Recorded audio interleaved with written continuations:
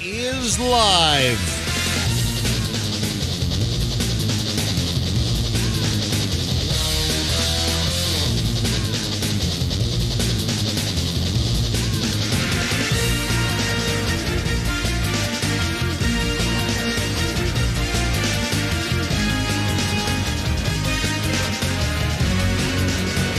All right, Fester, you ready to roll?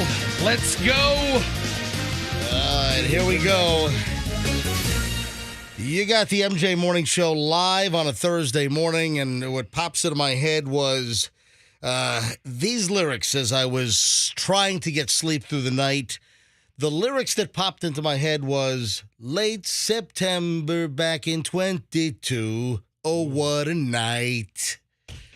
Wow, we are live. It is the MJ Morning Show. It is 6:01 here on a Thursday, and listen, we're still under a tropical storm watch. We're still under a watch. The whole Bay Area is still very windy outside, regardless of where you are. All right, so we made the trek in, and listen, we're going to take your phone calls all morning long. We've got lots of things lined up. We're going to try to do a recap.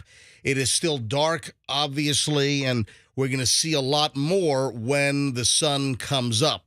And that's when you're probably going to start seeing the power crews start to go out, because some of the power companies are not sending crews out until the winds die down. A lot of the power company trucks, they want to see the winds below tropical storm force. And I'll tell you what, we just came over the Howard Franklin Bridge.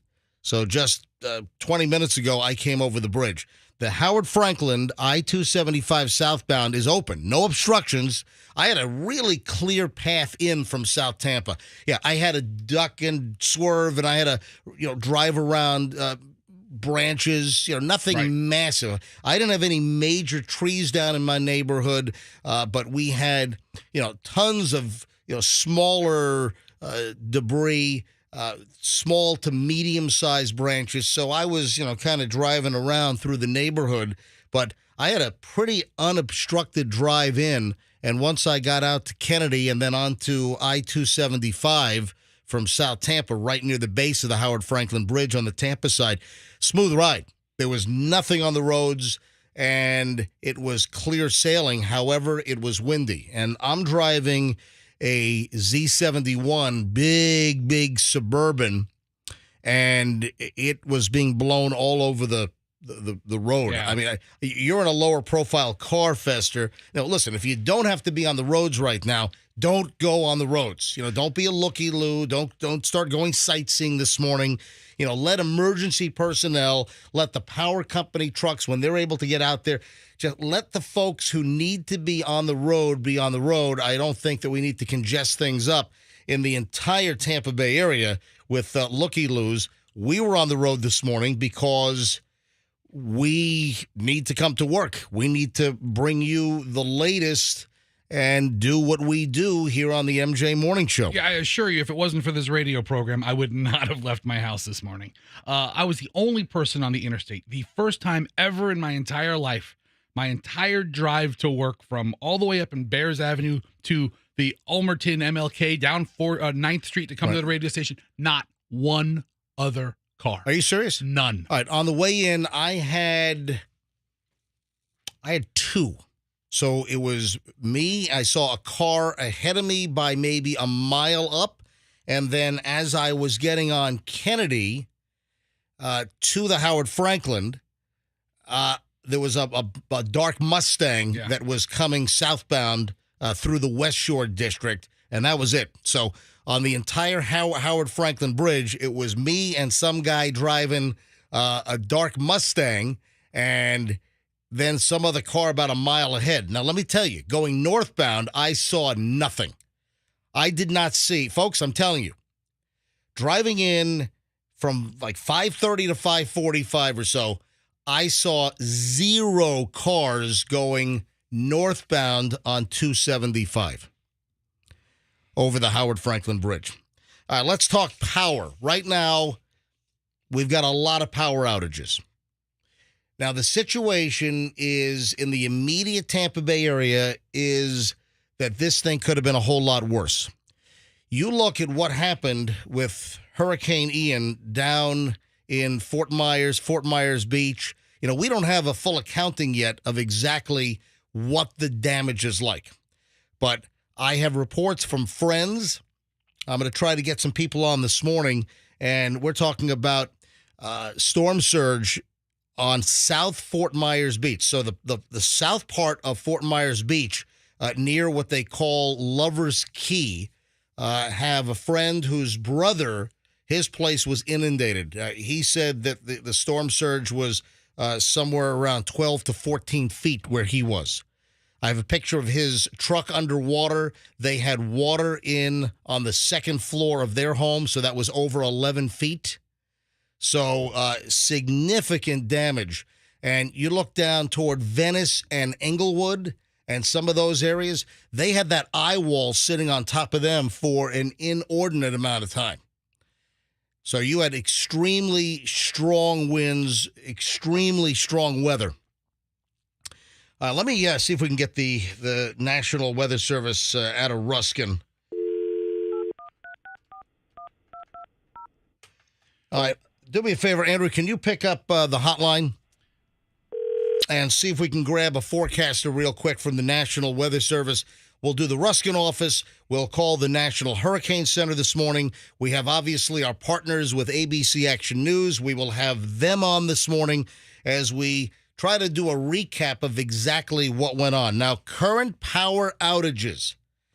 There are about 2.5 million in the entire state of Florida. So about 2.5 million customers are without power. Now, what that means is you've got more than one person typically in a home or a business that's considered a customer. So it's not 2.5 million people. You've got a lot more than 2.5 million people without power because what, typical household, probably 3-4 people? Yeah. Right? So TECO now is knocking on 300,000 customers out. So Tampa Electric, right now looking at about 290,000 TECO customers are without power. Duke Energy, Duke has about 550,000 without power.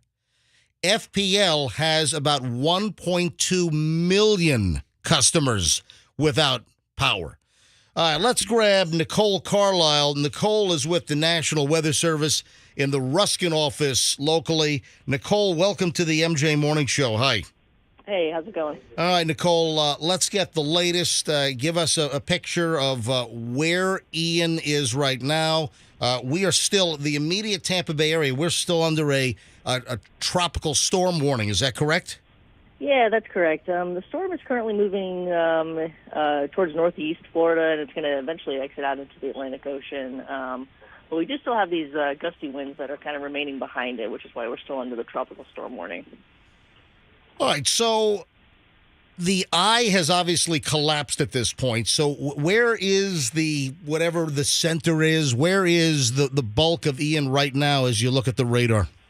Yeah, most of it is kind of over let's see, kind of the northeast Florida coast, I guess you could say, Marion County and kind of, up towards Flagler and that area. That's where most of the rainfall is, kind of spinning around the Atlantic and on the coast over on that side of the state. All right, so what is giving us the heavy winds still? Now, I realize we still have the remnants of the circulation and the bands. Here in the Tampa Bay area, I just drove Nicole from South Tampa across the Howard Franklin Bridge to our Q105 studios here in St. Petersburg, right around 4th Street and Gandy in St. Pete is where our studios are located. Mm-hmm. And I had pretty heavy wind. I was driving a large SUV, a heavy vehicle, and I was getting blown all over the road. So I got to believe that I was getting gusts up to 40 miles an hour at least on the Howard Franklin Bridge. Does that seem to comport with what you're seeing? Yeah, definitely. And I think, people have to remember, a tropical storm, the pressure's lower, right? So, the wind comes from higher pressure going to lower pressure. So we still have that big difference, and so that's why you're getting those stronger gusts. And so that's going to continue at least, through the morning hours here. All right, so, give me a little time frame here. So in the Tampa Bay area, and, of course, the farther north and east that you go, the effects will last a little longer.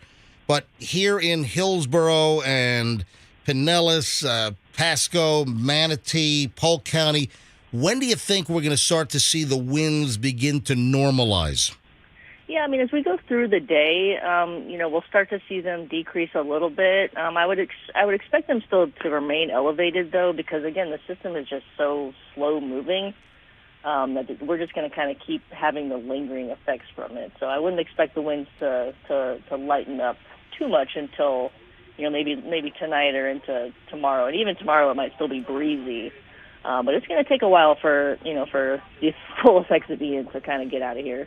Now, Nicole, do you have any of the rainfall totals here in the Tampa Bay area? Because, got to be honest, in South Tampa, where I am, we did not get anywhere near the rain that I thought we were going to get volume-wise. But you look down at, for instance, Venice, and I saw numbers totaling 20 inches or so down in the Venice area, for instance.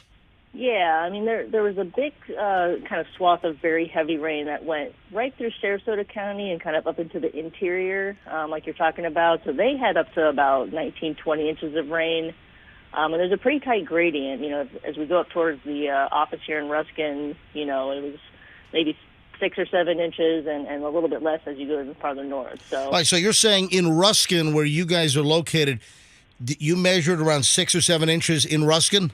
Yeah, unfortunately, our rain gauge actually fell over in the rain, so we don't know exactly. Wow. But that's the estimate, probably around 6 or 7 inches. Hold on a sec. That is breaking news. Hang on a minute. Breaking news on the MJ Morning Show. The rain gauge at the National Weather Service office in Ruskin fell over. That is not a good sign. But the last number you had was about... What was the last number before it fell over? The last number we had was about 3.5. Okay. Yeah, 7 inches is just an estimate. They're ballparking that. Yeah. Wow, that's... we can go off of our radar, too, to estimate, so...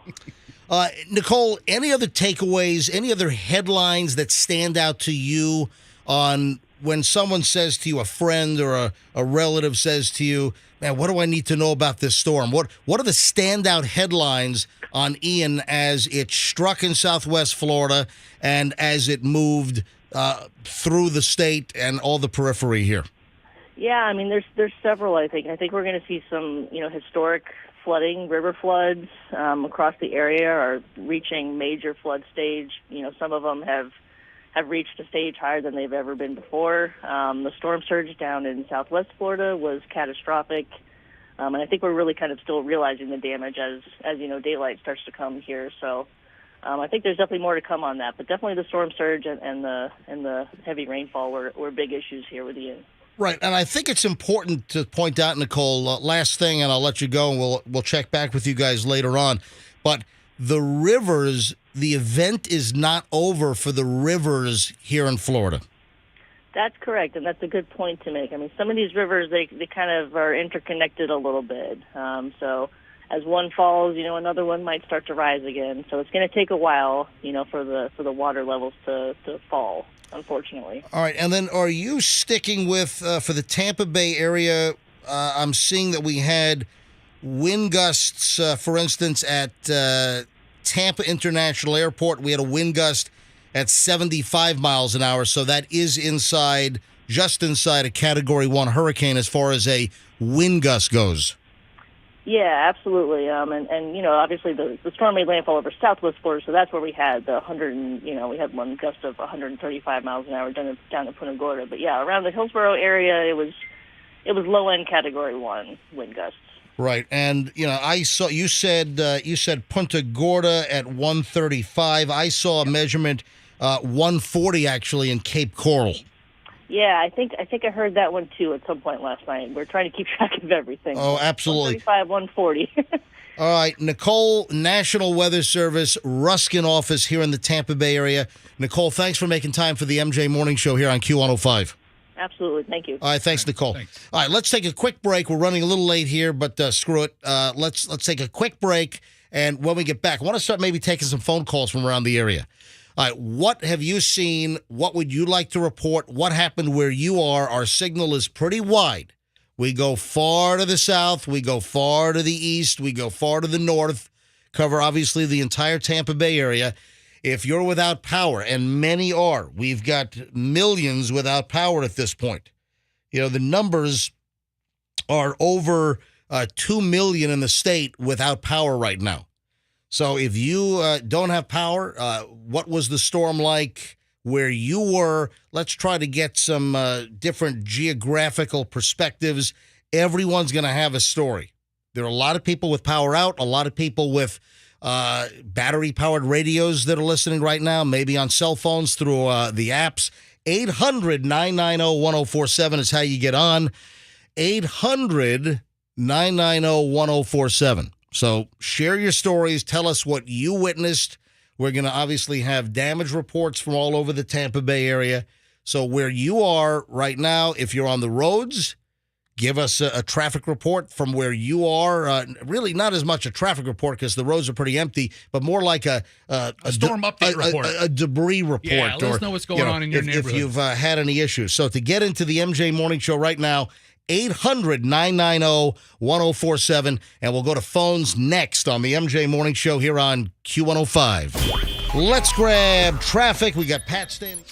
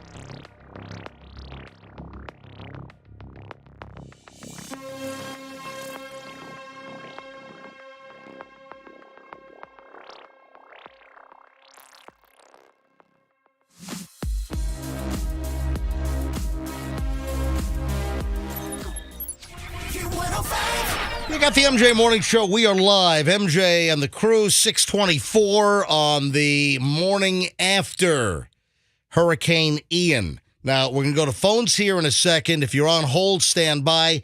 Quick traffic update. Pat is from our traffic center. Pat, you just had a report moments ago about the bridges over to some of the islands and some of the areas in Pinellas County. And you had a report earlier that those bridges were going to remain closed. However, till tomorrow. Right, and we have an update on that. What's the story now? Well, apparently Pinellas County deputies just opened them all.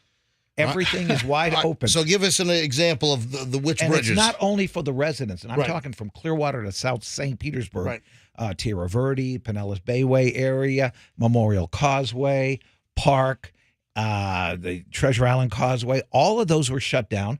But now they're open, and they're not open for just residents. They're open to the public. Okay, so but the Skyway's still closed. Right, the Skyway is still closed. So the bridge updates. The bridges are open. Including, for instance, the major bridges, the Gandy, the Howard Franklin, the Courtney Campbell. And no one's on those. Those are open. Wide open. They are open. You're right. There's nobody on. Coming in, I saw 0 cars coming northbound on 275, and there was a car behind me, and there was a car ahead of me. So I had a total of 3 cars going southbound in the 5 a.m. hour coming into the studio. So the Pinellas County bridges are now open, going over to like Tierra Verde, for instance, going over to the what do you call those? You call Treasure Island, all the Central intercoastal Avenue. islands. the islands, and exactly. So listen, all the bridges are open. When they closed the islands, Pat, they said, of course, till Friday, not knowing what the damage was going to be and what the reports are going to be. Now that they know that Pinellas County hadn't seen anywhere near the worst of it, they're able to open it back up. You know, unconfirmed reports. I just got this though, and it's definitely further south than us. But the Sanibel Causeway to get to Sanibel Island, yes, washed away. So the causeway to to get to Sanibel, you're hearing that is washed away. Where do you hear the information? ABC 20 on ABC Action News. All right, there you go. So all right, let's grab some early calls here. 800-990-1047. 800-990-1047. That is how you join us. Do you have power? Do you not have power? Are you listening to us on a battery-powered radio or a cell phone, for instance, through our app? Do you have any stories to report? Where are you in the Tampa Bay area? How did you weather the storm? What damage do you see? What damage do you have? And, of course, we're going to get dozens of phone calls this morning with dozens of different stories and reports, and that's what we're looking for here in the aftermath. 800-990-1047 is how you join us. 800-990-1047 here on the MJ Morning Show. Let's say hi to Paul in Lutz. Paul, you're on the MJ Morning Show on Q105. Hi, Paul. Hey, good morning. All right, Paul, you're in Lutz. What did you experience? Fester's area. Fester's up in Lutz as well. So you guys probably had similar type situations. Unless he lives close to Avila. Just heavy winds, a lot of rain, lost power last night about 9 p.m. Still out this morning. Got the generator going to keep the refrigerators going and some fans in the house for my kids and stuff like that. But power's still out this morning. Some down trees, not big trees, but just some branches that look like on my way into work this morning. I was listening to you on the way into work because I'm one of those that work and we got to come help clear the road. So, now, who do you work for? I work for the state. Oh, so you work for the state? Do you work for DOT or what agency with the state do you work for? Yeah, I work for the DOT. Okay, and what are you hearing from the DOT? And what time did you get into work this morning? I just pulled in. We don't know any damage yet. We'll have a meeting probably most likely this morning, and then we'll be deployed on where most areas that need to be hit to be cleaned up. Oh, this is like a double bonus call here. This is good because you're a DOT employee for the state of Florida, so you have not received any orders yet on where you're going to go. What you just said is you're waiting for a meeting. What time will the meeting happen, or what time will the orders on where to go actually occur? It'll happen anywhere within the next hour. So. Okay. And is DOT fully mobilized? Everyone that can get to work is obviously being called in right now, correct? Yeah, they're very family oriented and great place to work for. They tell us to take care of our family first. If we have damage to to our home or anything like that needs major stuff, we just take care of that first, and then come into work if we can. So, Paul, what do you do? What is your actual job with the DOT? We do multiple of all things. So, it can be running equipment one day to running hand tools the next day. So, anywhere from trimming trees to cleaning ditches out to putting new signs up, stuff like that. Gotcha. And you guys have heavy equipment ready to clear any debris or branches or trees that have fallen that might affect roadways? Yeah, we've loaded everything. We got up Monday and Tuesday and filled everything, got our chainsaws ready, emergency kits, everything we need. So. Okay, that's good. So with the Department of Transportation here in the state of Florida, Paul, as you've just walked in, have you picked up anything? I know you guys haven't had the formal meeting yet on where the crews are going to be deployed, at least here in the Tampa Bay area. But have you picked up anything? Have you heard anything that you can share with us on where there might be issues? I listened to the police scanner app last night with my son and, listened to fire rescue dispatch stuff. And so there's a lot of down trees all over the place with power lines down that they were responding to. So I'm sure we're going to be pretty busy. So. Now, is there a chance that they might deploy you further south because of the massive damage that's occurring, in parts of southern Sarasota County, into Charlotte County, into Lee County? Is there a chance they're going to send you south? Yeah, we are deployable, so that we work for the governor. So if he says go, we have to go. So. All right, 100%. Hey, Paul, great first phone call today, and thank you for being a Department of Transportation employee here in the state of Florida. Stay safe and keep in touch with us, Paul. We appreciate it. Thank you. Bye-bye. Thank you. All right, back to the phones in a second here. Pat just rolled in. Pat, of course, our traffic guy. I'm only going to come in here when it's something big. Yes. Right now. That's all we want. This is happening at I-4 and State Road 46 in the Altamont Springs and Sanford area.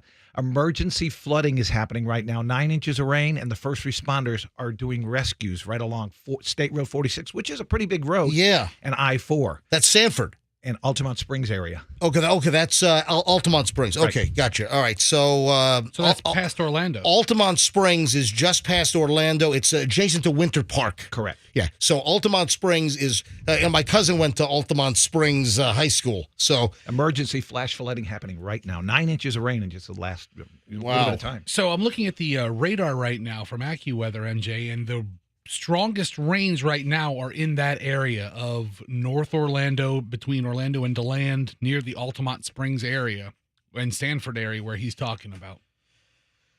Wow. So emergency rescue is going on right now where I guess cars and people are caught in flash floods. Yeah. We're not going to get a full picture of what's going on until hours from now. We're going to get a clearer picture when the sun comes up, obviously. All right, back to phones on the MJ Morning Show. Let's grab Samantha in Clearwater. Samantha, you're on the MJ Morning Show on Q105. Hi. Hi, MJ. I'm currently driving home from the police department where I work. Was there overnight. I'm on the Courtney Campbell Causeway. It's all clear. Just palm fronds everywhere. It's pretty windy, so you're bouncing around a little bit. Right. And my husband and I live in Froggy's neighborhood, and there was no damage, and we had power all night. Yeah, we'll do a power check. I haven't even asked Fester whether he had power at his house. Which police department do you work at, if you don't mind telling us, Samantha? Clearwater. So you're with the Clearwater Police Department? I'm a dispatcher at Clearwater Police Department. You know what? This is, fascinating that you're calling in because I've got questions. So you're a dispatcher. What was the 911 activity like yesterday during the bulk of the storm? What was the volume like in Clearwater? Very low for 911. Just a few domestic issues. Really? So, and I work overnight. Now, granted, the further we got to the west and north of where the storm was, the fewer problems that occurred, in the Tampa Bay area for the most part, Pasco County and Hernando County up into Citrus, not any huge major problems. If you were in the eastern part of those counties, you stood a chance. But again, that's amazing to hear. So as far as calls for emergencies, in Clearwater yesterday, very light. Very light for like 911 emergencies, and they weren't really hurricane related. They were domestic or disturbances. And we did get two last night where people said they saw wires down that were sparking. Yep.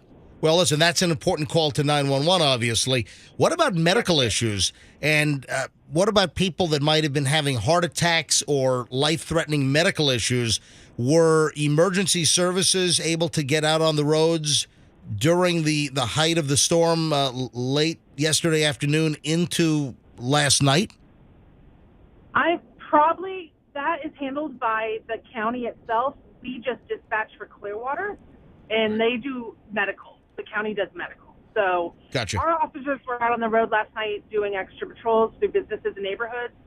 So I don't see why emergency services for medical couldn't respond either. They usually stop the officers when the winds get to a certain strength. Yeah, usually, locally it seems to be that the officers come off the road somewhere between 50 and 55 miles an hour with wind speed. That's correct. Okay. Hey, thank you for phoning in, Samantha. Thanks for the work you do as a dispatcher with the Clearwater Police Department.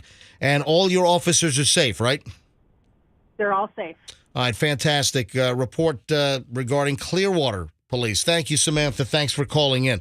All right, if you're on hold, let me grab, hey, Connor, can you hang on a second for me? Sure. All right, Connor, David, all the calls that are on hold right now. Andrew, tell them I'll be right back. Let me catch up here on break, and then we're coming right back with your phone calls. We've got full aftermath coverage of Hurricane Ian here on the MJ Morning Show on Q105 next. All right, 6:36. Let's grab the latest on traffic. Here is Pat, and we're back in a second.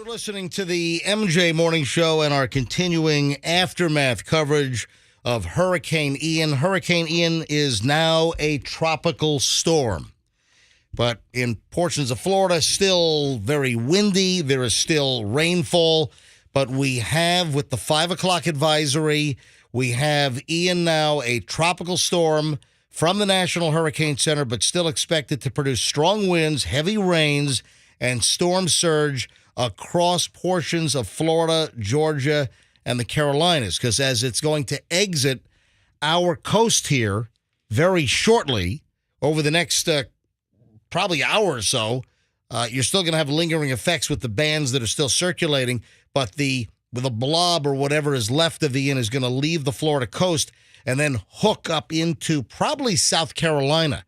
So it will make another landfall. It'll probably re-strengthen, they think, a little bit, obviously, and continue tropical storm status, but not reformulate into a hurricane as it then hooks into South Carolina after it leaves the east coast of Florida. All right, we'll give you the power outage numbers in just a moment. We've got the latest on that. And when can you expect the crews to start hitting the roads to start putting the power back on? Get to that here in a second.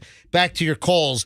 If you want to get in, folks, it's 800-990-1047.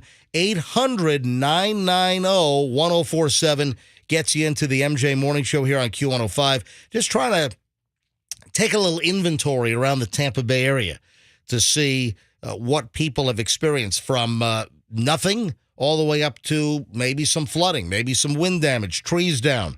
Let's grab Connor is in Hudson. Connor, you're on the MJ Morning Show on Q105, and you're one of those counties which got sort of the lighter side of this. What did you experience in Hudson? I'm just driving home from work. I experienced, I saw a power line on 52 and Little Road. It was on fire and sparking. Okay, when was this? What time was that? Just 10 minutes ago. Oh, really? Okay, so that's fresh. That's breaking news. So a power line on State Road 52 and Little Road. Yeah, just about half a mile south near the elementary school.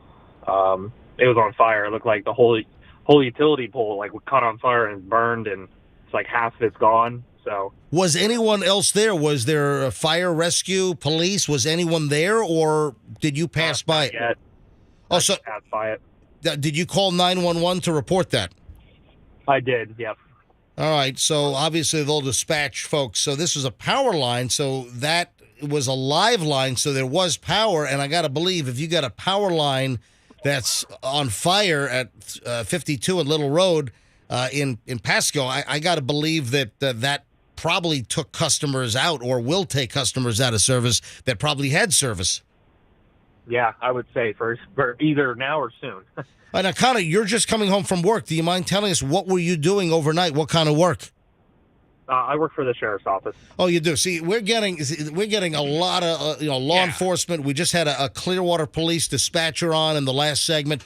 Connor, are you a deputy with the sheriff's office? I am. I actually work in the jail.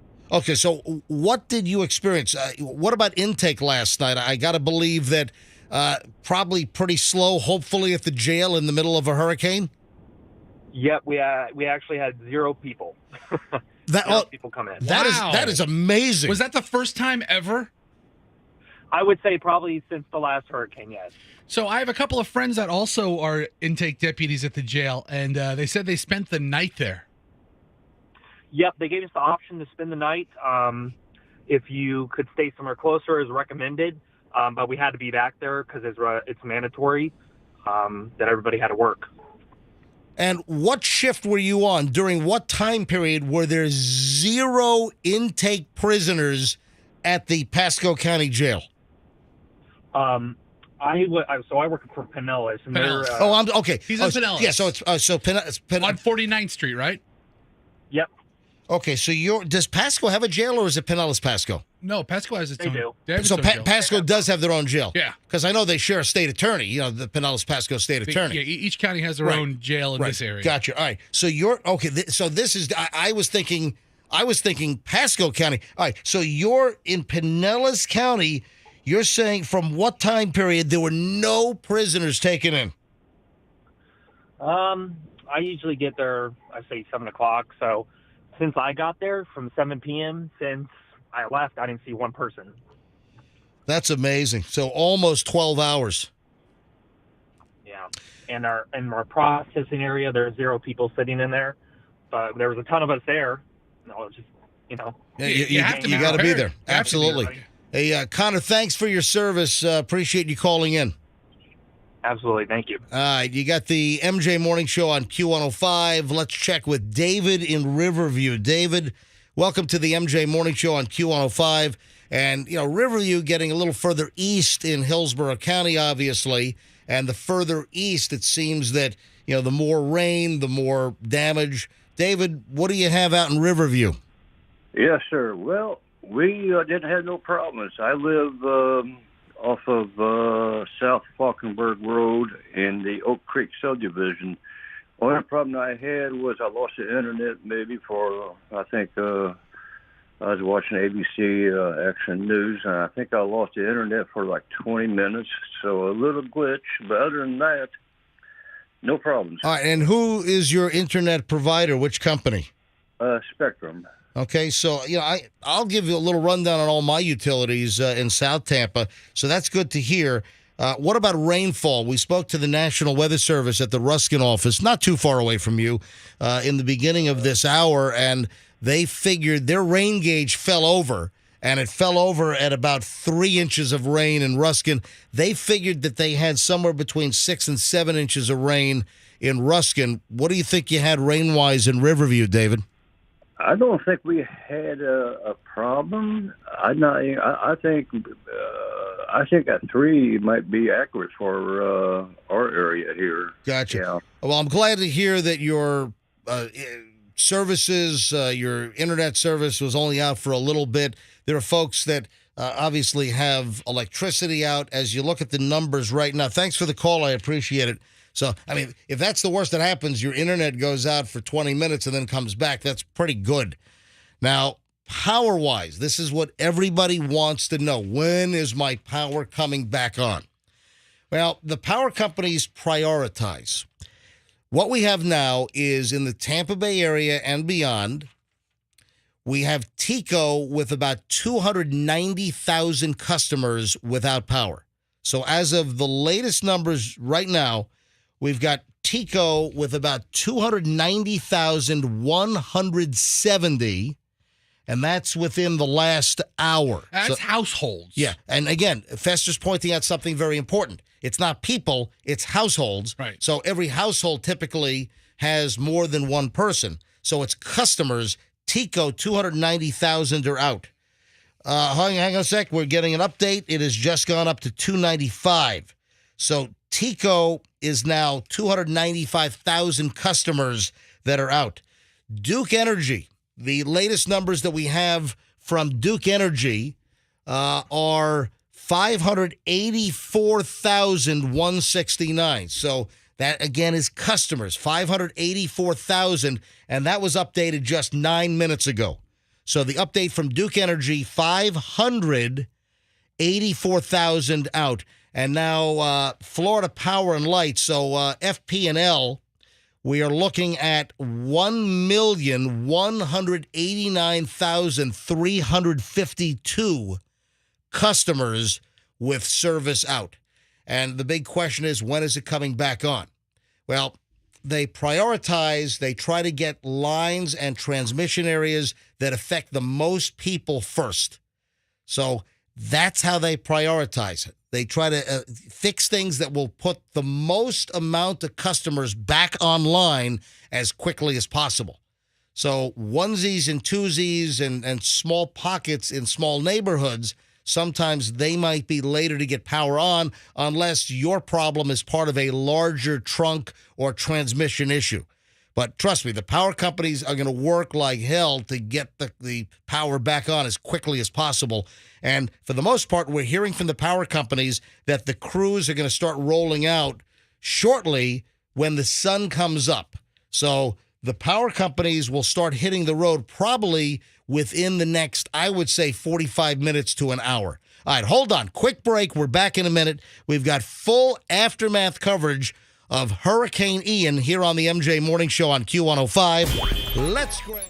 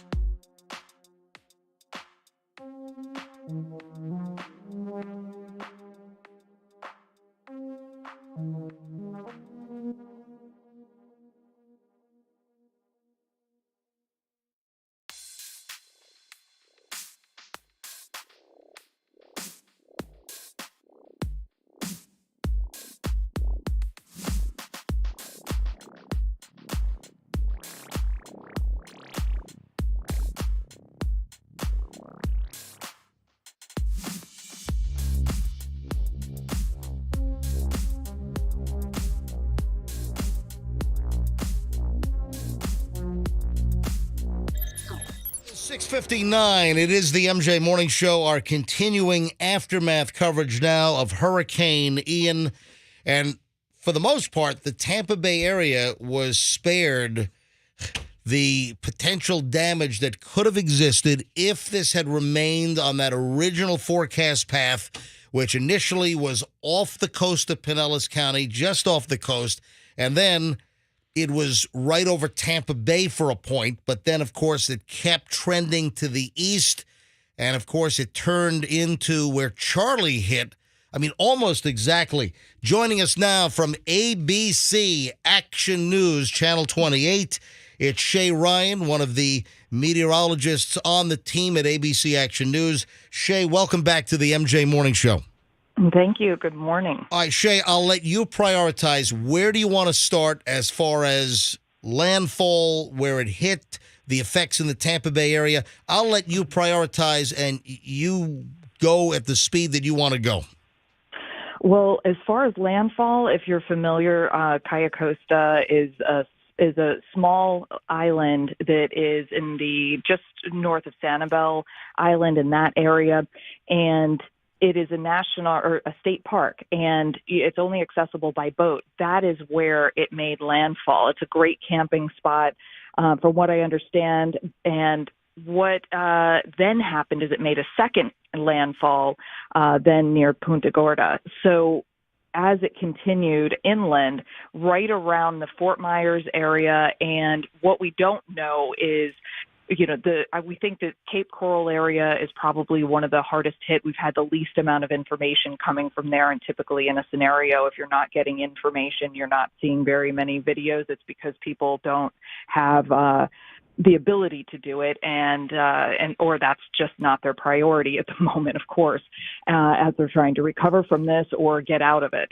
But at daylight, we'll start to see the crews, getting in there and trying to help, as the winds also have been calming down some. We still have very gusty winds, and we will continue to, but the rain has at least stopped. We're not concerned anymore about any freshwater flooding. Now it is about the river flooding, and that is continuing just in a path. The freshwater flooding is continuing in a path into the Orlando area. We were hearing about some extreme flooding and a rescue near I-4 and 41 in the Lake Mary area. Yeah, we also heard about some water rescue, Shay, in Altamont Springs, which is right next to Winter Park. Yes.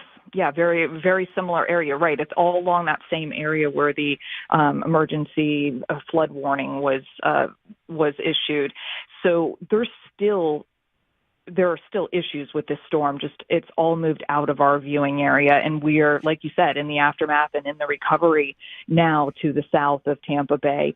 But Tampa Bay has certainly fared well in this situation. I think from this point forward, once daylight comes, we'll start to see and hear more of what has happened farther to the south in the Fort Myers area and around Sanibel. There's the bridge that connects Sanibel to the mainland. It's the only access for the island that collapsed. So we know that that's inaccessible, at least by car. All right, let's go ahead and repeat that again. So the bridge to Sanibel Island, the bridge has collapsed. Yeah. Yeah, completely. It's not passable. So my guess is the only way off the island is by boat at this point. Do we have any idea how many people stayed on Sanibel Island?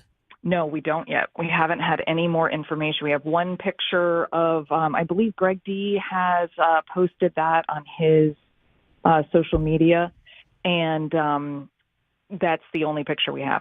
Now, the bridge to Sanibel Island, that is a substantial bridge. Now, do we know if the center structure collapsed or if it was just maybe the causeway leading to the access to the bridge? Do we know if the concrete and steel bridge actually collapsed? It's a little hard to tell from the picture, but to me, it looks like it's the main bridge there. Although you know what, you've got to take a look at the picture and tell me. I'm looking at the picture right now. Fester just brought up the picture, and it looks like it's the feeder road to the actual bridge. So when I think of the bridge, I think of the over the water, and this is a lower level. Yeah, I think of the large pilings that support the steel beams and the roadway. This looks like it's the feeder road to the bridge, because I'm seeing where the concrete meets the ground, and there is a lot. It's substantial. This looks very substantial. As I look at the photo, it looks like the roadway, a very large portion of it is gone. And that will feed the bridge over to Sanibel. So it would be inaccessible. I'm guessing the actual bridge structure itself is probably still there, but a large portion, a section of the causeway leading to Sanibel has been wiped out. So that's what's gone as we look at the picture here. Yep. Yeah, so we're going to see more of this in all kinds of desert. Yeah, Shay, we have no idea. I mean, the reports that we're getting are going to exponentially go through the roof as far as the damage in Sarasota County, into Charlotte County, down into Lee and Collier. And then let's not forget about the center of the state. We'll get to that here in a second.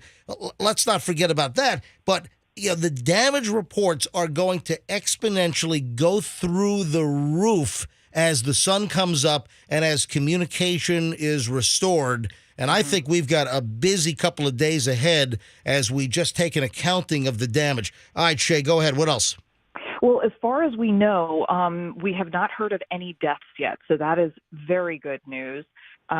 We hope that that's maintained. If you've heard any differently, then, by all means, let me know. But so far, we have not heard of any deaths. And as far as our weather is concerned, the other part is that it only gets better from here. We're actually going to have some very pleasant weather over the next couple of days. So it is going to be good for the recovery effort, for cleanup. Even around here, there have been trees and limbs and so forth that have come down, but nothing in comparison to the south of us. But there will be, some nice weather to kind of take a deep breath. We don't have anything else in the tropics that's headed our way. So the worst of what we've experienced here across Tampa Bay is behind us.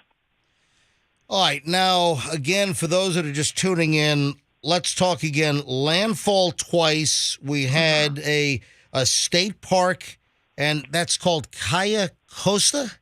Cayo Costa. Yeah, I've never heard of that island. Yeah, listen, I've been in Florida since 1992, and there are obviously nooks and crannies. Every once in a while, there's like a little town or a city or something that I never heard. Where's that? That's in Florida? Never heard. So, do you know where Boca Grande is? Oh, of course, yes. Yeah, just south of there. It's it's been on my to-do list, our family to-do list, to go camping there, and for years, and we've never made it.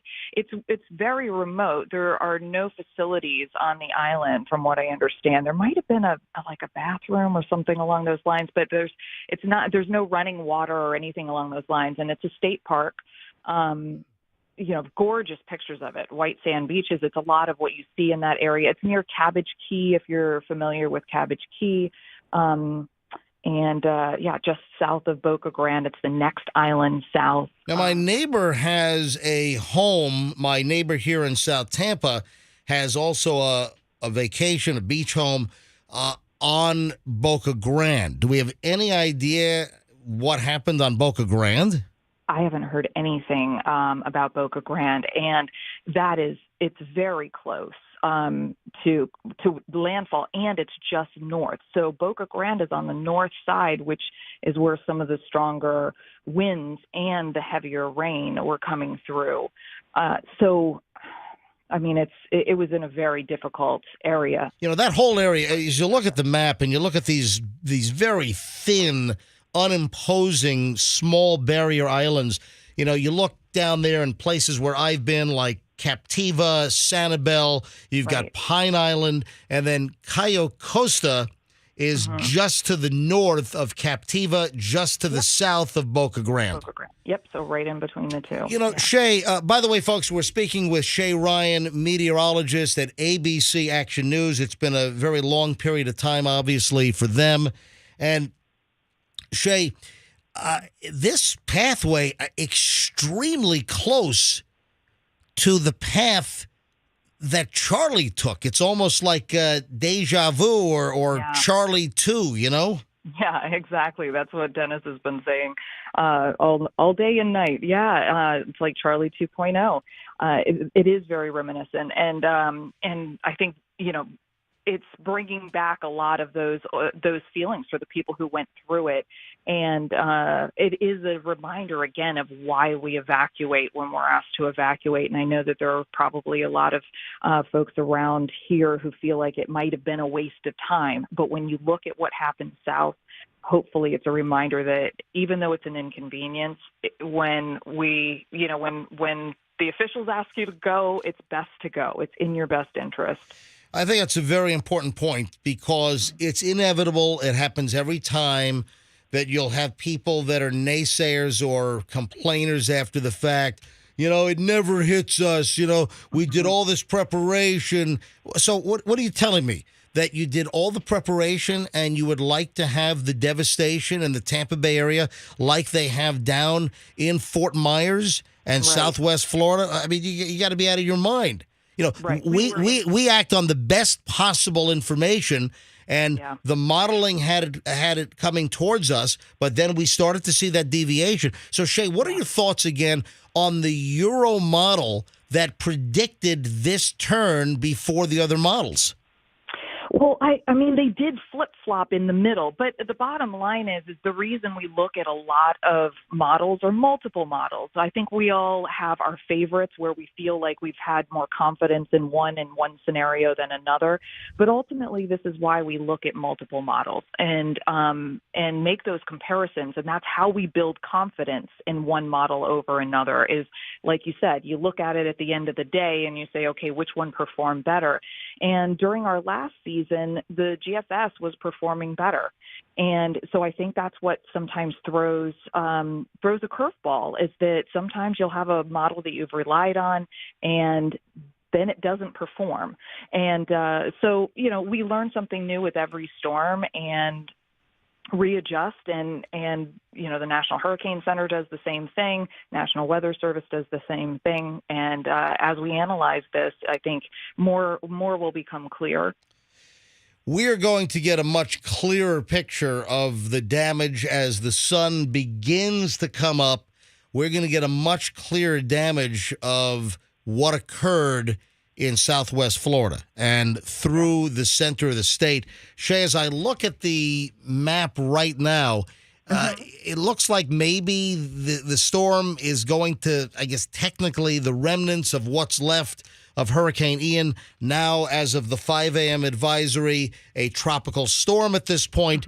It looks like it is somewhat parallel or near Palm Bay, Melbourne, and it's going to exit the state maybe over like Merritt Island or Titusville, south of New Smyrna. Is that about right? Yeah, yes. A little bit north of the Cape is where the southern portion of the system is, and then the northern portion is a little closer to Daytona. Well, actually, I should say Jacksonville is where the outer cloud bands and rain bands are. So as what used to be the center exits there just south of Daytona Beach and north of the Cape, it is going to head out over open water. So there will be an opportunity for it to organize some.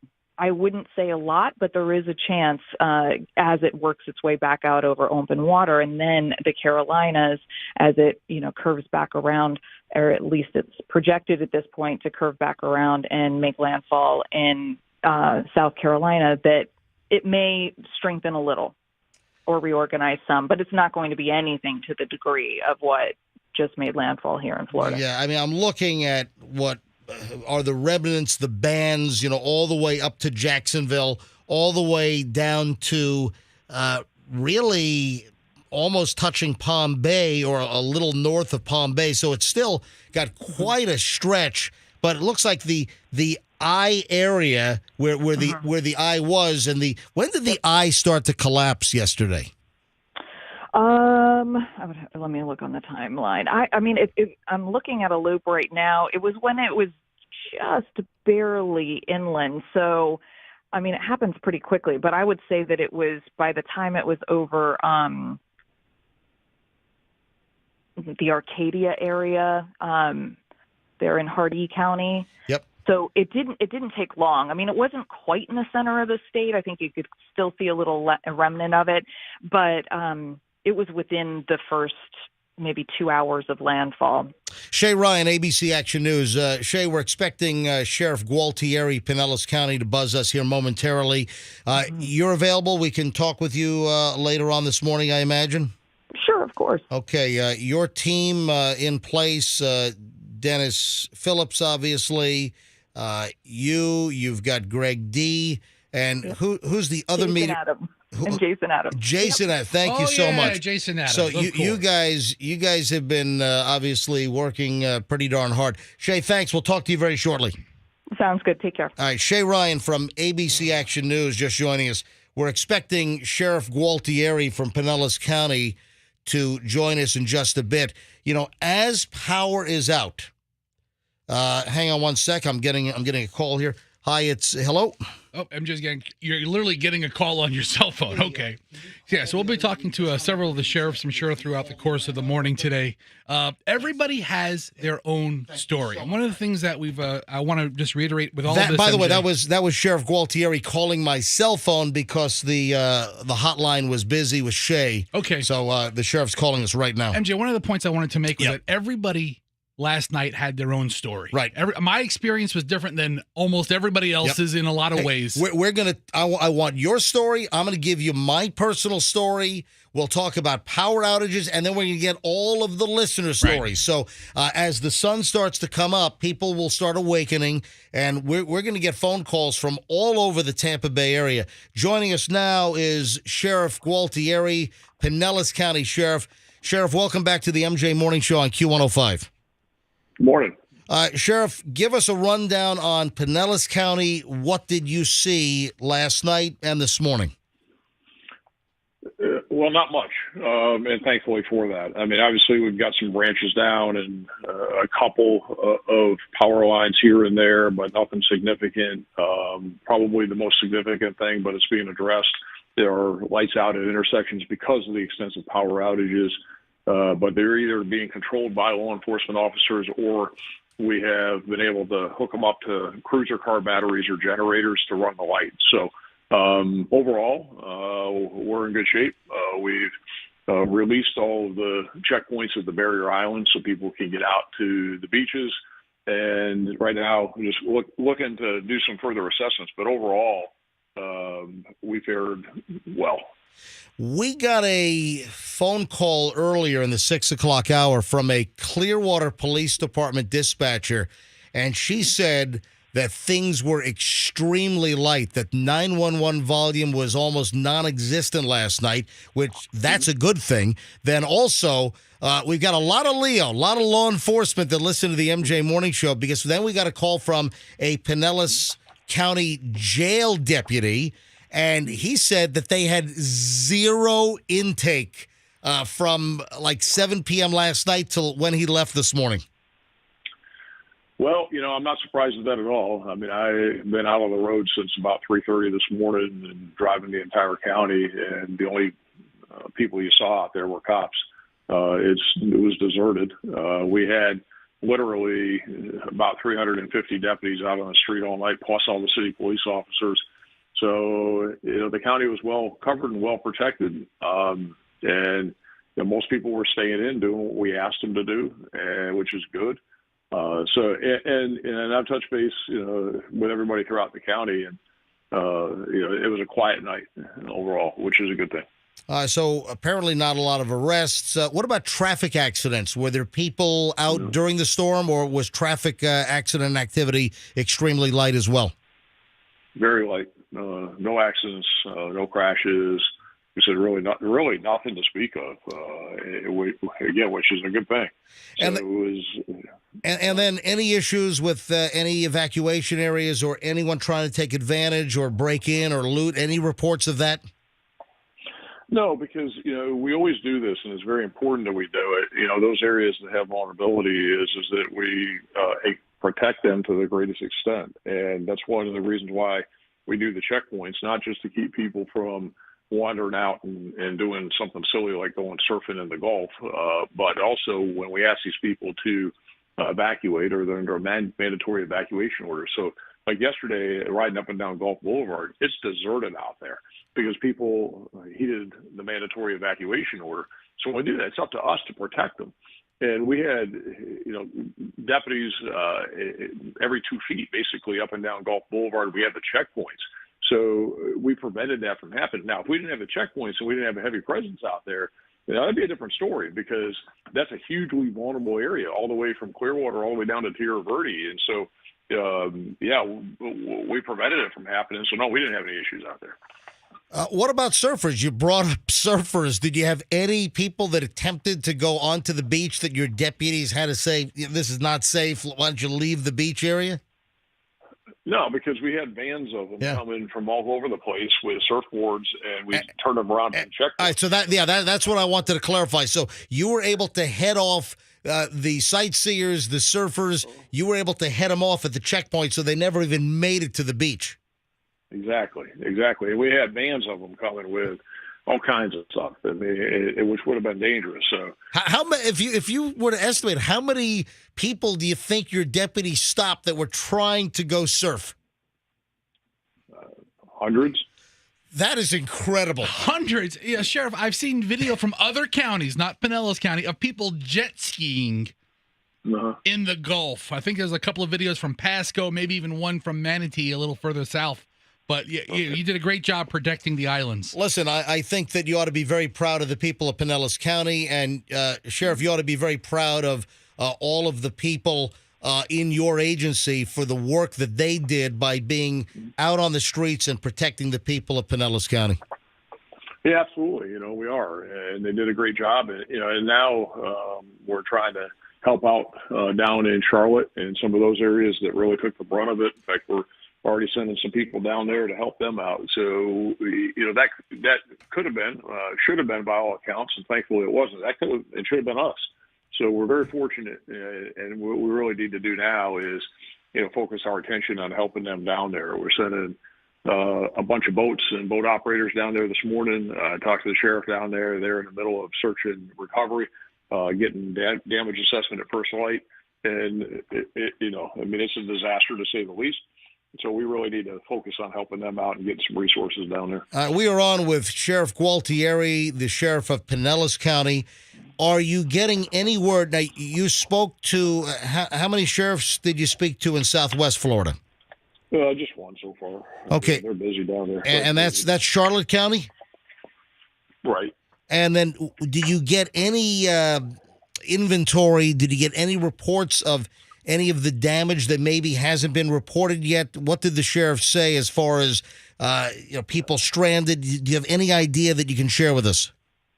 I really don't. I mean, like I said, they were just starting their assessments in search and recovery. And so I really don't have any specific information other than it's an absolute disaster. One of the things I think we can point out, we just had Shay Ryan on from ABC Action News, one of the meteorologists, and she was saying how there are very few reports coming out of Cape Coral. And typically, if you've got no reports, that means that the communications are down and we don't have any type of an assessment of what's going on down in Cape Coral. Yeah, it doesn't surprise me. It's going to be tough down there. And, with power being out virtually 100% of the area, that knocks out the communication. So you're not going to have that. And they bring in closed network communication systems, but it'll take a while to get those down there. And I know the state had a lot of assets that were staged that they'll be bringing in, but still, you look outside, it's still dark out. I've been out since 3:00 this morning, and it's hard to see. So they're facing the same challenge down there, and until daylight, you really won't be able to have that full assessment and know exactly how bad it is. Sheriff Gualtieri, Pinellas County Sheriff, thanks for joining us on the MJ Morning Show, and thanks to you and your deputies, and stay safe. Okay, thanks. Take care. Thanks. as you heard, they're sending resources from Pinellas County. All of the counties are going to send it. Absolutely what I would expect from every sheriff's office. We'll try to get Sheriff Chronister on later on.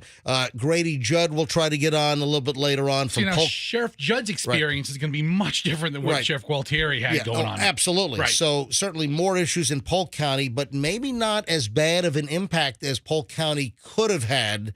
So we'll get an assessment from Grady Judd later on.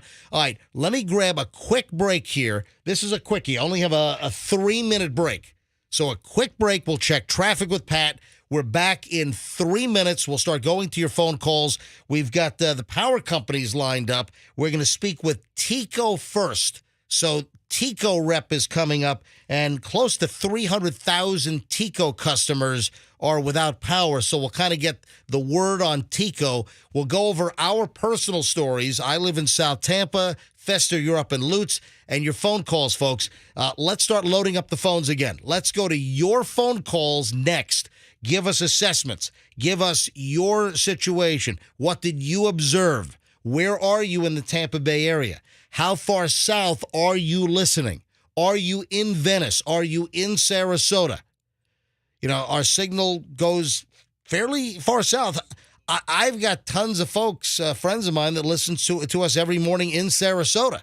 So where are you in the Tampa Bay area or points south, east, north? Give us a call. Give us a rundown. Tell us your story, because everyone has one. 800-990-1047. 800-990-1047 gets you on. Quick break. This is a quick 3-minute break. Back in a second. First, we'll start with traffic. Here's Pat on the M.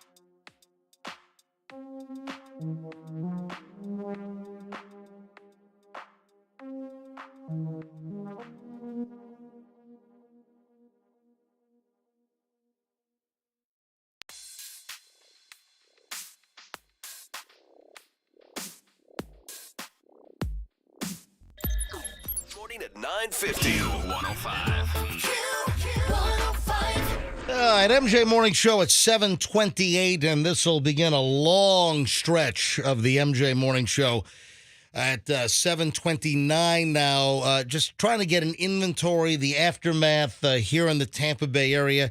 And, of course, we welcome your phone calls at 800-990-1047. 800-990-1047. What did you experience in your area? Where are you in the Tampa Bay area? And what did you experience overnight? What did you experience yesterday afternoon into the evening? Again, the devastation in Southwest Florida is enormous. You know, I've seen the video, for instance, of the hurricane damage leading up to Sanibel Island, and the roadway is washed out.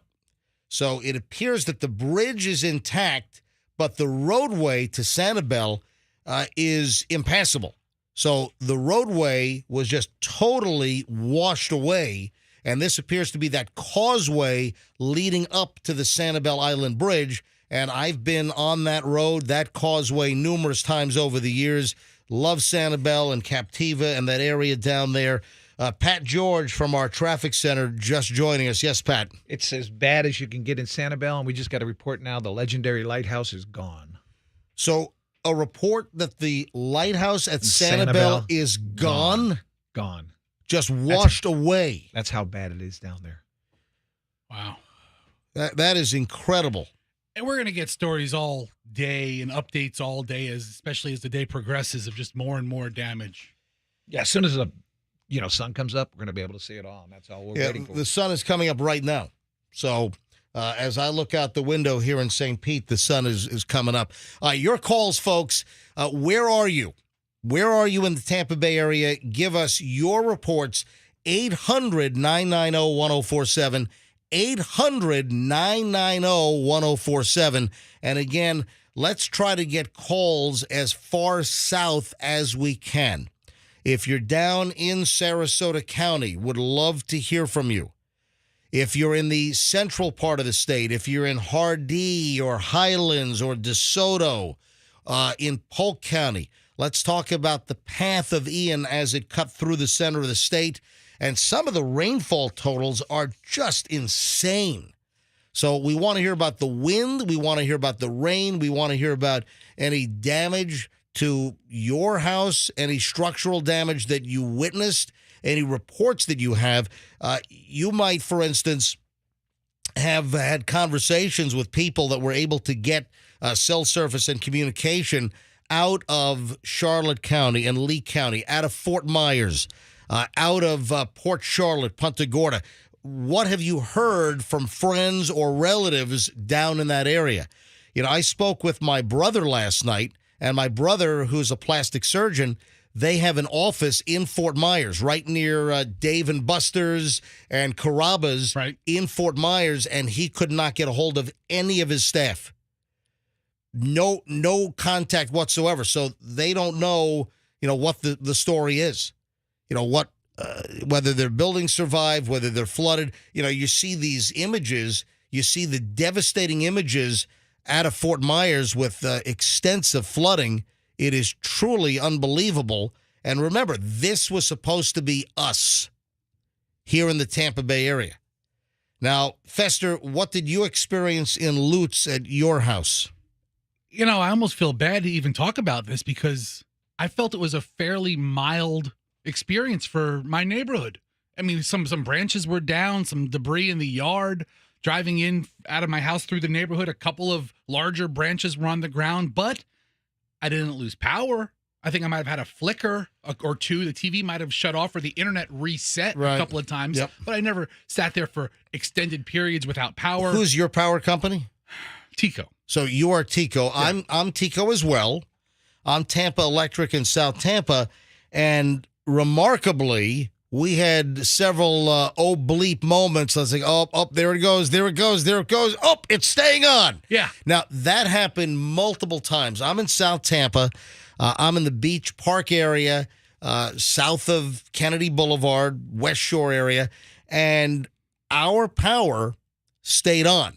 we had about 3 oblique moments where it really went off for like a half a second or a second, and then you hear all the clicking and all the noises in your house, and it came back on. And I always heard, man, if it does that 3 times, then you're done. I don't know if that's just but it only did it like 2 times in a row, and we never lost power. We had tons of flickers. We probably had a couple of dozen flickers last night, and we had about 3 or 4 scattered, oh boy, there it goes, and then it came right back on.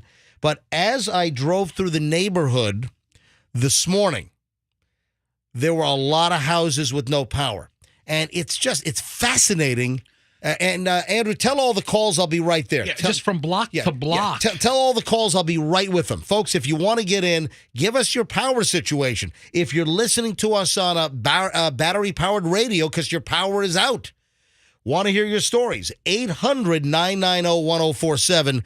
That's how you get in, 800-990-1047. Or, again, if you're hearing reports from down south, if you have any contact with anyone in the really horrifically hard-hit areas down in Lee County and Charlotte County and through the center of the state, we'd love to hear from you. 800-990-1047. Go to phones in a second. So there was a text string in my neighborhood. A bunch of the neighbors on my street last night started a text string. So we had 5, 10 people on this text string with reports of what was going on. And suddenly I had a couple of texts. Oh, boy, there goes the power. Right. And our power was on. And I know, Andrew, telephones will be right there. Phones are just totally cranked here. I know in my neighborhood, it's weirdly wired. So we got the shaft back during Irma.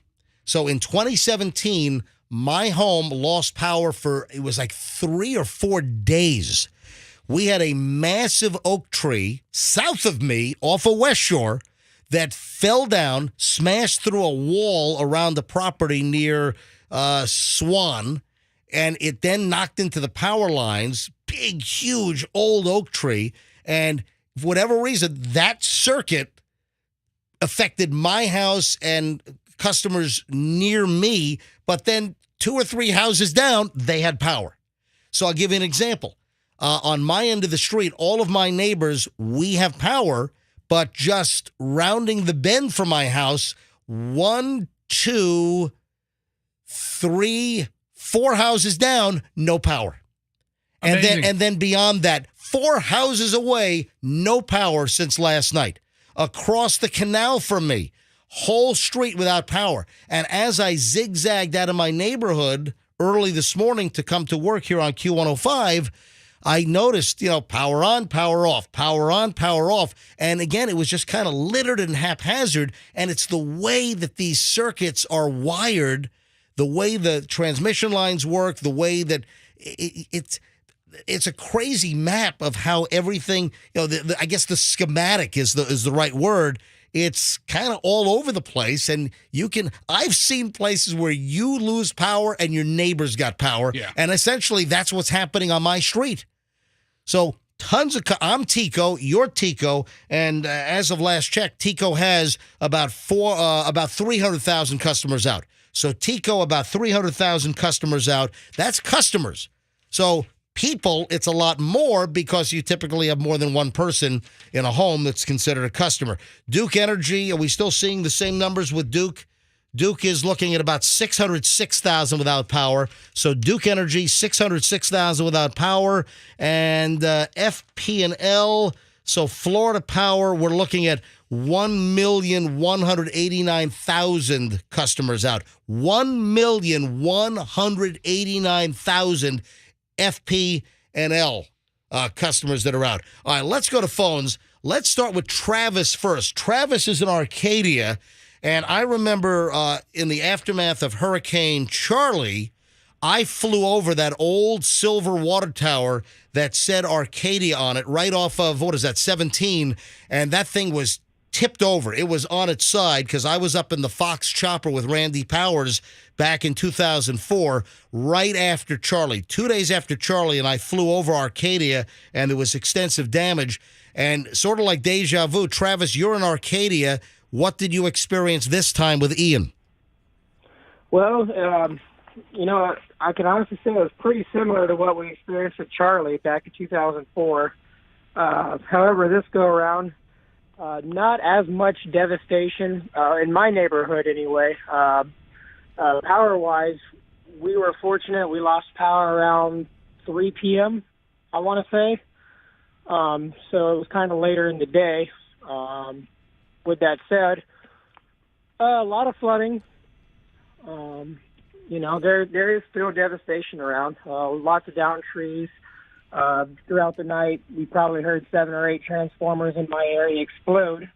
Yeah, those are scary. Those things you could hear anywhere from a this arcing noise, or you can hear just the absolute explosion that sounds like a bomb went off. Mm-hmm. Mostly the latter. We heard everywhere in the spectrum last night. It was throughout the day. All right, now, Travis, who is your power company in Arcadia? We are Florida Power and Light. Okay, so you are out right now, correct? Correct. All right, when did your power go out? When did it shut off? Probably around 3 p.m. All right, and then you've been out since then. And anyone nearby with power, or does it appear that a lot? And I was looking at the map. Your county. It looks like there is just an overwhelming number of people without power. Correct. Yeah, I haven't seen anybody with power short of a generator. Fester, bring up the Florida power map because I think his county. I think that they're almost like 90 or 100% without power, and that's DeSoto. Arcadia's DeSoto County, correct? Correct. Yeah. My neighbor's law enforcement. He stopped by actually just 2 or 3 hours ago, and said it's pretty black out there. Pretty much no one has power that he's seen, and now that light's coming out, everybody's starting to assess the damages and whatnot. Yeah, the sun is coming up. So, I mean, over the last 15 minutes or so, 20 minutes or so, the sun has started to come up, or not a whole lot of sunshine, obviously, but we're getting light now, and people are going to start assessing the damage. The power company trucks are going to start heading out. Yeah, Fester. So in DeSoto County, FPL has 17,710 customers. Right. By the way, households. DeSoto County, I believe, is one of the least populated counties, certainly near the Tampa Bay area. Mm-hmm. And I think it's one of the lesser populated counties actually in the entire state. So of the 17,700 households that they service in DeSoto County, 16,170 of them are currently experiencing power outages. Travis, I remember, I don't know if you heard, but back in 2004, I was invited by the news director from Fox 13. He invited me to go up in the Fox chopper with Randy Powers, the pilot, and one of their reporters. Flew right over Charlotte Harbor. We flew over Port Charlotte, Punta Gorda, saw all the devastation and damage in that area, and again, the second landfall here was essentially Punta Gorda again. So as Dennis Phillips from Channel 28, ABC Action News, was saying, this was sort of Charlie 2.0, because first landfall was Cayo Costa, just north of Sanibel, and then it rolled again into Punta Gorda, and then took a turn, essentially, riding up, US 17. Now, back in 2004, Travis, when I was up in the Fox 13 chopper for a couple of hours, 2 days after Charlie, I flew over Arcadia, and I saw just houses with roofs ripped off. I was looking down into people's houses and seeing the walls, but with no roof. I was seeing bedrooms and beds and people's belongings. And do you remember that silver water tower that said Arcadia on it? I very much do. I remember when that thing came down. I mean, I wasn't right there when it came down, but that was, the landmark for Arcadia for many, many years up to that point. And, you know, things have just honestly not been the same since Charlie. And now that we had Ian roll through it the same way. You know, well, Travis, I wish you the best. And again, for me, that's iconic. It's just indelibly etched in my mind. I was sitting about 200 feet, 300 feet over that water tower, toppled over right along 17. And I have a picture from Skyfox, from the Fox 13 chopper from 2004. I've got a couple of pictures right over the toppled water tower that said Arcadia. And I'm sorry you guys got hit again, but your home's intact, your power's out, and you don't have any major damage, though, right, Travis? Right. Well, I wanted to say we did look out pretty hard with all the flooding and devastation we have. Every vital structure that we have at at least our yard has been untouched. All right, Travis, thanks for the call. I appreciate it. Stay safe. Let me grab Bobby in Sarasota. So we're getting phone calls that are further south of us and closer to where landfall was. Bobby in Sarasota, where are you in Sarasota County? North Sarasota. All right, what did you experience there? For instance, I've got a friend that operates a home theater, an automation company in Sarasota, and they were rushing to move boxes out of their warehouse to keep things from getting wet. So what happened to you in North Sarasota? Well, I lost my fence in the back, and I lost the fence on the side. It was really rough winds up, and I lost power at 3 o'clock as well. All right, hold on a sec. So you broke up a little bit. So you lost power at about 3 p.m. yesterday. Yes. And obviously power is still out. Yes. And the structures you lost a couple of fences. Yeah, my fences. And I thought I was going to lose my dead palm tree, but he's still standing. Wow. Yeah, get rid of the dead palm tree.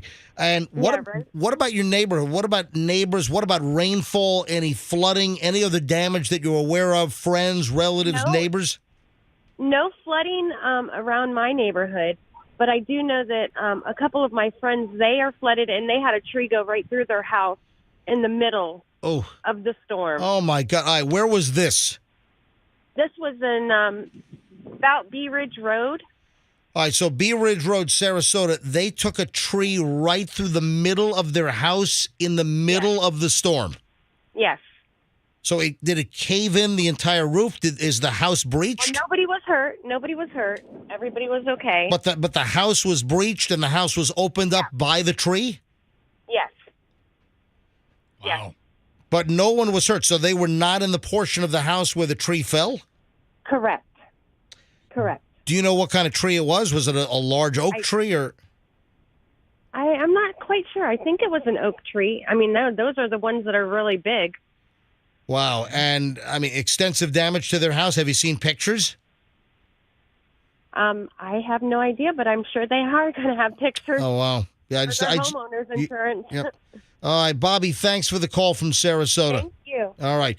Folks, that opens up a line. If you know anybody in southern Sarasota County, Venice, Englewood, as you get down to Charlotte County, anyone in Lee County, Fort Myers obviously got hit hard. If you've spoken to people in those counties, what reports are you getting? We want to hear your stories from the Tampa Bay area, and we want to hear any stories that you've heard or friends or relatives or colleagues that you've spoken to where Ian actually hit hardest. If you have any information to deliver, again, the sun is coming up. We only have a fraction of the knowledge of what's happened. We are going to get a much clearer picture as the hours go on this morning and into this afternoon. We're going to get a much better assessment of exactly what's going on.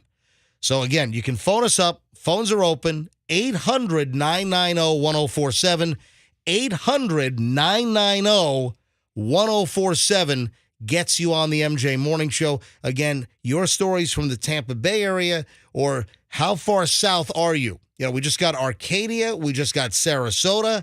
So we're looking for whatever information we can get. And also any issues that you faced right here in the Tampa Bay area. You know, we're happy to take an assessment of places where power is out, Love to take calls where power is on. You know, speaking of power, we've got Sherry Jacobs standing by from TECO. And, you know, I'm looking at a TV shot right now on ABC Action News, and I'm looking at an enormous line of lineman trucks. And I don't know where. So they're staging at Tropicana Field right now. There's over 700 trucks in the parking lot of Tropicana Field. This is unbelievable. Sherry Jacobs, information, PR at Sherry, what is your actual title at TECO? I'm spokesperson. There we go. So public relations spokesperson, Sherry Jacobs with Tampa Electric, with TECO on the line right now. And Sherry, I'm looking at an unbelievable amount of power company trucks that are staged at Tropicana Field. And it looks like hundreds of trucks with the boom arms, the buckets, the all-tech equipment, all that stuff. The big giant bores and drills to, put new poles in where poles might have been snapped. So this is quite amazing. The power company trucks are ready to roll. Now, Sherry, we heard that we've got about 30,000 linemen from around the country that are ready to help Florida out. That's amazing, isn't it? It's like the cavalry has arrived. Tampa Electric has 3,000 of those folks dedicated to our customers. And right now we have about 295,000 customers without power, thanks to Hurricane Ian. Yep. And like you said, they are ready to roll. Today's the day we're going into the field. We're going to, they're assessing damage right now, and I'm waiting for first reports back on the conditions that they're seeing in the field. And today's the day we're going to start getting these folks back on. All right, now you have 3,000 additional. Now, does that include the typical employees of TECO, or is it 3,000 in addition to your regular employees? 3,000 in addition. That is to our amazing. regular employees. All right, so yeah, they've come from as far away as Oklahoma and Indiana and Texas. And this is part of the Southeastern Electric Exchange. That's a network of utilities, and we pledge support to each other during storms or other emergencies. And, there's been plenty of times where we have sent our crews into snowstorms and hurricanes and ice storms and to help those other utilities. And now it's our turn, and we've asked for help. Right. And they have followed that call, and they are ready to work. Yeah, that's called reciprocity. And as you said, you're part of this Southeastern Electric Exchange, and it's a reciprocity. It's an agreement that when you need them, they come help us, and when they need us, you go help them. And it's good to hear. So, Sherry, for the TECO customers that are out, and again, you've got about 300,000, 295,000 or so accounts that are out. And, of course, when you hear 295,000 homes out, that doesn't mean people, because you typically have more than one person in a household. So, there are obviously hundreds of thousands of more people affected, but 295,000 customers. Now, since what time at TECO were your crews out assessing the damage? That's a good question. As soon as winds went under 40 miles an hour, we are clear to assess and begin work. So where I am right now, the wind is pretty calm. So I'm sure that they are chomping at the bit if they're not already out. But you mentioned 295,000, and I should tell you that's about 35% of our customers. That's about 1 in 3. So that means 2 out of 3 have their power. So that's pretty good. Well, listen, and Sherry, listen, I feel a little guilty here, but I got hit during. We might have actually spoken. Didn't we speak during Irma, if I'm not mistaken? Yes, definitely. Yeah, because I was out for 3 or 4 days in South Tampa in Beach Park. We had just a massive oak tree, actually several streets south of me. It wasn't technically in my neighborhood, but a big oak tree fell down, crushed a wall at a house, and hit the power lines. And they had to first remove this giant oak tree, and the wires were all entangled. But what's interesting, Sherry, and I know you've been doing this a long time with TECO, but the way that neighborhoods are wired, it's the schematic. Sometimes it's all over the road, and I know in my neighborhood, my neighbors immediately next to me, we have power, but a house 4 houses down and beyond, they're out. So I lost power with my immediate neighbors in Irma in 2017 for about 3 or 4 days, and unbelievably, Sherry, my power is on, but driving through my neighborhood, just, hundreds of feet away from my house, I've got neighbors out. And as I left this morning, it was like, okay, power on, power off, power on, power off. And as I kind of zigzag through my neighborhood to get to work, to get to 275, it was interesting to see who was on, and it was spotty. Some were on, some were off. Yeah, the outages from the storm are rather scattered. When I'm looking, we have an outage map for anyone to look at the outages, and you can see there's lots of little outages, and then there's lots of big outages. So it's the luck of the draw of where the damage occurs and what equipment is damaged. And no worries, we will get to everybody, and we appreciate everyone's patience. Our customers should expect lengthy outages. This was a big storm. It's going to take a big effort to get everyone back on, but we will get everyone on as quickly and safely as we can. All right, the crews are already assessing, and I imagine that the linemen are going to be out in full force. You've got 3,000 additional on top of how many TECO employees will be out on the road restoring power? We typically have about 300 line workers on a blue sky day, so today we have a lot more. Well, it looks like you have 10 times your typical staff coming in to help. That sounds right. Yep. All right. Sherry Jacobs, spokesperson for TECO, Tampa Electric, my power company, and Fester's Power Company. So, yep, I send you money every month. In fact, my bill is due tomorrow. And I think you got paid with auto pay yesterday. In the middle of the storm, I paid you, and my power stayed on yesterday. Yeah, it doesn't matter if there's a hurricane coming. TECO still gets their auto pay. Sherry Jacobs with TECO. Thank you, Sherry. Have a great day. You too. All right. Great information from TECO. And again, there are just millions in the state that are out. And that's millions of customers, but it's additional millions of people because you have multiple people in houses. All right, 800-990-1047. Let's go back to phones. Oh, we got Northport, and we got Venice and Northport. I want to grab these calls right now. All right, if you want to get in, 800-990-1047, looking for your reports from around the Tampa Bay area and south. We're trying to get reports from closer to Fort Myers and Punta Gorda and Port Charlotte. Let's go to Andy in Northport. I'm coming to you second. Let me grab Josie in Venice. Josie, you're on the MJ Morning Show on Q105. Hi. Hi. All right, Josie, I know that I've seen the rainfall totals out of Venice, and it is unbelievable. I saw some numbers of close to 20 inches of rain in Venice. Oh, yeah. Yes, it's flooded really bad here. Lots of roads are flooded. Where I live, I got really lucky, but roads right behind me down the street are unpassable. So, yeah, it's bad. All right. How much water would you say, the roads that are impassable, how much water would you say is on the road? Close to 2 foot. Cars are abandoned everywhere, empty cars everywhere, just left in the roadways. And you're seeing water up to doors, up to windows in some of these cars?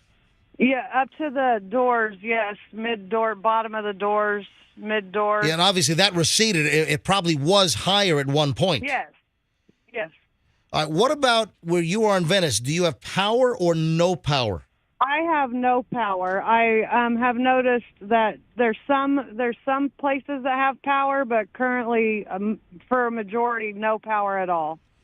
That is absolutely incredible. And would you say that you got 20 inches of rain?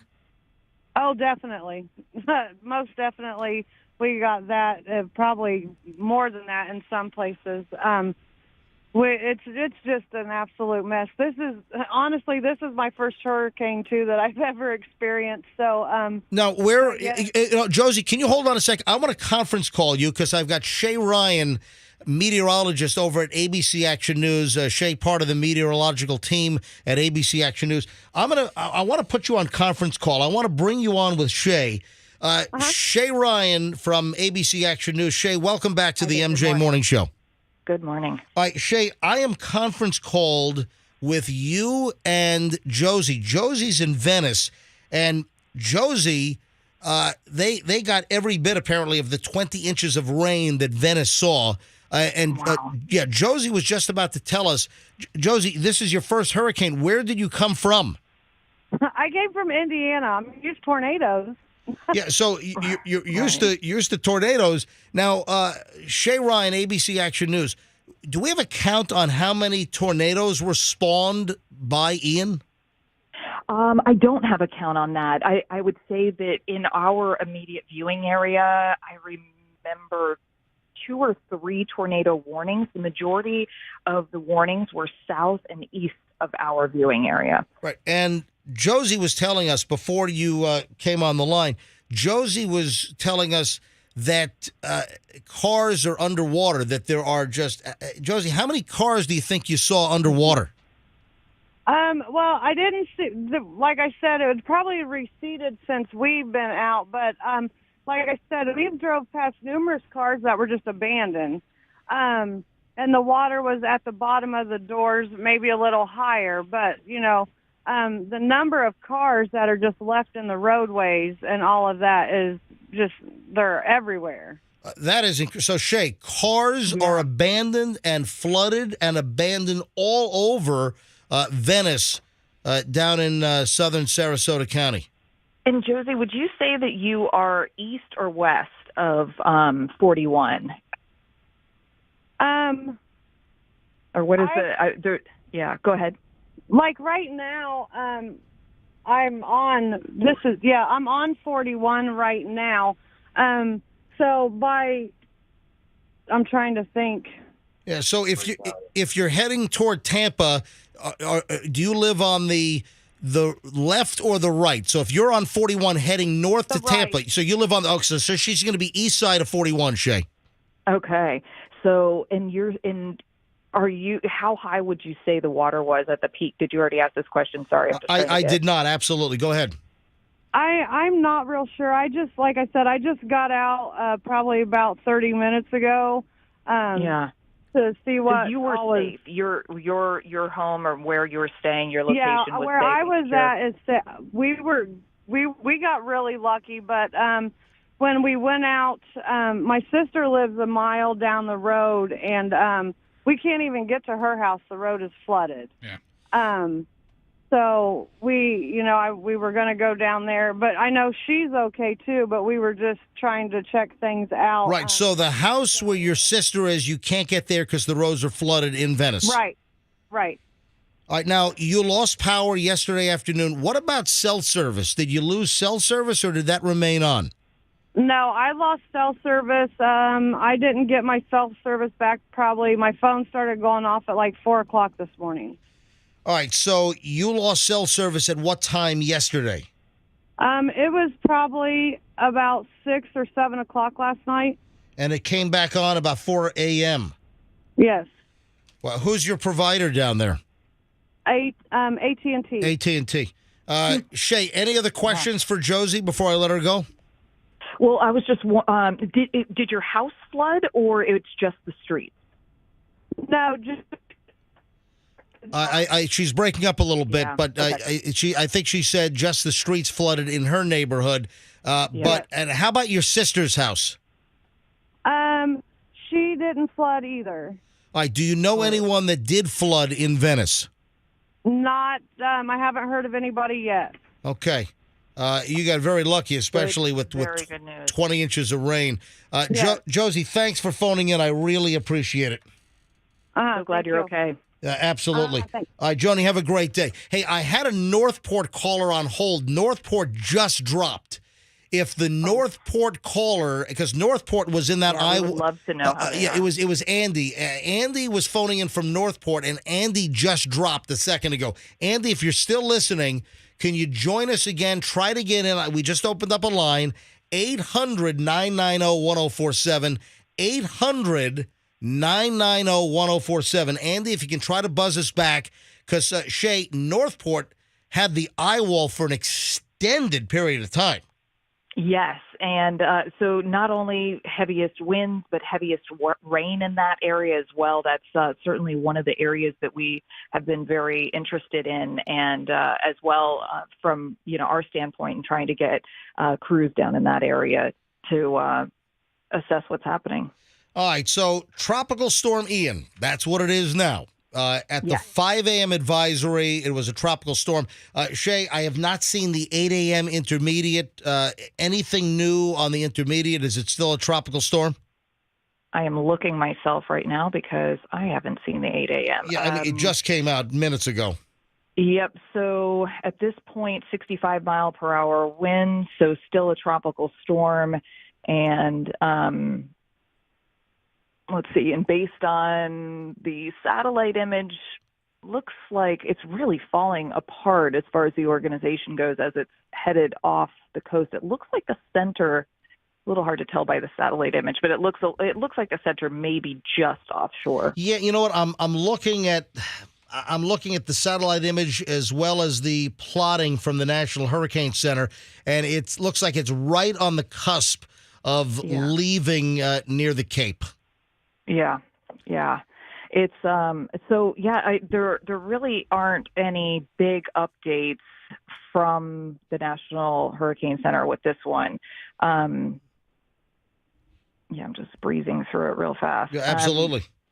Looking for, they're watching for storm surge and to affect the St. Johns River, which of course we know is in the Jacksonville area, which flooded dramatically, had really devastating flooding during Irma.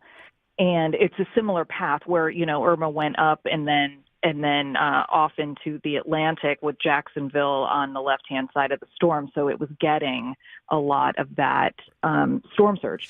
Shay, speaking of storm surge, this was a concern for the Tampa Bay area in the overnight hours. We got lucky, and we've all seen the pictures and the video now.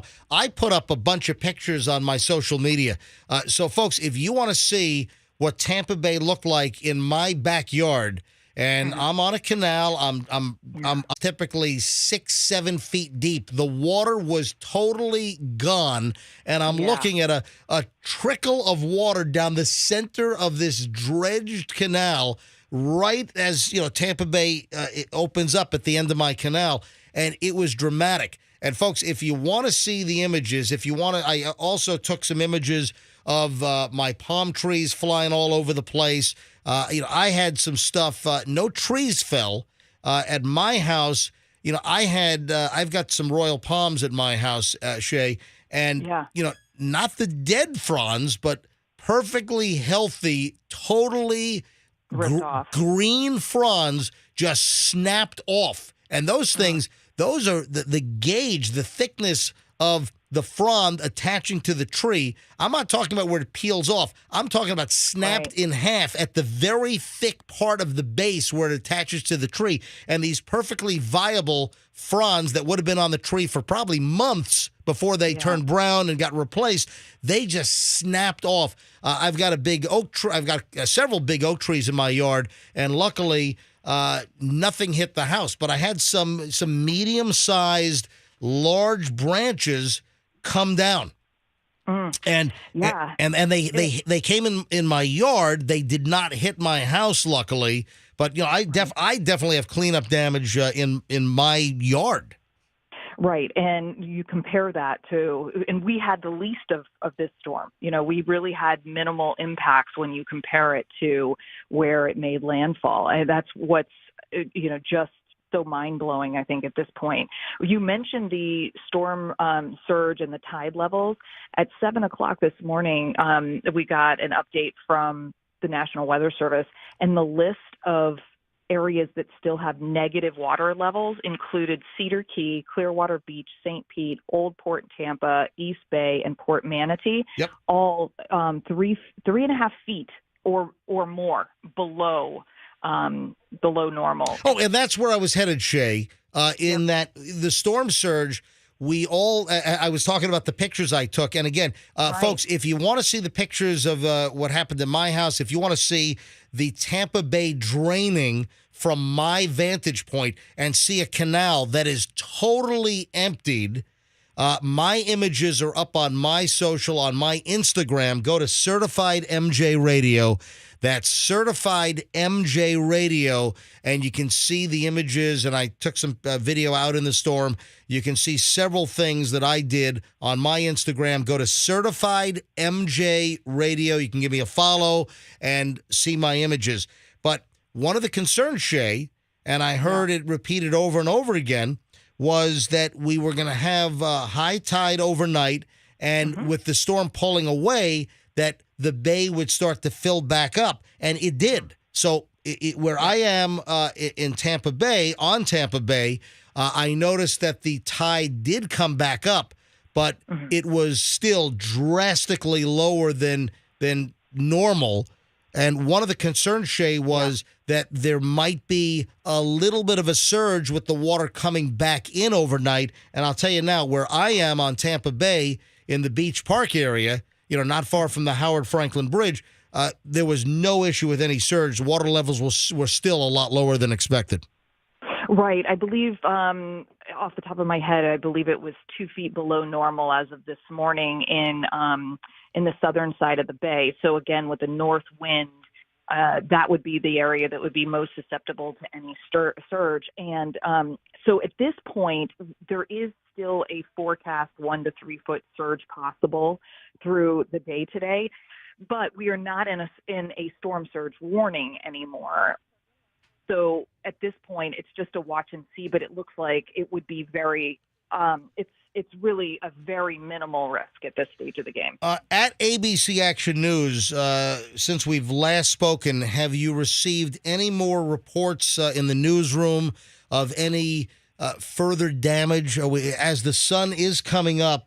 And we're going to start getting a much better assessment, not only around the Tampa Bay area. Of course, trees are going to be down, but we really got spared. I hate to use the dodge a bullet term. I try not to say dodge a bullet. I try not to say hunker down. In fact, we're a hunkered down free morning show. We've banned that word except for explanatory purposes. Right, exactly. No, I understand. And yeah, I mean, at this point, though, you're right. I mean, you want to use all those cliched terms, but I think we're all feeling a little overwhelmed with what we're seeing to the south and how much anxiety we had leading up to it, and the uncertainty of the storm, how quickly, even though it was a slow-moving storm, all of it seemed to come together very quickly at the end. And I'm sure that people in the area around landfall certainly feel that way. All right, we're taking calls here, folks. 800-990-1047. We want to hear your stories. What happened in your part where you live in the Tampa Bay area? And again, we're looking for those calls south. We had Josie on in Venice with incredible info. Hours, a very extended period of time. Wauchula saw 15 inches of rain, about 13 inches of rain in Arcadia. Other parts of Sarasota, 8 to 10 inches of rain. Just a remarkable amount of rain. So wherever you are in the Tampa Bay area, we want to hear your stories. Grab your phone calls as the sun comes up and you can assess damage. 800-990-1047. 800-990-1047. And also power outages. Where are you in the Tampa Bay area? Where is your power on? Where is your power off? Give us reports. 800-990-1047 is how you get on. Now, Shay Ryan is on with us. Shay, meteorologist at ABC Action News, part of the Dennis Phillips team. Dennis, Dennis, you said stopped at about 3 a.m. this morning and then went home to Palm Harbor to get some sleep? Yes, and we are hoping that he is resting well and is getting a very well-deserved nap. Yeah, long day for all of you. Now, we also understand the Sunshine Skyway is still closed. When we came on the air this morning at 6, the Skyway was closed, and the Skyway remains closed. And typically they close the Skyway when winds are 40 miles an hour, and we must still be at that number if the Skyway is still closed. Yes, I have to check on it. I'm not sure if it was the Howard Franklin that was opened back up, but one of the bridges back to Pinellas County was opened back up. Well, I don't think the Howard ever closed. We came over. So which one was it? Then it wasn't the Skyway. Well, The Skyway is open, but people are heeding the concerns of not getting on the road. Yeah, you just had your traffic person at ABC Action News was just on a moment ago. I mean, literally moments ago. That's what I was wondering. Right. Okay. So your traffic person was just on at ABC Action News, and they say that the Skyway is still closed. Okay. Yeah. So that's Jazz Williams. Right. So and Fester's looking at the traffic map right now, and the Skyway still looks like it is closed. And as soon as winds drop below 40, they'll typically open the Skyway back up. The report that we had earlier, Shay, was you're that you're witnessing what happens when you're not standing in the newsroom during a breaking. It's okay. situation. Hey, fully understand. Absolutely. But listen, Right, I'm disconnected from the information. Yeah, Shay, I'll tell you, look, you're buried in the radar and the track and all that stuff. But I will tell you that Fester and I, we drove in this morning over the Howard Franklin Bridge. I was on the bridge. I was on about 5:40 this morning on the Howard coming into the studio in St. Petersburg near Gandy and 4th. And I have I'm driving. I rented a Hertz Z71 Suburban, that's a nice vehicle. I'll tell you right now. Nice.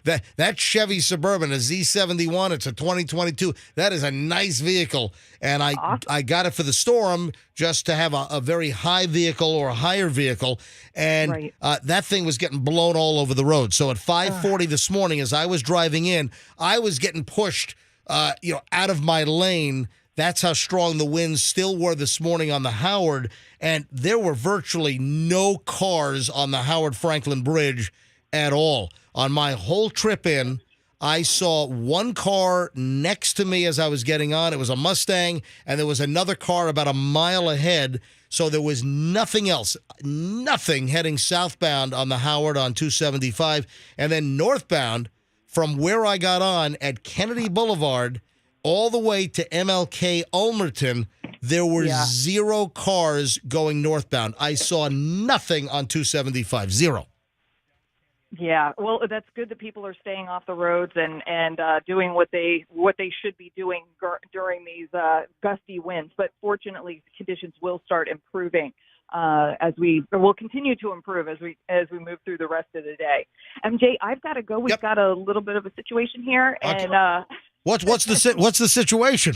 Yeah, leave us on the we're line. Just having some power issues. Okay. Oh. All right. I see that the screen is blank. Just the lower third graphic is on, but the cameras are off. All right.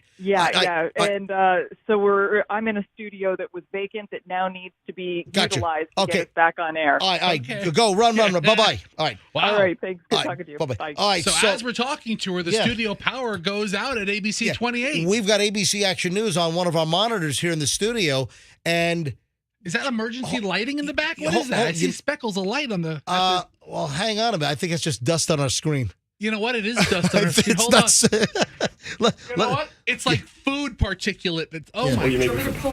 All right, so I'm bringing up the audio on Channel 28 right now, and this is through our cable system. Is it frozen? Is the screen? It might just be frozen. I don't know. But that's not the worst TV damage of the day, though. I mean, I saw footage of Wink Studios. Yeah, Wink is what, CBS down in Fort Myers. Yeah, it's a CBS affiliate. Yeah, WINK Wink TV, which is CBS in Fort Myers.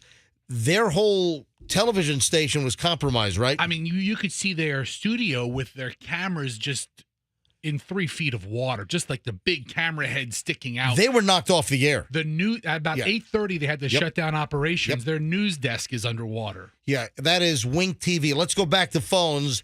Let's hit Jeannie in Riverview. Jeannie, you're on the MJ Morning Show on Q105. Hi. Jeannie, hello. Jeannie, welcome to the MJ Morning Show. Hi, Jeannie. Go ahead.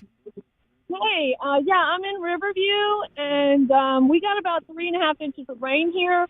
Although the ground has been really saturated. And? I'm hearing like a radio or something. Is something feeding down the line? Yeah, hang on a sec. Hold on. Did it just go off? No, I still hear somebody talking. Is his name Maybe MJ? Yeah. Well, no, I'm over here. Fester's here. MJ's over there. Yeah, everything's off in here. Is our TV pod feeding down the line? No, it's everything is off. All right. Can you? So anyway, a lot of trees. We have a lot. We're on like 2 acre. It's a 2 to 3 acre neighborhood out here. It's a pretty old neighborhood. It's just south of the Alafaya River. Right. And a lot of huge old oak trees, maybe about 24 inches round, if not a little bit bigger. But those things are just like leaning over. All right. So how many oak? So this is Riverview, and these are large old oak trees that are either down or leaning over. Oh yeah. How many trees did you see? If you were counting, how many? Probably about 50 in this neighborhood. How many? Well, hold. 15 or 50? 50, because we got a lot of houses out here. We're like Alafaya Ridge, Valerie Lane, McMullen area. It's just like my house is like a mile south of the river, and it goes deep. The loops go deep, and lot of fences. Maybe a couple of houses that I saw that were damaged, but thank God that a lot of these trees missed a lot of the houses. Our tree, basically 7 o'clock last night, huge oak tree, fell into the road, blocking the road, and took out the power at 7. All right, so your tree, one of your oaks, big one, fell down and hit the power line, and that's what took your power out? Yes. The transformers were like fireworks right on the street, right by my house. It was crazy. That's incredible. Right now, we have neighborhood people that are just coming out, and they're clearing the roads.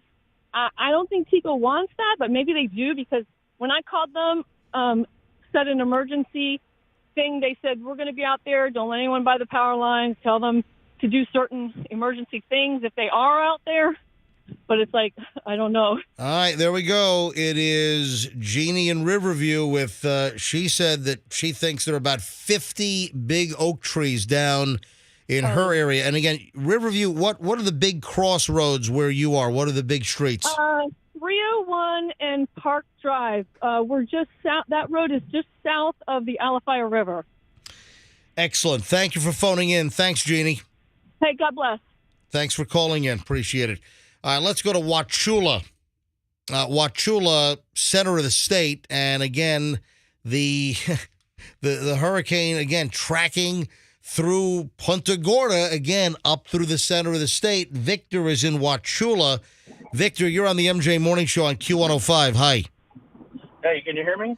Hear you loud and clear. Go ahead, Victor. Okay, yeah. No, I just left the house like a while ago, and the damage is like not as bad as I think Charlie, but the flooding I never seen. The flooding like we have over here. Like I was going past Peace River, it is like completely over the road. There's like houses underwater. I mean, I've never seen it like all my life living in Wauchula. All right, so you're saying, Victor, that the wind damage from the hurricane is not as bad as Charlie in your estimation, but the flooding and the water, it's far worse than Charlie. Yeah. And I think part of that is it was slower moving than Charlie. Now, in Wauchula, I'm looking at rainfall totals, and there are reports that Wauchula, where you are, got 15 inches of rain. Yeah. I believe it because I've never seen Peace River over the highway. And it when it is a normal level, you're talking about at least 10 feet up, probably to the road, because there's bridges that cross over Peace River. That's how high it's over. It's like evened out. It is incredible. The water is going to continue coming as well. The flood issues, and this is sort of the aftermath, is that folks that are downstream or downriver, there are going to be issues with continued inland flooding that are going to continue. So you not only have like the storm surge issues in the areas that got storm surge. Like, we've had reports of like 12, 15, 16 feet of storm surge down in Fort Myers and Fort Myers Beach area. Some of the storm surge numbers are nuts. But then, of course, then you have the inland flooding, and that's what we're hearing about right now. And the Peace River, obviously very prone, especially when you have this much rain. Yeah, and I tell you what, though, like the power actually lasted till like 9 o'clock. I mean, we were getting pounded, and we still had power. And I think it might have flickered like 3 times, and like with each hour. But about 9 o'clock is when the power finally went out for us, and I was just like totally surprised that during that pounding we were taking last night, it was holding up, and then it finally went out. Right. You know, you look at some of the counties where you're located. Like, we had a call from Arcadia. And, of course, Arcadia is in DeSoto County. And DeSoto Fester, didn't the map have DeSoto almost 100% out? Yeah, almost everybody who had service in DeSoto County was experiencing. I think about like 8 or 7:30. They said like 60% of Hardy was out of power. We were still going strong with power. And then, like I said, about 9 o'clock is when it finally done. Right, and Victor's calling from Wauchula, which is in Hardee County, and again, an enormous amount of power. I'm looking at the grid right now, and it looks like almost 100%. This is incredible. In Hardee County, they're tracking 9,544 customers, and 9,504 are out. So 40 lucky people. It looks like Hardee County is almost virtually 100% without power. Yeah, really. I've only seen one light that actually had power on Main Street, and that was it. Other than that, like I said, I've never seen the flooding this bad, and it's like pretty crazy to see it like this. And but other than that, I mean, the ground is really saturated. I've seen some trees down, but the flooding, I think, is the worst thing. So. All right, thanks for the call. Hey, stay safe, Victor, and thanks for phoning us from Wauchula. I'm glad you were able to get the signal.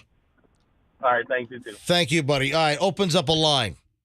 Where are you in the Tampa Bay area? Would love to hear calls down in, again, Sarasota County, southern Sarasota, Venice.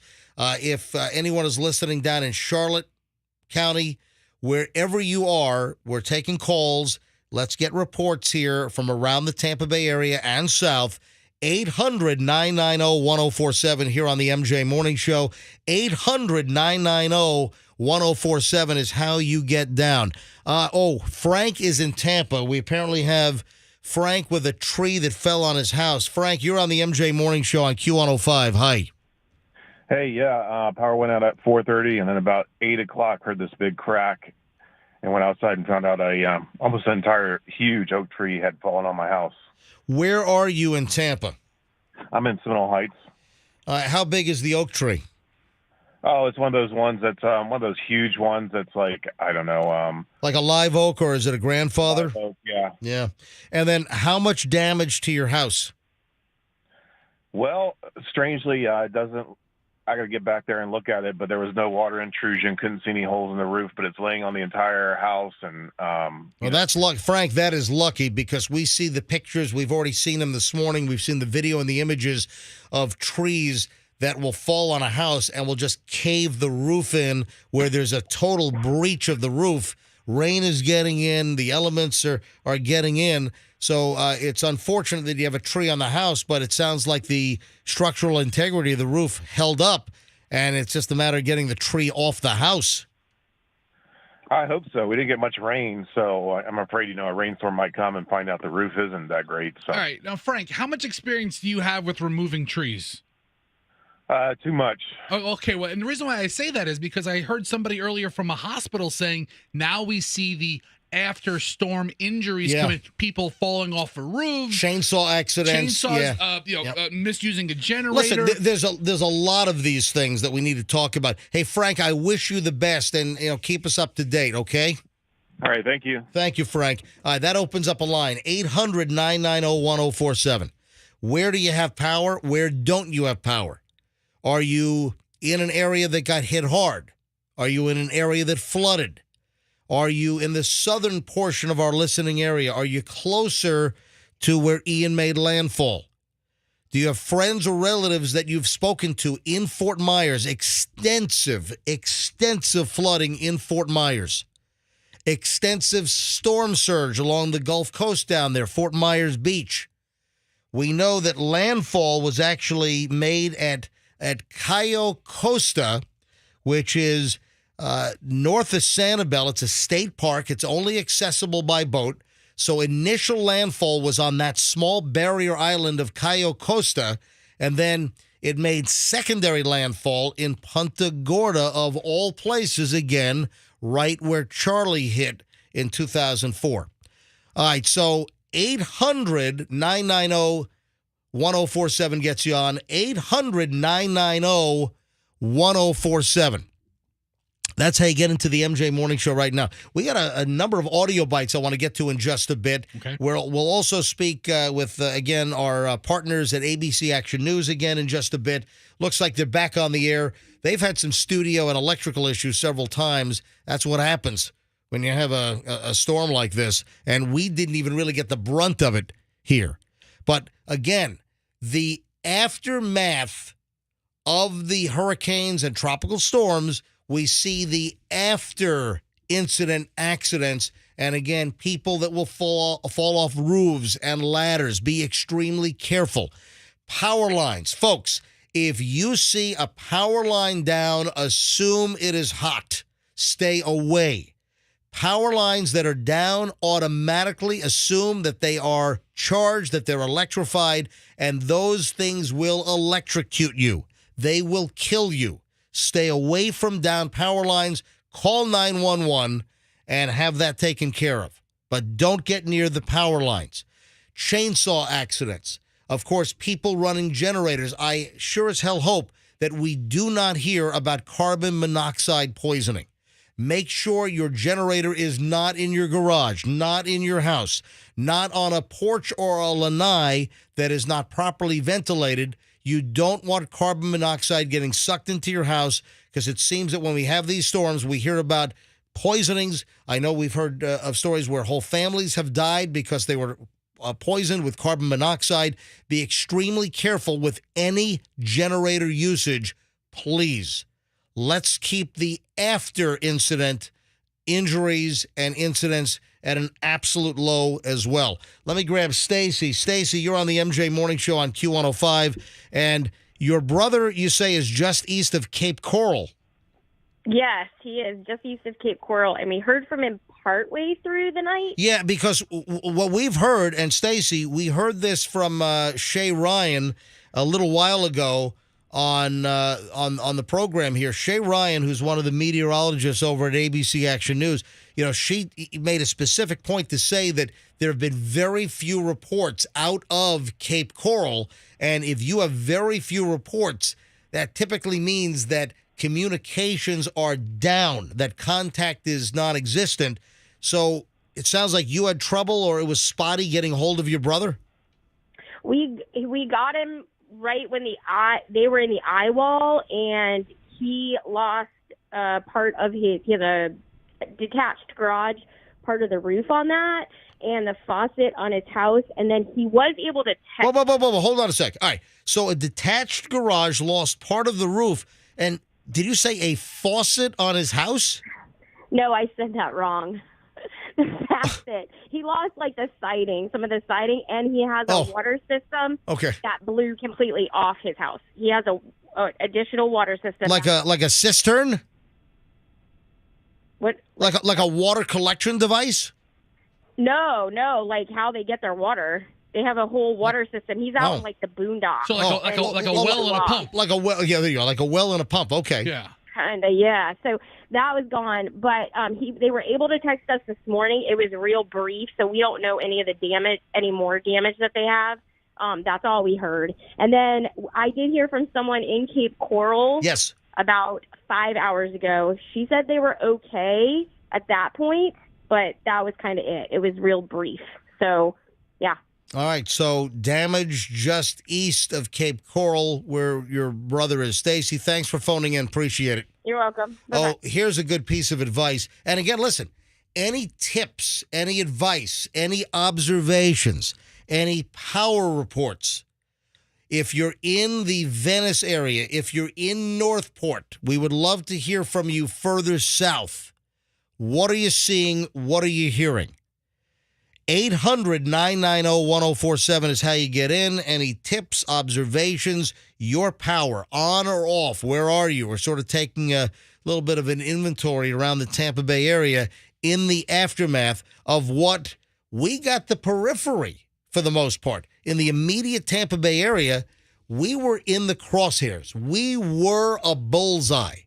So remember, folks, don't complain about, oh, we got all this preparation done and, sure, we've got some down trees and power's out all over the place, but we did all these preparations. We evacuated. Don't even start to complain about that. Just stop.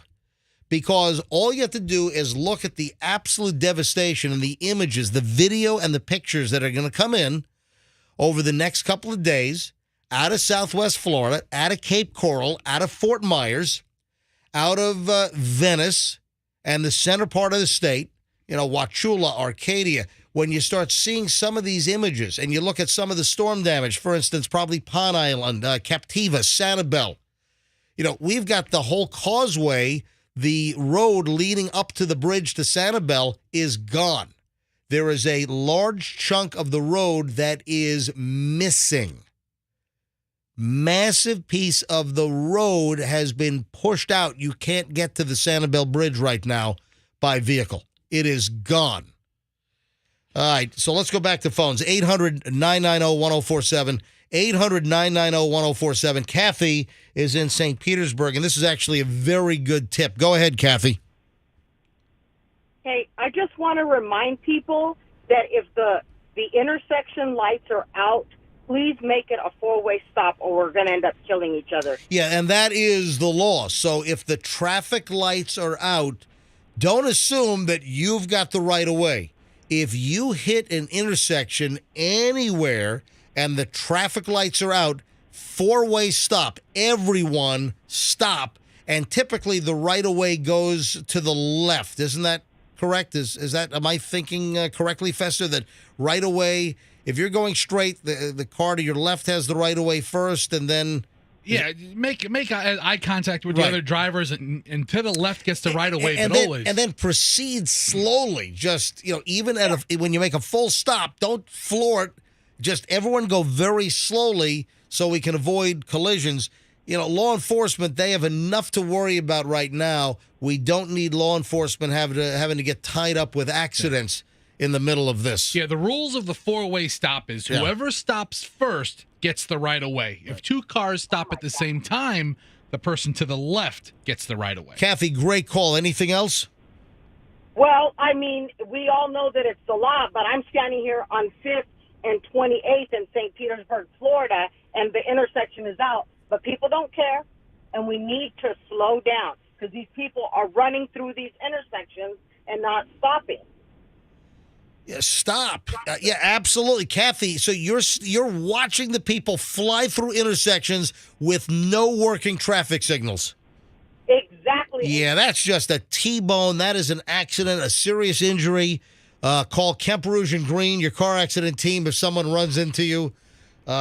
Little plug. That's a sponsor here on the MJ Morning Show. All right, Kathy, keep us up to date. Let me know what's going on down the road, okay? All right, thanks so much. You guys are doing a great job. Thank you, Kathy.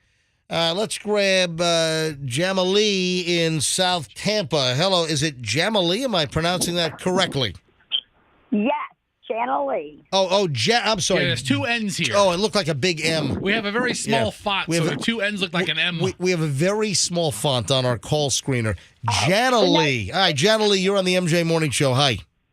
Hi. You say it and pronounce it the same way. It's spelled Janealee, Jan-A-Lee. Got okay. it. I just was checking in. We live in South Tampa, on Southdale, maybe right before the base. So are you below Interbay? Yeah, we live just north of Interbay. Oh, just north of Interbay. Okay, go ahead. Yeah. What is going on down there? Well, we live at Windward Lakes Mobile Home Park, and we have had no power since 2 p.m. yesterday. But for the most part of it, fared pretty well. All right, so you live in a mobile home. Yeah. And how did your mobile home do during some of the, I'm telling you, we had gusts at my house of at least 65, 70 miles an hour. How did your mobile home do down there? Actually, pretty good. It's a 1985 mobile home, and it did pretty good. We thought we had lost some of our roof, but it turns out it was another person's roof that lives 2 streets over from us. That hit your trailer? Yes. We did lose some facing on our mobile home, but that's okay. Other than that, just having no power since 2 p.m. yesterday, we still have no power. And listen, this is South Tampa. This is, this is very far away from where Ian actually made landfall. Yeah. And, again, did you consider evacuating your mobile home? We did. In fact, we had reservations at a hotel, and they canceled out on us because they ended up being in an evacuation zone. Yeah, I have a neighbor of mine, a neighbor across the street from me, booked a hotel, and it got canceled. His first hotel was is it the Marriott at the airport, right? Yes, the airport Marriott. Right at the airport. So when Tampa International shut down, they also shut down the hotel.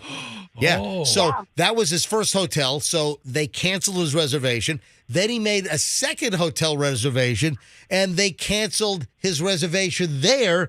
And then at that point, he could not get a hotel for 50 miles. And I said, listen, we got a hotel room, but it came to the point where this the storm that Ian was going to make that turn into Southwest Florida, and just with the experience that I've been here for 25 years, and just knowing what these storms do when they turn south, I knew that storm surge was not going to be an issue in my neighborhood. I've got a bunch of folks that are meteorological friends as well, and I just didn't think that it was going to be an issue. We spent $1,000. We booked a hotel room, and I operated on the best information that I had on Tuesday, and that was that actually Monday night that this thing was coming toward us. This storm, tropical or Hurricane Ian was headed right to the Tampa Bay area. I mean, we have this thing either sitting right off the Pinellas coast, then it was tracking right up Tampa Bay, but then we started to see that continuous easterly trend with each of the advisories.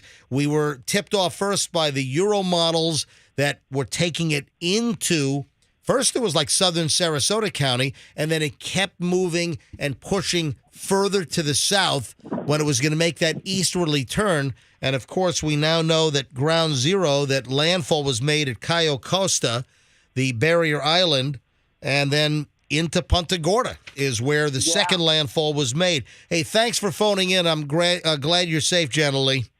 Yes, we've got a lot of branches and little things to pick up, but we did pretty good. I hope everybody else is safe. Thanks for the phone call. Appreciate it. Let's go to Katie in Tampa. Katie, you're on the MJ Morning Show on Q105. Hi. Hi, how you guys doing this morning? Doing well. So I was going down like the Bush and Nebraska intersection. That light's out. There's a few more lights down on Nebraska. The one at like Nebraska and Palm, the turn signal light is completely missing.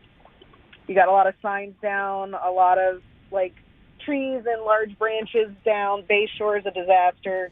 Yeah, did you see the video captured by a TPD cruiser? And they have dash cam video of a traffic light coming down in Ybor. So as the police car was sitting there, this is a Tampa police car with a dash cam, and you see a traffic light fall from the cabling, from the wiring and cabling. It falls to the ground and smashes to pieces, and that was in Ybor City, right on East Palm. And that could have been the light that's down then. yeah, and listen, this thing, it could have hit a car. That would go smash in somebody's roof, and those things are heavy. Absolutely. My heart definitely goes out to everybody that's dealing with damage. Frank, in Seminole Heights, if you need help, let me know. We got chainsaws. We have a tree service in the area. Not my service, just friends. If you need help, let them know. And they're out there right now donating time. Yeah, I think we're going to see a lot of goodwill. I think we're going to see a lot of volunteerism. The devastation, it's going to take probably the better part of today to get a real accounting of the flooding, the storm surge, the devastation, how many buildings were either destroyed or heavily damaged down in Southwest Florida, down in Cape Coral, down in Northport, down in Punta Gorda, Port Charlotte, Fort Myers. It's going to take some time. Thanks for the call, Katie. Appreciate it. Yeah, Fester. I'm just feeling a degree of angst. We're taking calls from Hillsborough and Pinellas County and some northern Manatee, and people are like, oh, it rained. Oh, some branches are down. And I know that 75 miles south, there's 100 miles south, 100 complete devastation. Yeah. I'm going to try to get my buddy Andrew on. Andrew's brother, right on Fort Myers Beach, on the southern end, right near the Lovers Key Bridge down in Lee County. And his brother had devastating storm surge, truck destroyed. So I'm going to try to get my buddy Andrew on and see if we can even make contact with Andrew's brother. All right, hold on. Let me take a quick break. We've been going for almost an hour and a half here nonstop. Let me get a quick 3-minute break in. Let me look at the log. Yeah, we're only taking a 3-minute break. And we're back in a minute with your phone calls. You want to try to get in. Again, if you are in Sarasota, if you're down near Northport, Venice, we'd love to hear from you. Or if you've talked to people down where Ian struck. And of course, the breadth of this storm, the width was wide. Effects were felt all over the state and continue to be felt because we've got flooding issues now with a lot of the inland rivers, for instance. All right, any stories, any reports? If you are down in the southern portion of our listening area, close to where Ian came ashore, please call us. Give us an update. 800-990-1047. 800-990-1047. That is how you get on the MJ Morning Show here on Q105. Let's grab traffic. The latest now from Pat. If you're on hold, don't lose.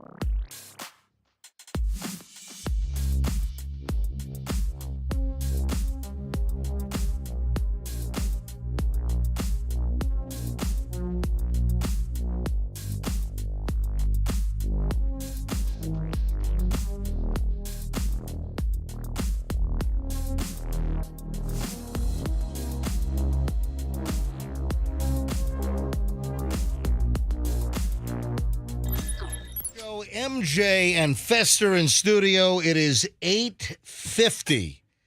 8:50 at the MJ Morning Show on a Thursday morning, the day after the landfall of Category 4 Hurricane Ian, which made actual landfall, again, right in the Punta Gorda area. It's like, what is going on? You know, Dennis Phillips, our ABC Action News partner, kept calling it Charlie 2.0 because essentially this tracked like Charlie. You'd think that would be a once-in-a-lifetime experience for these people, but 2004 was Charlie.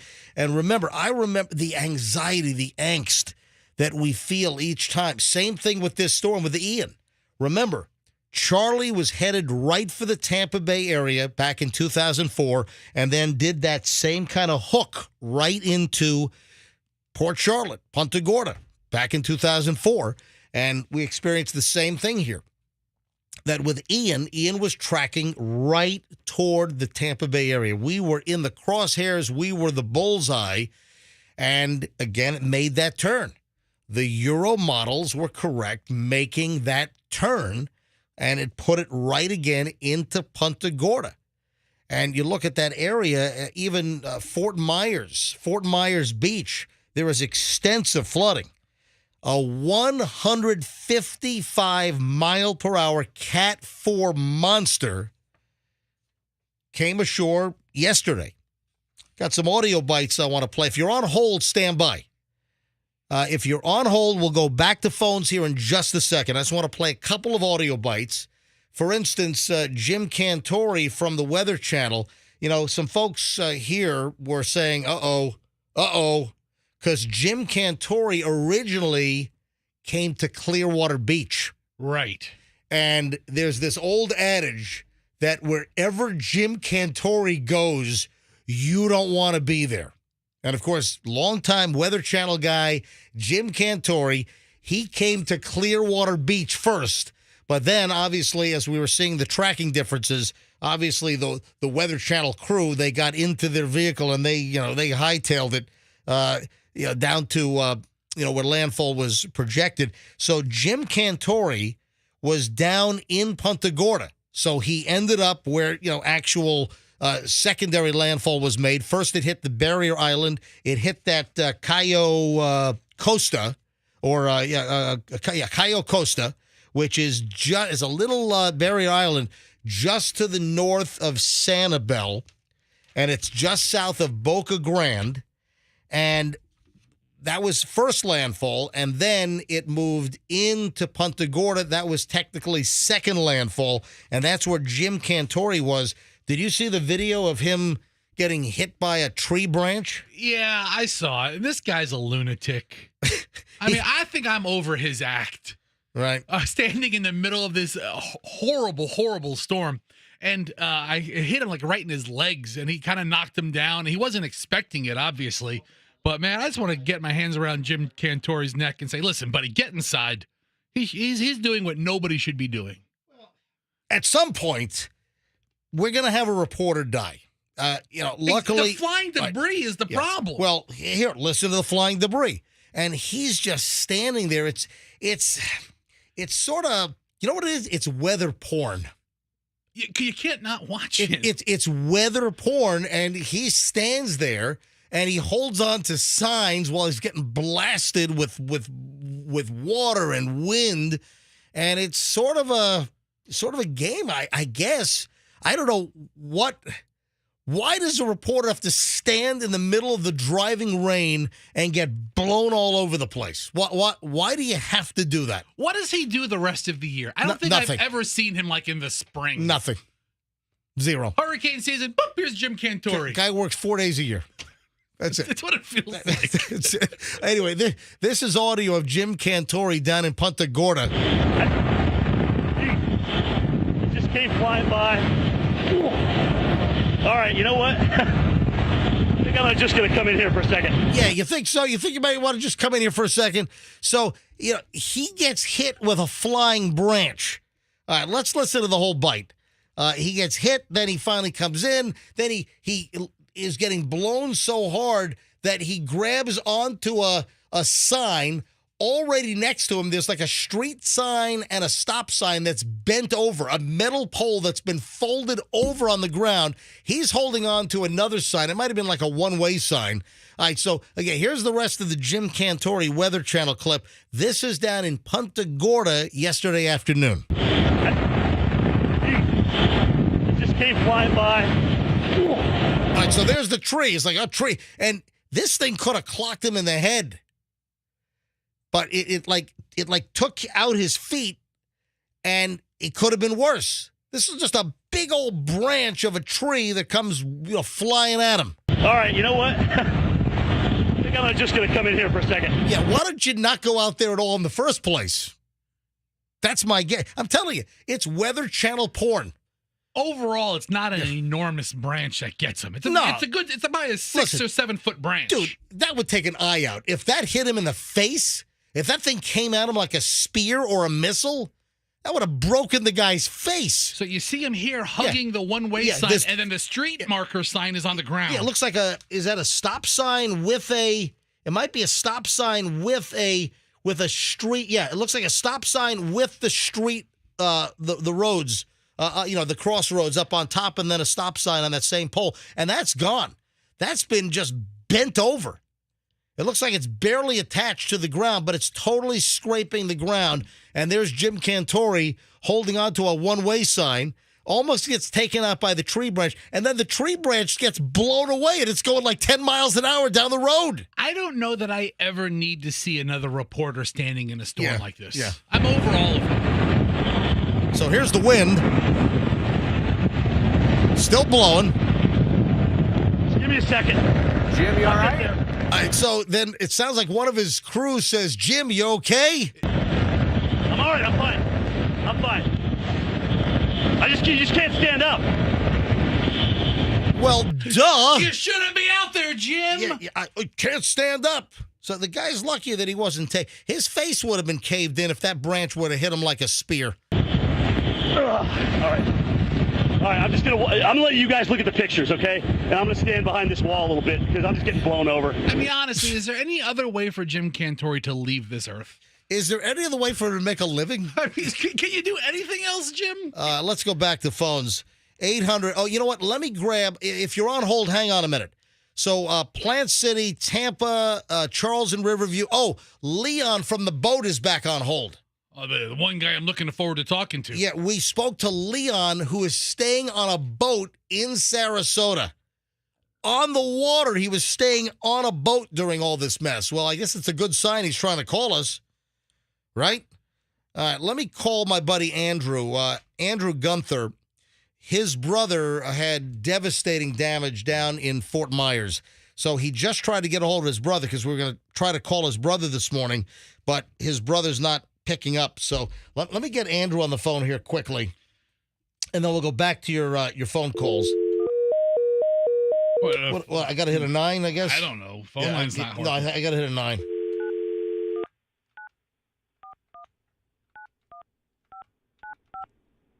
So I'm looking at images of yesterday. Yeah. Water receded from like the Davis Islands Bridge from downtown. Oh, yeah. A lot of dry land. Yep. With land. Hello. All right, everyone that's on hold, stay on hold. We're coming right to you. I'm just talking to my buddy Andrew here for a second. Andrew Gunther, who is the owner of Advanced ESI, which is Andrew, you there? Is our phone line not working? Is that our phone? What is that? I don't know. Hang on a minute. That didn't sound good. That's weird. That was a strange noise. Let's see if it'll reconnect. Listen, a lot of electronics are soggy and wet.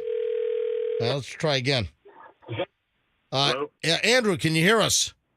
Now I can, yeah. Yeah, we had some kind of weird cell transmission line problem. Well, yeah, the cell service down here is kind of messed up. It's intermittent. All right, so Andrew is in Sarasota. Now, Andrew, you're on Tamiami? My office is on Tamiami Trail, yeah. All right, and where are you right now in Sarasota? I'm at my house, which is the south end of Sarasota on the bay. All right, what kind of issues at your house down there? I had lost some of the mesh out of my screen cage. All my neighbors' fences blew down. Mine stayed up for some reason, and branches off of trees. So didn't have any real damage here at the house. The road flooded. There was about 2 feet of water in the road. All right, and this is Sarasota, southern Sarasota. Now, let's talk about your brother. Andrew, what's your brother's name? John. And you were talking to me during the storm yesterday. We made contact, and you were telling me that your brother, John, his home is on the southern part of Fort Myers Beach, pretty close to where the bridge goes over to Lover's Key. Is that correct? Correct, yeah. And your brother's home was built 11 feet up, and he had water inside his home. Yeah, I talked to him after I talked to you yesterday. He had water starting to come in his home. It was like 2 or 3 inches when it last, I spoke to him, and then he's like, I got to get out of here, but you can't because they had the bridges open. You're stuck on the island. So his neighbor across the street has a 2-story house. My brother's is a single story. They evacuated, but left him the key. Said, hey, you're staying. If the water gets too high, go in our house and go up to the second floor. Oh, wow. So your brother didn't evacuate, but he was able to evacuate to the neighbor across the street, get into their place, and get up on the second story because the water was covering the first story. Yeah, it ended up almost completely covering the first story, which is his whole house. Wow. Yeah, so he just finished remodeling it, too. So now it's like a whole gut and redo again. Oh, my God. Both his cars were 3 or 4 feet, 5 feet underwater. Yeah, you sent me an image of his pickup truck, and his pickup truck looks like it's ruined. It's all saltwater intrusion, so that thing is toast. But that was before the water got like 5 feet higher than that. Right. So that was before. That was just when the surge was coming in, and then with the pounding effects of the storm surge, the wave action, and the actual pounding of the wind, and being on that eastern side, then the water probably fully enveloped the vehicles. They were probably completely underwater with probably feet of water above them. Yes. Yeah. That whole island was part of the Gulf of Mexico, and there was nothing but rooftops and taller buildings sticking out of it. It was crazy. All right. So this again is South Fort Myers Beach. So Fort Myers Beach, the southern tip, and it's just before you get to Lover's Key. So extensive damage on Fort Myers Beach, obviously. Oh yeah, everything was underwater. They probably had 16 to 18 feet of storm surge. Yeah, that's what the reports are. So 16 to 18 feet of storm surge. That would what we're going to see here, and I know the meteorologists on television are talking about this. We're going to see several records that have been broken or new benchmarks set with Hurricane Ian that we had not seen before. And I think when all is said and done and they're able to determine the actual storm surge, when the investigators go in, they look at the high water marks, they can figure out what the surge is. I'm pretty sure that we're going to see surge numbers that we've never seen before in portions of probably southern Sarasota County into Charlotte County and certainly into Lee County. We didn't have that big a surge here. Most of our flooding, I think, was from rain. The bay was actually low, because the north end of the hurricane sucks the water out. Yeah, Sarasota was on that right side. Yeah, so the left side, which is the correct side. What I probably should have said is southern Sarasota County, like Venice. Andrew, you might have heard that Venice had 20 inches of rain. Yeah, we had that probably here too. It was amazing. Like I said, our road was flooded, but it was from the rain, not the surge. Now, how was your brother? Now, your brother went across the street and stayed in the neighbor's house on the second floor because the water was completely enveloping the entire first floor of the house. So, have you spoken to your brother recently? Late last night by text. The phone service wouldn't, it kept cutting out. So we couldn't talk, but by text, he said he's okay, and everything's just destroyed. But he's fine. His wife's fine. His dogs and cat are fine. So they had to wade through water to get out of their house. They had to cross the street, probably in waist-high, chest-high water, holding the dogs in the air and cat to then get across to the neighbor to then climb up to the second floor. I think they got out a little before that picture I sent you. I think it was about a foot deep. Okay, because he says this is I got to get out of here. Right. So the picture you sent me, they would have been waist to chest deep. But that was when they were already in the house right across the street. Gotcha. They took the photo. To evacuate when it got to be about a foot, I think. Yeah, that's a good idea. When you got a foot of water in your house, get out. Yeah, so that's a good benchmark. All right, Andrew, thanks a lot. And then Andrew, you own Advanced ESI, which is a premier home theater and automation company in the state of Florida. And I've known you for years. You've done tons of work for me, my home theater. And your Advanced ESI warehouse, you guys had water intrusion, and you guys were scrambling to move equipment to save everything, right? Oh, yeah. Yeah, I was driving back and forth through this whole storm. My house is about 3 or 4 miles from the office, so I was driving back and forth all day yesterday dealing with that. And I had some friends staying in the office because they lived in a mobile home, and that wasn't safe. So he's like, you got water coming in the roof. So we didn't know why, but we had to go back there and start moving everything out of the warehouse into the offices and showroom. And turns out part of the membrane on top of the roof had rolled back. How much money, what kind of dollar value would you say on the equipment that you had to move? $500,000 to $1 million. Yeah. Wow. But you saved everything, correct? Yeah. All right, that was a scramble in the middle of we think. Yeah, we got to check it out. Yeah, in the middle of a storm to have to move just tons of boxes. All right, Andrew, the best to you and your brother. We'll talk soon, okay? Thanks. All right, Andrew, thanks. So again, his brother, right on Fort Myers Beach, the southern part of Fort Myers Beach, just before you get to Lover's Key. His brother, again, house wrecked. I mean, water all the way up to the roof. We're going to hear hundreds of stories like that today. And their home was built about 11 feet up and still just a complete mess. So, again, the storm surge is going to be amazing. All right, back to your phone calls. I still have some audio bites I want to get to in just a bit. 800-990-1047, that's how you get in. Again, if you are in the southern part of our listening area as we get closer to Venice, if you can get our signal down in Northport. We did have a Northport call on hold. I wanted to speak with Northport, but he dropped. So if you're in Northport, or if the caller that had called before, if you're listening, get back in. 800-990-1047. And if you get a busy signal, wait for a call to drop. Wait till we finish with a call and then try to squeeze in quickly. But again, wherever you are in the Tampa Bay area, and certainly the closer to landfall, we'd like to hear your stories about water, damage, flooding, whatever stories you have. Folks, if you've got tips, if you have information, your observations, your power issues, because power is out to well over 2 million people in the state of Florida right now, and a lot of those are right here in the Tampa Bay area. We've had a lot of power outages. All right, right back to the phones. 800-990-1047 gets you in. Let's grab Charles in Riverview. Charles, you're on the MJ Morning Show on Q105.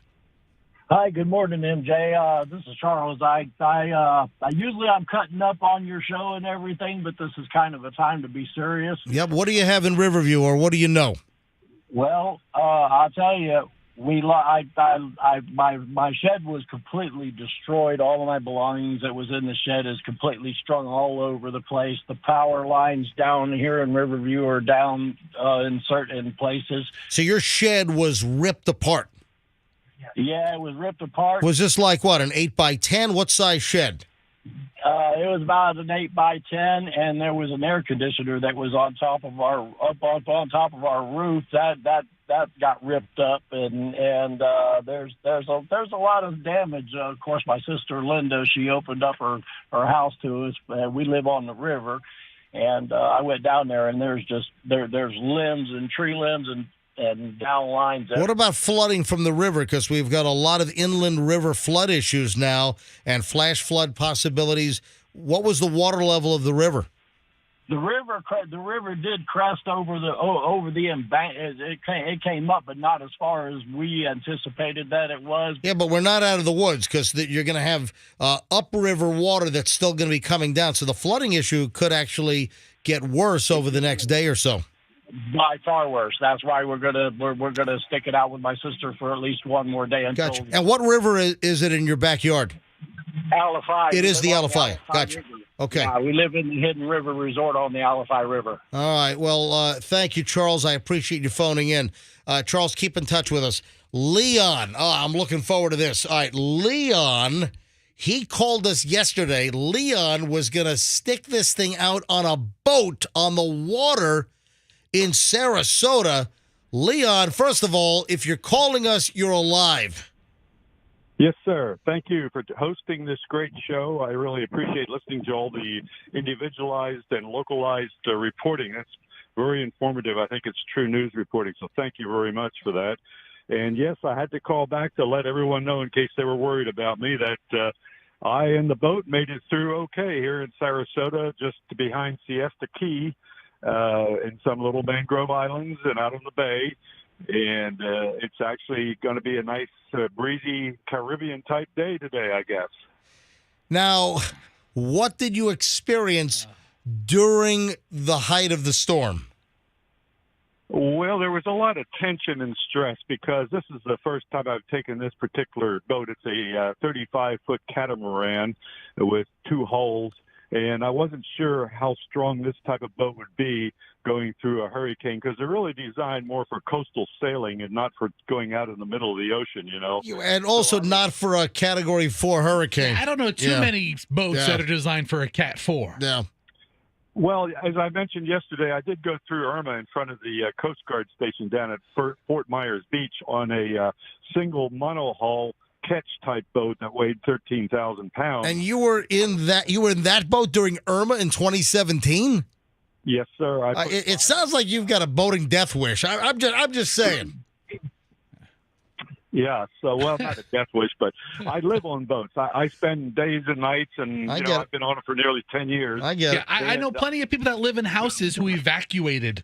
Okay? It doesn't mean anything. I live on a boat. Right. Great move. So what was the worst effects that you felt while you were on your boat in Sarasota on the water? Actually, excuse me, my throat's clogging up here because it's almost emotional to think of because the water waves hitting underneath the boat pounded so loudly and strongly that the table inside the cabin was shaking up and down. So that was a little worrisome. You know, fiberglass is pretty strong, but it all has its limits. And I didn't know how much pounding it would take. And the boat was swinging a little bit on the anchors. And the waves weren't all that bad because I was in pretty shallow water. But the wind gust, it's screaming through the rigging of the wires on the mast, you know. I did go out 2 or 3 times during the day on my hands and knees, putting on a rain suit and crawled to the front of the boat to check everything out and make sure the lines weren't chaffing or going to break. And one of my anchor rods is pure chain. So I had 150 foot of chain out, which really helps. And basically, I'd like to encourage other people to know that it is possible to go through a storm on a boat. Yeah, but I don't think we ought to recommend. We do not recommend trying to sit out a storm on a boat on the water. I'm really happy for you, Leon, but I'm glad nobody else did it. Leon, well, I'm sure other people did do it. Fort Myers Beach, and my hold on, say that again, please. No, they lost their boat because they weren't on it to maintain it, to make sure it didn't get bounced against the dock or have other boats hit it. And if people stay on the boat, they can actually handle it better, put it out in the water, and anchor it properly. The boats do float. And the big problem is having something hit your boat, whether it's a tree or a dock or another boat. So it is possible, but it's a lot of work. Yeah. And that's why I guess more people don't do it, and it's a little risky, too. Okay, that's why people don't do it, okay? It's not that it's a little more work. It's because it's nuts. And I'm glad that you're okay. but I Okay. I don't think I'd ever be in a position to condone anybody else doing it. Well, thank you for allowing me to let everyone know that I am okay, and I expect to do some sailing south to help people down at Fort Myers Beach recover and other places also. So, all right, buddy. All right. Thanks again. You got it. All right. Thank you, buddy. Have a good one. Now, the governor just started speaking a little while ago. Let me try to roll this back and see if we can catch Governor DeSantis. If you're on hold, hang on. We will grab your calls in just a second. Admiral McPherson, and they've been so good in terms of what's happened. So as soon as that storm passed in the very wee hours of the morning, first responders from the local, state, and federal level descended on Southwest Florida. The Coast Guard has been performing rescue missions on the barrier islands consistently since the wee hours of the morning. We're listening to Governor DeSantis in Tallahassee giving a live presser right now. We have Florida Guard assets on the ground participating in efforts, and we have our USAR teams who they got there even while the winds were going. They wanted to get in there, get on the ground across Alligator Alley, and they are performing rescue efforts, again, starting with those barrier islands, but also looking at the places that had the most inland flooding. And these operations are ongoing. In total, there's 28 large, mostly Chinooks and Blackhawks helicopters between the National Guard and Coast Guard that are already performing these active rescue missions, and there will be more air assets brought in as the day goes on. We've also been working with hospitals overnight who've been on generator power. We're in the process of evacuating 2 healthcare facilities to safer locations north. We're also surging more medical personnel into the area. As of 6 a.m. this morning, they have 2.02 million reported power outages, but outside of Southwest Florida, we may have additional outages from Central and Northeast Florida impacts, and people should anticipate that. If you look, there's 1.5 million outages in 7 Southwest Florida counties. Lee and Charlotte are basically off the grid at this point. Sarasota has 250,000 without power. Hillsborough, 222,000. Pinellas, 150,000. Manatee, 129,000.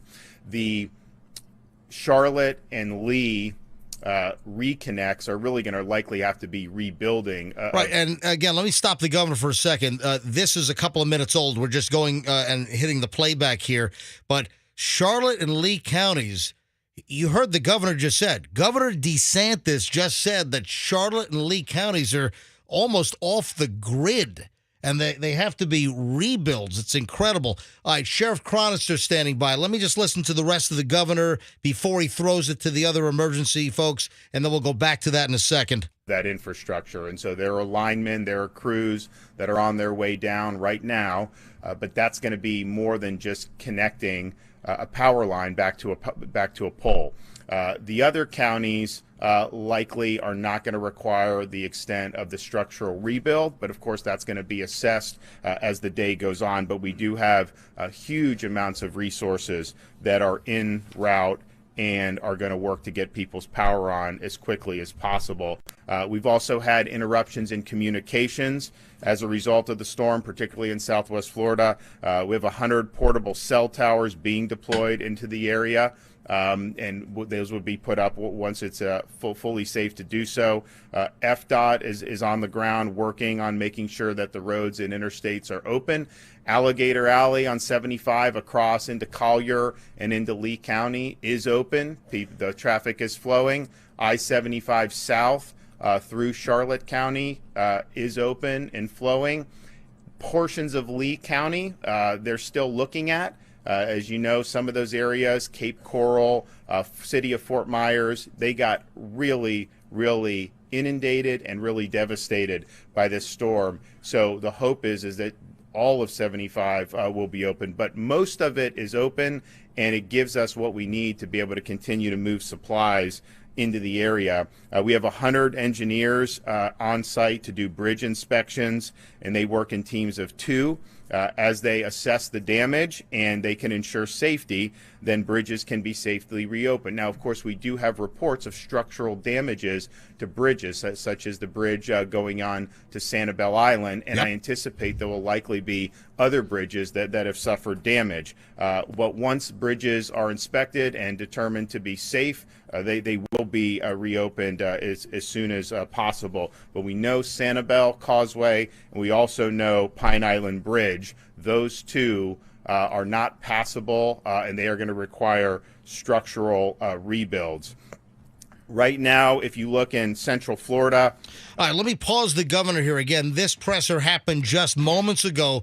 Let me pause the governor. I don't want to make Sheriff Chronister wait too much longer. Sheriff Chad Chronister from the Hillsborough County Sheriff's Office is phoning in live. Sheriff, thanks again for phoning into the MJ Morning Show. Good morning, MJ. All right, Sheriff, let's get a little recap of Hillsborough County. And we spoke to Sheriff Gualtieri earlier this morning, and he said it was remarkably quiet, that they had very little incidents. Everybody was pretty well behaved. What do you say about Hillsborough County? Yeah, we're following suit here. We, had 600 calls for service, weather-related. The deputies did a great job. Matter of fact, right before we pulled them off the streets, just before 8 p.m. when we started getting 40-mile-per-hour winds, there was someone who got a little anxious and cleaned up some debris around the tree, and the tree actually fell on them. So our deputies went out there, used some chainsaws, cut the tree, removed it from him, and rushed him to the hospital, and he'll make a full recovery. Wow. So wait a minute. Your deputies, after you pulled them off the street, you had a guy that had a tree fall on him. We did. It was saturated. Where was it? This is on the east side of the county. Well, the guy's lucky that he wasn't killed. So your deputies were then able to rush him in one of your patrol cruisers instead of waiting for an ambulance? No, we were actually able to wait for an ambulance. Okay. Like I said, he was fortunate, MJ. It was just before we all looked at each other and said, listen, it's becoming too dangerous. Okay. So he was lucky. If this would have happened by a few minutes, help wouldn't have been on the way. So we luckily everything went well, but I haven't heard of any loss of life as a result of the storm. We have a lot of power lines down. It started with 300,000 without power. We're down to 220,000. Tampa Electric's working diligently. Our cut teams got up this morning. They're out there removing trees from roadways, helping our county counterparts get roadways open. Again, trying to do everything we can to get back to some normalcy. Sheriff, do you have any of the air assets up? We don't, not yet. It's still too windy. We do have our, and be launching here soon, our drones. Our drones can fly with 20-mile-per-hour gust winds, so we'll get them up to assess some of the damage. Aviation's going to have to be on hold for a little bit, and hopefully we'll get them up. I don't think we're out of the woods yet, and what I mean by that, in the south end of the county, as this storm, this big energy-filled storm is starting to release some water to come back into the Tampa Bay. Well, the problem is all this rainwater is trying to go down the Alafai River. Yep. There's nowhere for it to go. So that 11-foot floodplain, they're predicting is going to be at 25 feet. So I think and that's a big issue. And we just actually had a caller. We had Charles from Riverview. His home is on the Alafaya, and he just told us that they had obviously an elevated Alafaya yesterday, but we're expecting, again, all of this upstream water is going to come down. So there could be several days of additional flood issues on the inland rivers in Florida. So obviously you're 100% correct. It is a big potential issue. We're not out of the woods just yet. And then, folks, we're on with Sheriff Chad Chronister, Hillsborough County Sheriff. Sheriff, what about assets going to our southern counties? Have you had requests from Lee and Charlotte? Are you sending Hillsborough County deputies and assets south to help our neighbors? we will. I talked to Sheriff Marcino down in Lee County last night. Matter of fact, when he answered the phone, he was standing on top of one of the SWAT Bearcats, one of his high water assets, on a satellite phone, and we were talking, and I could hear the heartbreak in his voice. He told me it's just catastrophic loss. He thinks the loss of life is in the hundreds, and he said it's just total devastation. Whoa, Sheriff, hang on. Stop right there. That's sort of a headline. So the sheriff in Lee County, he thinks that the loss of life could be in the hundreds in Lee County? That's what he told me. Told me he thinks that he predicts that it's in the hundreds. And again, they're still. I just got off the phone with him again here a few minutes ago, and they're trying to assess exactly what the damage is, loss of life, and he's going to get back with me. But to answer your question, 100%. If it's manpower, whether it's the aviation, whether it's our boats, marine unit assets, high water vehicles, we'll send them all south. I also talked to Sheriff Permel down in Charlotte County as the storm was touching down there. Now as they're getting daylight, they're just going out trying to assess the damage and what their needs will be. And we'll certainly send as many deputies as we can, along with the other 67 sheriffs. We'll all come together and send as many resources as we can to help them rebuild as rapidly as they can. Yeah, your counterpart, Sheriff Gualtieri, right across the bay. Of course, I'm a Hillsborough County resident. You are my sheriff. But our studio is in Pinellas County, and Sheriff Gualtieri said that they're also, they're sending assets down to help Charlotte and Lee County to provide whatever assistance they need. Sheriff, any last words? MJ, I have to tell you that we got so fortunate that this storm, as unpredictable as was, that storm was supposed to come here. Sheriff Marcino, Sheriff Permel called me on Monday and we're saying, listen, when this thing comes through, whatever you need is at your disposal. And here, it's so unpredictable. I was up making. Sheriff, you cut out. Hello? I have a need to be on the road. Yeah, Sheriff, you cut out for about 10 seconds. Can you backtrack for 10 seconds? Yeah, if anyone doesn't need to be on the road, I know curiosity gets the best of us. Stay off the roadways. We're trying to get them open. And if we have to worry about traffic control at all these down lights, it distracts from resources that we could be sending elsewhere to try to get people back to their homes. Yeah, that is a great point. If you don't need to be on the road, if you're not an essential worker, if you don't need to get to an essential job, let's not sightsee and looky-loo right now. Keep off the roads, keep the roads clear, because it just allows law enforcement assets to be used in the areas that are 100% necessary. Sheriff Chad Chronister, Hillsborough County Sheriff. Sheriff, thanks again for joining us. Have a great day. Stay safe, everyone. Thank you. All right, that's incredible. Down in Lee County, the sheriff in Lee County thinks that the loss of life could be in the hundreds. That is Sheriff Carmine Marcino. Is that how you pronounce it? Yeah, Sheriff Marcino. Yeah. Down in Lee County. That is unbelievable. He was on Good Morning America earlier today. Wow, and Sheriff Chronister just relayed, I guess, what the sheriff told him in a personal phone call just a little while ago. That's incredible. On Good Morning America, he said, so while I don't have any confirmed numbers, I definitely know fatalities are in the hundreds. That's unbelievable. Let me try to get a hold of Sheriff Grady Judd in a few minutes. We're going to take a quick break here. Let me see. Okay, my texting has been just out of control. I've got 100 texts to go through just from the course of the show this morning. Tell you what I'm going to do. Phones, let me clear a couple of calls here. We've got some folks that have been on hold for a long time. The Plant City call's been on hold for 52 minutes. Let me grab that before a break. Anonymous in Plant City. Hi, you're on the MJ Morning Show. Hi. Hi. So I'm a freshman at Florida Gulf Coast University. You don't have to be anonymous. You can just tell us your first name. It's okay. My name's Jill, and I just want to talk about my friends down in Fort Myers and around Fort Myers. Yes, Jill. Okay, so they told us to evacuate on Monday, and it was really last minute for most of us. All right, so Jill, let me get this straight. You're calling from Plant City, but you were down in Southwest Florida? Yes, sir. I go to Florida Gulf Coast University down in Fort Myers. Yep. Okay. All right. So you evacuate. Is home Plant City for you, Jill? Yes, sir. It is. Gotcha. All right. So go ahead. So your friends are down there, and you're 100% right. I see where you're going with this, because the storm was, and this is a big part of the equation. And the issue is that the hurricane was coming toward the Tampa Bay area, and a lot of folks from Naples to Fort Myers, they thought that they were in the clear. Punta Gorda, Port Charlotte. They thought that this thing was going to be offshore and that they were going to be, they would have wind and rain and, some other effects, but the hurricane was not going to come right at them. And the preparation time, once this thing made the turn and the track changed, it was less than a day that people had a chance to prepare. So that's going to be a big issue going forward as we do the analysis on the aftermath. So, Jill, go ahead. Tell your entire story, please. Okay, so we were all very frustrated because they waited till so last minute. My parents, they made up their mind and they said no matter if they cancel classes or not, we're coming to pick you up. We'd rather you be home, which makes sense.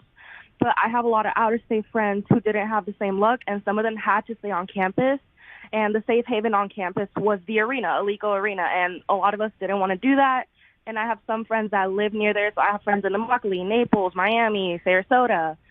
My friend in the Immokalee right now has no power, has barely any signal, no water.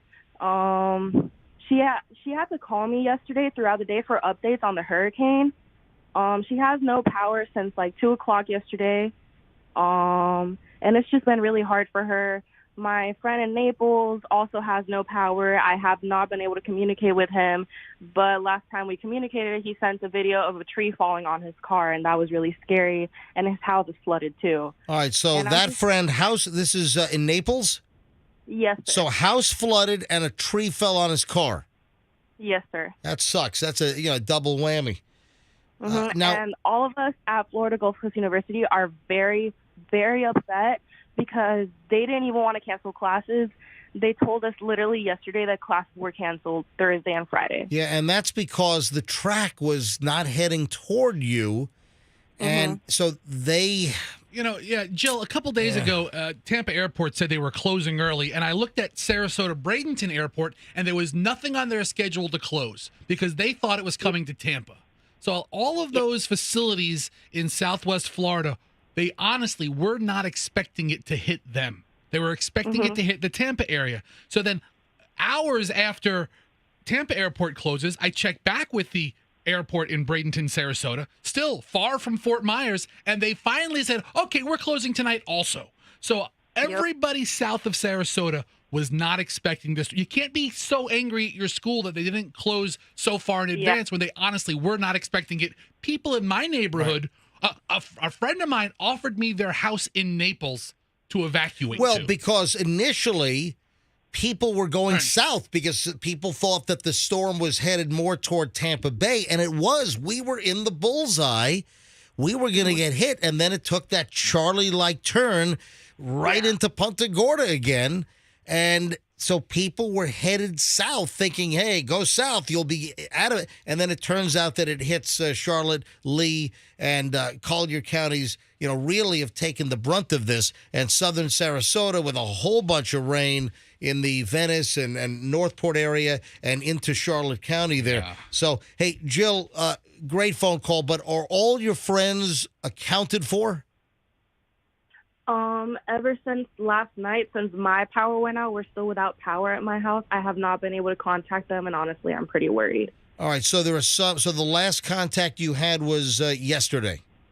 Yes, sir. Yesterday before 9 o'clock. All right, Jill, thank you for sharing the story with the MJ Morning Show. Would you do me a favor?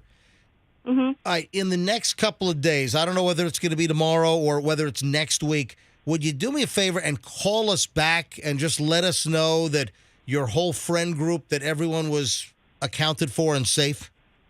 Yes, sir, I can do that. All right, Jill, what's your major down there? I'm a secondary social science education major. All right, fantastic. You sound like a delightful young woman, and thanks for listening. No, thank you, guys. Have a good one. You bet. So, there you have it. It's a story of... down south of us, they didn't expect to get this, and guess what? They got it. No. Because remember, one of the telltale signs here was the fact that before they made the model shifts or the track adjustments, they started removing the hurricane warnings north of us, and they started adding the hurricane warnings south of us. And then they clearly knew that the models were changing, so they covered their butts as far as the hurricane warnings extending south. But again, it was nowhere near the prep time because so many people, hundreds and hundreds of thousands of people in Charlotte, in Lee, and Collier counties, they thought this thing was going in a different place. Same thing for Hardee and DeSoto and Highlands County, the inland counties, thinking that this is not going to affect us. And boom, here's Charlie 2.0, as Dennis Phillips says. All right, let me grab one more call here, and then I got to take a quick break. Maureen is on the road in Brandon. Hey, Maureen, you're on the MJ Morning Show on Q105. Hi. Hi, MJ. Hi there. Go ahead. Okay, perfect. I had to evacuate. I'm in St. Pete, so just, out of precaution. Hey, Maureen, is your window open by any chance? It's not. What is the, Yeah, I just have you on, I have you on Bluetooth. Should I take you off? Yeah, if you can safely do that. It's very windy. It'd be easier to hear you. No, we're driving. Is that better? Yeah, that's better. All right, go ahead. So anyhow, went to Avon Park where my parents are, and hunker down there. We So you left Brandon to go to Avon Park. Left St. Pete to go. I'm in St. Pete, just over the Ganges. Okay, all right. So you left St. Pete to go to Avon Park, and of course things were a lot worse in Avon Park. Yeah, the winds were just insane last night. Obviously, we lost power.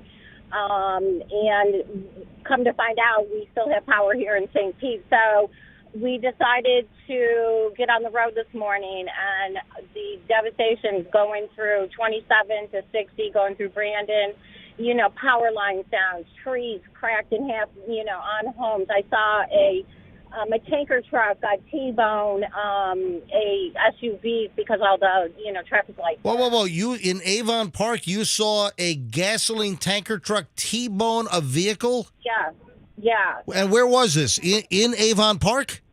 It was just outside of Avon Park heading on 60. We were actually on 60 where that happened. Probably Mulberry, I think. Mulberry, yeah. Wow.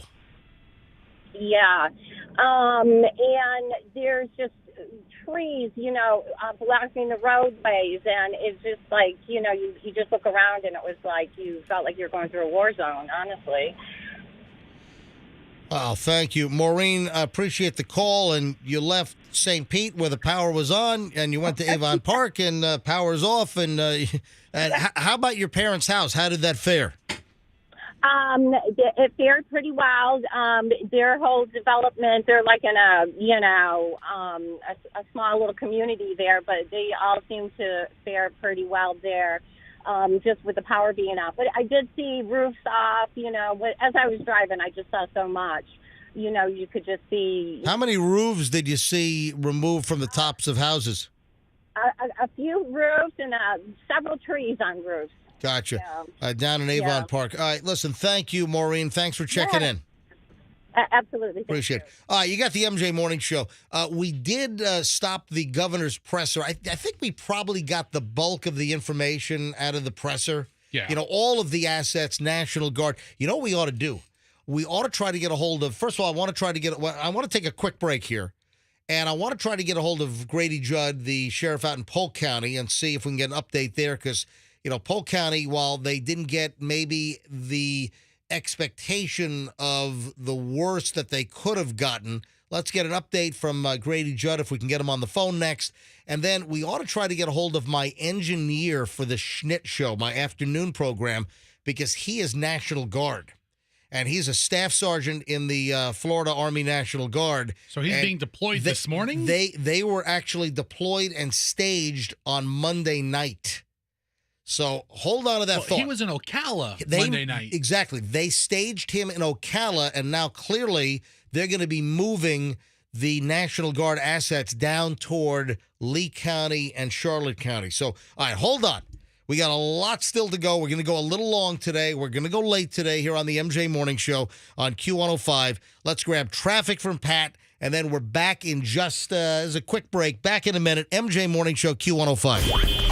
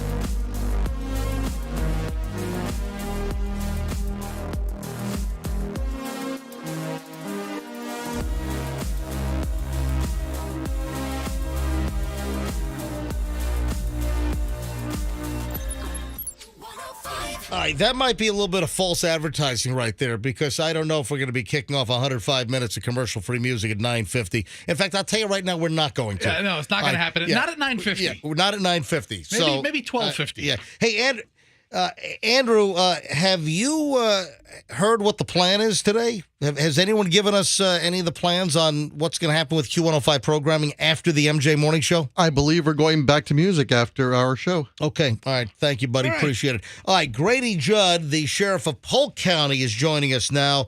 Sheriff Judd, welcome back to the MJ Morning Show. Well, I'm glad to be with you this morning as I'm out in South Polk County watching my deputies remove trees from the roadway so we can get all of these roads open. What is the most extensive damage, or what were the biggest issues for you in Polk County? Well, we're still assessing the damage, so we don't have our arms around all of it. But what I know is I was born and raised in this county, and I'm currently in the south part of the county where the most rain occurred. And I've seen water stacked up where I've never seen water stacked up before. All of the ditches, all of the rivers are overflowing. We've got trees down in roads. But, when you consider the utter devastation in southwest Florida, we're not complaining. We're cleaning up. There's a lot of cleanup to do. There's been a lot of individual houses that are damaged. But we have no problems compared to the problems they've got in the Lee County and Charlotte County area. Sheriff, do you foresee some of the other agencies already have said that they're going to send assets? Are you going to be sending Polk County assets down to Charlotte and Lee to help out? Oh, absolutely. We are working on putting that team together right now. Even though we have significant damage we have to deal with here, we're still sending a team down there. We can do both because that's what folks do. So we have a self-contained team. We have a system and a process. We are in the process right now of mustering those folks. And before the day's over, we'll be in either Lee or Charlotte County, wherever the state decides that we need to be. I've talked to my colleague who is the sheriff in one of my colleagues who's the sheriff in Lee County, and he says it's utter devastation, total devastation. That's is that Sheriff Marcino? Yes, and he says there's deaths, lots of deaths. So that's why up here, when I see and we've been trashed, make no mistake about it, but we don't have issues compared to the issues they have. Now, Sheriff, the big headline this morning, and Sheriff Chronister, just a short time ago, Sheriff Chronister told me that he had been on the phone also with Sheriff Marcino in Lee County, and that the sheriff said that they believe the deaths to be in the hundreds in Lee County. I mean, that is stunning. In 2022, where we do have the ability to evacuate to get out, if that does verify, I hope that is just a worst case guess, and I hope that does not verify, but I can't imagine hundreds of people potentially dead, and that's the fear of the sheriff down in Lee County. I just can't imagine that. But, also, Sheriff, this was a weird situation in the sense that the storm was coming right toward the Tampa Bay area, and the folks in Southwest Florida, Sheriff, they thought that they were in the clear, and they had to scramble. Their prep time and their evac time was truncated. I understand that. But I also understand, if you're familiar with hurricanes as we are, and certainly I'm hypersensitive because of all the hurricanes we've been through. If a hurricane is any place in the area and you're in a flood zone, you have got to get out. Even if you just take a day or two and go, oh, well, I left and I didn't need to. Well, there's folks, that are in really perilous positions. And we don't know how many people may have died in Lee County and Charlotte County yet. But, how many of those folks didn't leave when they could have left, I don't know. I don't want to even go there. But the bottom line is we're all going to help because that's what we do as human beings. That's certainly what we do as Floridians. And that's what we do to protect and serve in law enforcement. So we'll be there. our county assets, EMS and fire, have agreed to go with us. So we're going to be self-contained. We're going to go and help as long as they need our help. And we're also at the same time actively cleaning up in Polk County as well. But once again, we have a lot of damage. The last I heard, we have about 60% of our power out in this county, and that's huge when you have 750,000 people living in the county. Yeah, 750,000 people. Polk County, as far as square mileage, is one of the largest counties in the state of Florida, and that is an enormous number. And to your south, Sheriff, some of the counties like Hardee, DeSoto, some of those counties are near 100% power out. Absolutely, because the worst of the rain, the worst of the wind was in the south half of our county, Hardee and Highlands, because that's where the eye of the storm came through. And at the end of the day, we're all going to work together until we get this resolved. It's not going to resolve itself quickly. We're asking people to be patient, and we're asking folks, look, if you don't have damage you have to tend to, please, please, please help those that do. So if you don't have problems, help those with problems, because it's been my experience it's a lot better to give help than receive help. So we have to all work together. And as a result, we'll come through this a stronger group of people than we were. But it's real. This is all real. So at the end of the day, we need our people throughout the communities, all of the communities, to work together. There's a lot of the trees down and the branches down in your neighborhoods you need to take care of. We are getting the main roads clear so we can ensure EMS, fire, and law enforcement response to true emergencies. And we are doing that, and we'll continue to do that. Yeah, again, all the agencies are asking people, stay off the roads. Don't go sightseeing. Don't go all looky-loo today. Just stay off the roads if you can. Leave the pathways open for the power line trucks. We've got, Sheriff, you probably have the same numbers I have, but approximately 30,000 linemen from around the country are here and staged in Florida or on the way to help assist to get power back on in our counties around the state affected by the outages. Absolutely. And we appreciate that. And it's very important that we receive that help because there is massive damage. This hurricane, as we all watched, blanketed the vast majority of this state, where there's damage every place. And when it comes to people out looking, we have passed power lines that were still operative, and they were hanging down. So if you're driving a high-profile vehicle or trying to pull a camper that's high-profile, you can't get under those power lines. So there's still damage to be done, and there's still people to be injured if you don't pay close attention. So we tell everyone, please stay home and help a neighbor that's got problems if you don't have problems yourself. Sheriff Grady Judd, Polk County. Sheriff, thank you, and best of luck with the cleanup and your assistance with Charlotte and Lee counties where there is some utter devastation, even down in Collier County, for instance, lots of flooding down there as well. Sheriff Grady Judd, thanks for joining us on the MJ Morning Show. And any messages that need to get out, just don't hesitate to give me a text on my cell. Yes, sir, I'll do that. You have a safe day, and remember, it's a great time to help your neighbor. Thank you, Sheriff.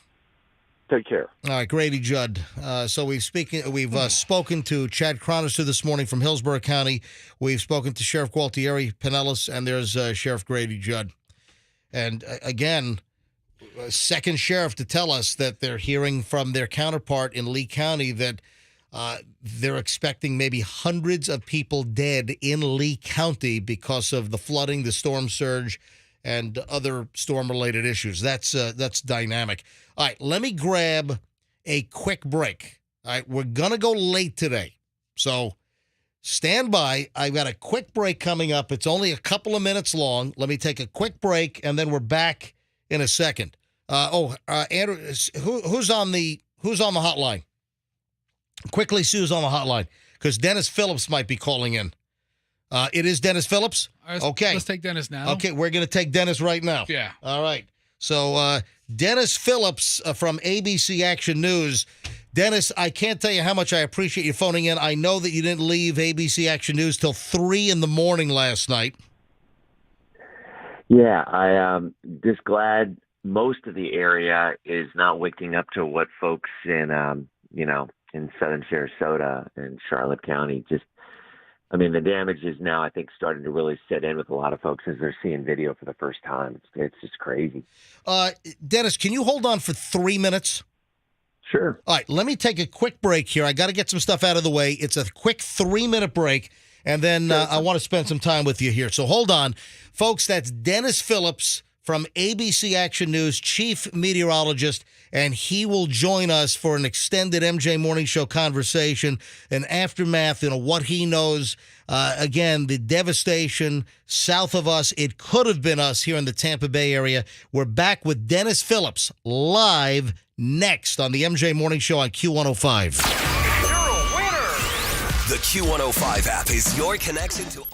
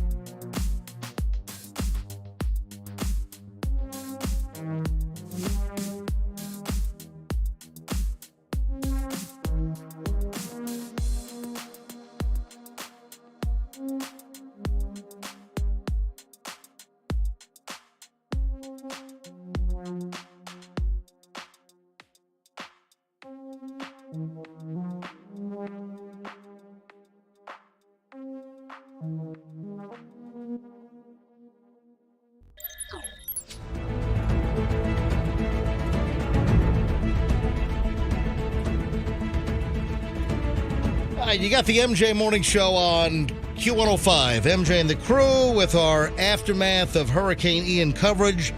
And joining us live once again, Dennis Phillips, chief meteorologist at ABC Action News. Dennis, welcome back to the MJ Morning Show. And I know you had a long day yesterday. You didn't leave the studios of ABC Action News until about 3:30 in the morning, so we highly appreciate you phoning in.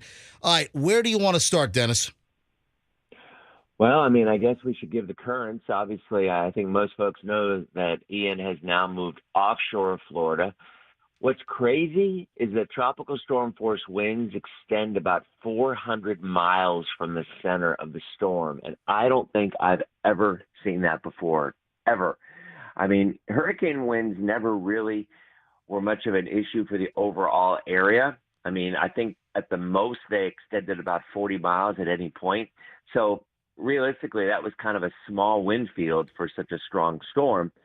Charlie was the same way, if you guys remember. I mean, so we talked about this yesterday morning, that there were so many comparisons to Charlie with his track, but now, you know, it's leaving Florida. There's still tropical storm force winds and tropical storm warnings in effect, just because those winds extend so far. I mean, it was just unlike anything a lot of folks have ever seen. And locally, the big impacts were the rain. I mean, the rain totals. We typically get maybe 50, 55 inches of rain every year in any given spot around the area.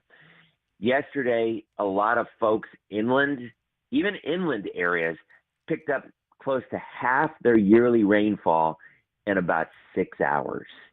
It was just unbelievable. The flooding is, you know, looking back at some of the damage, you know, we're going to be talking about the water. And boy, it's what we always say. It's hide from the wind, run from the water. And the surge, far more than the wind damage, is what's going to be caused most of the devastation anywhere from Naples down to Fort Myers. Yeah, you know, we're hearing reports that the surge along, for instance, Fort Myers Beach might have been as much as 16 feet. Yeah, you know, the Weather Channel yesterday was saying over and over, they had a chyron running at the bottom saying Naples breaking. Naples surge was 6 feet and Fort Myers was 7. I just don't see how that's possible. I don't know where they got that information from. And I think, you know, the Weather Service is still doing their analysis and they issue storm reports. To me, I'm with you. I just don't see how a storm that size and the damage that we were looking at and the water, the video we were seeing, the water is high. I mean, to me, it reminded me more of Katrina. It reminded me more of those pictures of New Orleans where, you know, people were standing on their roof with water coming up. I mean, obviously, New Orleans is a much bigger difference in the terms that it's a bowl and, you know, they're below sea level. But I'm with you. I'm more inclined to think it was a much higher number, although I'm still waiting for official numbers on that. Well, one of the very scary headlines, Dennis, folks, we're on with Dennis Phillips from ABC Action News. One of the really scary headlines, and I hope that this does not verify, the sheriff of Lee County, Sheriff Marcino, is saying that he fears that hundreds are dead in Lee County. That is chilling. Yeah, it's just, you know, a couple of things happened here. Similar to Charlie, you know, you had a track that 24 hours earlier was nowhere near Lee County, was nowhere near Naples. And I don't know if it was people just not having the time to get out and go because of the pretty drastic change over the last 12 hours, or if it was the mindset, it's going to miss us. You know, it always misses us. It's going to miss us. I just don't know. And I would think that area, maybe more than most areas, wouldn't feel that way because of Charlie. You know, 6 hours before Hurricane Charlie in 2004 hit was tracked directly for the Bay Area. 6 hours before, not a day and a half like this one, 6 hours before, that track went right into the mouth of Tampa Bay as a Category 4 hurricane. And around 9:30, 10 a.m. or whatever time it was, it made that turn down to Punta Gorda. So, again, you would think that area from the past would realize you're not out of the woods, even though it looks okay. So I just wonder. I wonder if it was just folks who maybe thought, well, even if it hits, it's going to hit more toward Punta Gorda or areas to the north, and it's just not going to have that kind of effect on us. We'll get some wind. And it's just a tragic example of, again, what storm surge can do. And we have not had any experience like that on the west coast of Florida. You know, Michael did. Michael had a surge, obviously, several years ago as a Cat 5 moving into the Panhandle. But the west side of Florida has pretty much been spared severe surge until now. We had Wilma, which didn't really have a ton of surge. We had Charlie, which had hardly no surge. We had Irma, which did not have a lot of surge because the storm didn't have a chance to rebuild its surge after hitting Cuba. So I think a lot of Floridians in that area, and in our area for that matter, had really not experienced the kind of devastation that surge can occur. Well, also with Irma, remember, took that turn as well, and Irma went up I-75 at the last minute. It started moving to the east of I-75. And in fact, with Irma, we sort of had the reversal where we had the water sucked out of the bay, just like we saw yesterday. And I posted, folks, I got a bunch of pictures from my house and, some of the tree damage at my house in South Tampa, but some stunning pictures of, the canal that I'm on. I'm one lot off of Open Bay on a canal here in South Tampa, and the water is gone. I'm looking at a puddle where there was 7 feet of water. The water is gone, and I've got a bunch of stunning images up on my Instagram. You can give me a follow at Certified MJ Radio. That's Certified MJ Radio on Instagram, and take a look at the pictures. And then, Dennis, I know there was a concern that there could be a little bit of a surge as the storm passed us last night. And with high tide about 4 a.m., 3 a.m., whatever the number was, we had a little concern that the surge could come in. And I was up at, 5 o'clock this morning. I went out to my dock, and the water was coming back in, but it was still dramatically lower than usual. Yeah, I mean, the winds really would have had to come around for the water to come in for a surge. I'll be honest with you. There was still a surge warning in effect. There was still a storm surge warning in effect, and the Hurricane Center had a chance to drop it, and they didn't. And within our department, we're just like, there's no way that those winds are going to come around in time to push that water back into the bay to give us an issue. But you got to go with the experts. You got to go with the Hurricane Center and say, yeah, there's still a storm surge warning in effect. But I mean, I think a lot of folks could read between the lines in my coverage. I'm like, look, the winds might be north-northwest by high tide.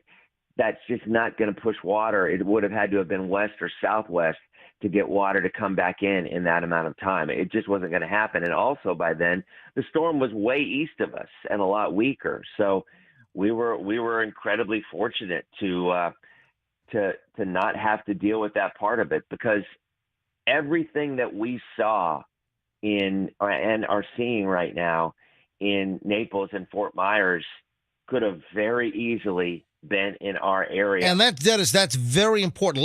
Let's kind of focus in on that for a second, because inevitably in the aftermath of this, I'm going to hear the complaints. I'm going to get the emails. I'm going to get the snarky snide comments on social media. You guys panicked us again, and we prepared, and it didn't hit us. I want those people just to shut up. I don't even want to hear it, because this storm was coming at us. It could have easily come at us. Look at the devastation down in Lee County, in Charlotte County, in Collier County, the flooding in Naples. I saw a whole fire station was underwater. Their fire trucks were underwater down in Naples. And I just don't want to hear people complaining. I would rather prep. Listen, Dennis, I spent $1,000 on non-refundable hotel rooms. So I spent $1,000 because I'm in South Tampa. I'm in an A flood zone. Now, when I built my house in 2003, when Don and the crew down at the city of Tampa approved my plans on my house, I was in an A10 flood zone. So I said, okay, the flood zone is A10. I said to my architect, I want to go to a little over 11 feet. Let's build another foot above what the code was. So I built my house to 11 feet 3 inches. So I built it 15 inches above what the flood stage was. So a foot and change. And, since then, as you know, Dennis, they've revised all of the flood areas. Now my house is in an A12. So I'm close, but, I'm still a little below. But the point is, I would rather prepare all day long. I spent $1,000 because I knew hotel rooms were going to fill up, and they did. So when we had this track coming at us on Monday night, I said, or Monday afternoon, I said to Michelle, my wife, I said, go on, get on your hotels.com and get your free room or whatever it is, and book us a hotel. I found a hotel it's the Marriott Residence Inn right at Boy Scout and Lois. And it turns out, Dennis, that's a D zone. That's a D like Delta, close to my house. So we booked it, and 4 nights. I booked Tuesday, Wednesday, Thursday, and Friday nights, not knowing. I would rather prepare and not need it than need it and not have been prepared. Yeah, I did the same thing on my web show that I have. A week ago, I went on and told people I had gone on Hilton.com and booked a week, and I found a refundable. You could cancel within 24 hours of arrival because the models were showing it. And I mean, I'll be perfectly frank about the forecast. Your original point was some people are going to be ticked off. Look, I get it. I mean, I do. If I had spent the time. Well, I did, but I mean, if for the folks who spent the time and the money to prepare, it's frustrating, and I completely understand that. And I wish that the forecast had been better all around. I mean, the European model nailed it. I mean, it did. It nailed it 10 days out.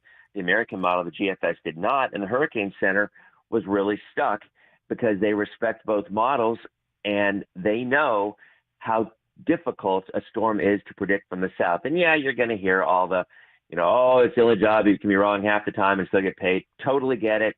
Those used to bother me. They don't anymore. And on a day like today, especially when I'm looking at what happened to our south, instead of being angry or frustrated, man, I would count my blessings, because regardless of whether you think it could or couldn't happen in this area, it has before. It happened in 1921. It's going to happen again. It could have very easily been this storm. It wasn't.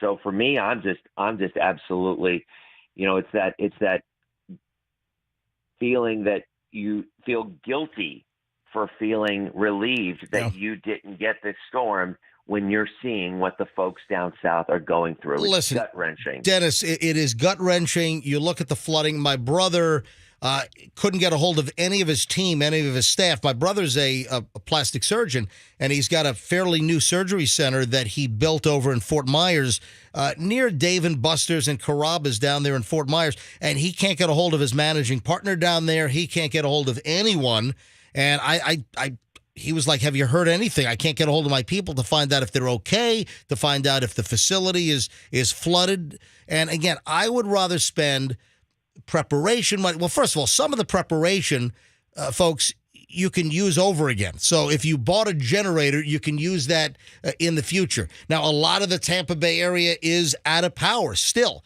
The state of Florida, Dennis, 2.5 million, or significantly over 2 million people without power in the state of Florida right now. And that number, that's just customers. So I think I might have said people, but it's customers. So you have over 2 million customers. Those are accounts that are out of power. And obviously homes have more than one person in them. So it's a lot more people, to clarify.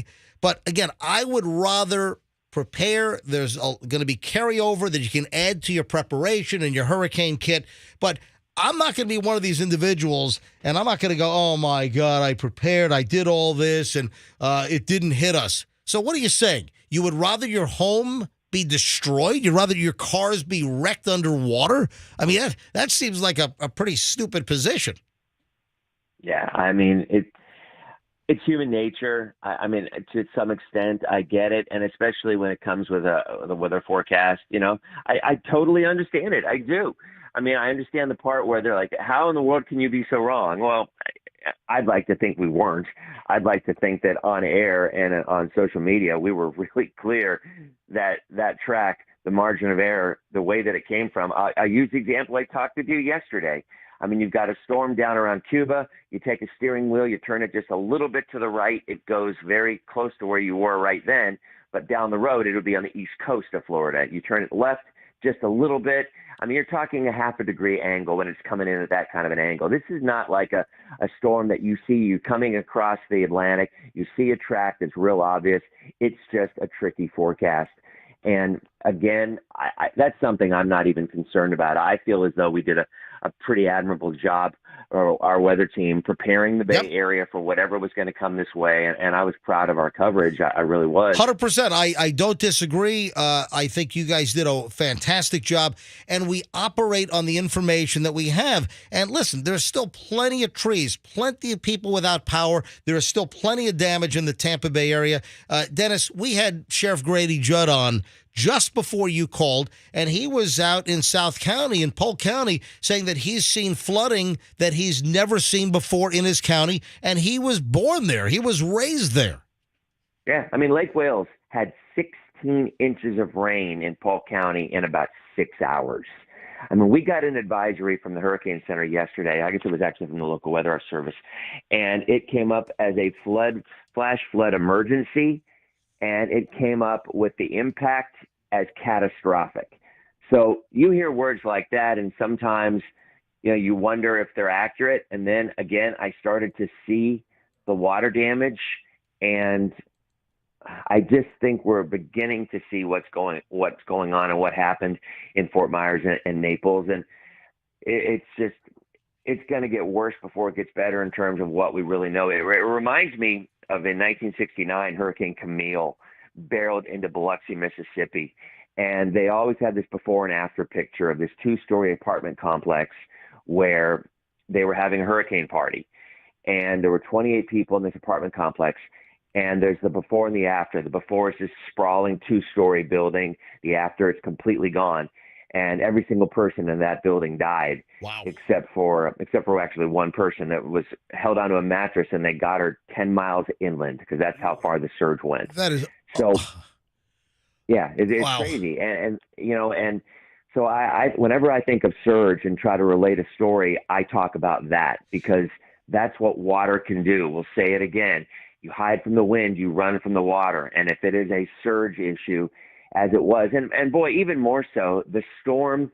I mean, everything about it just was worst case scenario. A lot of times, as storms are approaching our area, they've weakened in the past. Well, Ian strengthened and got pretty much the Cat 5 status. I mean, who's going to split hairs?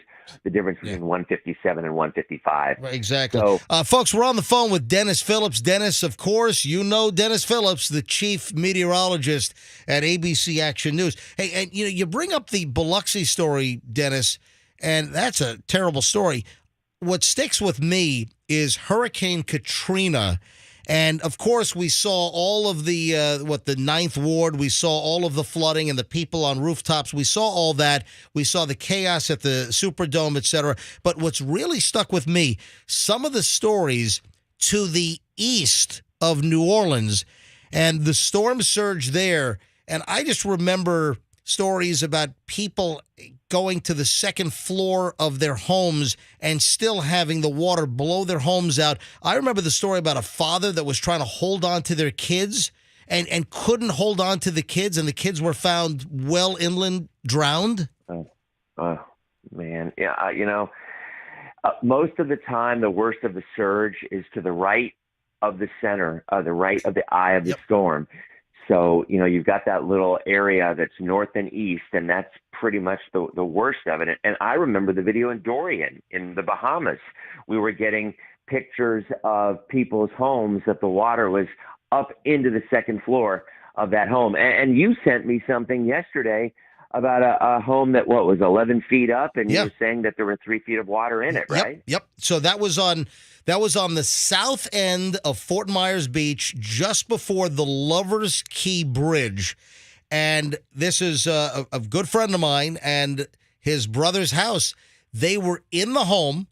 The water starts rolling in. Once a foot of water got into their home, and they were built up. They said they're about 11 feet up. And they started getting water in the home at that elevation, and they said, we're out of here. So they got over to a neighbor's house, and they were elevated even a little bit higher. So they were able to wade through the water to get across the street to get in the second floor because his was only a first floor built up. The neighbor had a second floor, and they were able to get into the second floor because that neighbor evacuated, heeded the warnings, get the hell out of here. But the neighbor gave my very good friend's brother the key to their place at Fort Myers Beach and said, listen, we're up higher. We got a second floor. If you need it, here's the key to my house. They needed it. They went into the house. They were up on the second floor, and I sent you a picture of their pickup truck, and that was just when the water was starting to come up. So that pickup truck, the water is almost up to, I think, the windows. Both of their cars across the street were completely submerged with feet of water above the vehicles, and that was Fort Myers Beach on the south end. Yeah, and that was surge. I mean, right there, that's obviously completely surged. The flooding that they had in Polk County that Sheriff Judd was talking about, that's just rain. That had nothing to do with surge. That had nothing to do with water being pushed. And we got to worry about this. And so let's, with the rain and the rivers, the Peace River, the Alafaya, we could have several days of flood damage and flood problems that are going to present going forward. So what are your thoughts on the inland flood issues now? Yeah, I think it'll be several weeks. Usually when rivers flood like that, it takes at least a week for that water to come back down again. And some of those rivers, like in Pasco County, they don't have to worry as much about it. Manatee County, obviously they would. I mean, we've all seen, if you've lived here for a while, the rivers have a tendency to flood. And when they do, it takes a while for them to go down. I have yet to really see the video of or really get any reports from, eastern Manatee, Hardy, DeSoto, and Polk of the water and the flooding that happened yesterday. I'll be honest, I've been just completely enveloped in the forecasting part of this tool. And like you said, I think I was on the air about 18 hours. And so at 3:30, I drove home for a few hours, and because I don't know, it's easier to sleep. And we did have power. We never lost power. I'm in Palm Harbor, and we want to hear something crazy. So I drove from the station, which is Raymond James Stadium, right across from the stadium, all the way down Hillsborough Avenue, all the way to US 19, all the way to Palm Harbor. Not a single car on the road. Not a single car on that drive. So at least the folks, took heed locally and stayed put, because that was, talk about eerie. Yep. I mean, that was just eerie. And I didn't really see a lot of damage, a lot of tree limbs down. I didn't really see any trees down at all, but I'll say it again, we just lucked out, and it's to see what they are going through down south.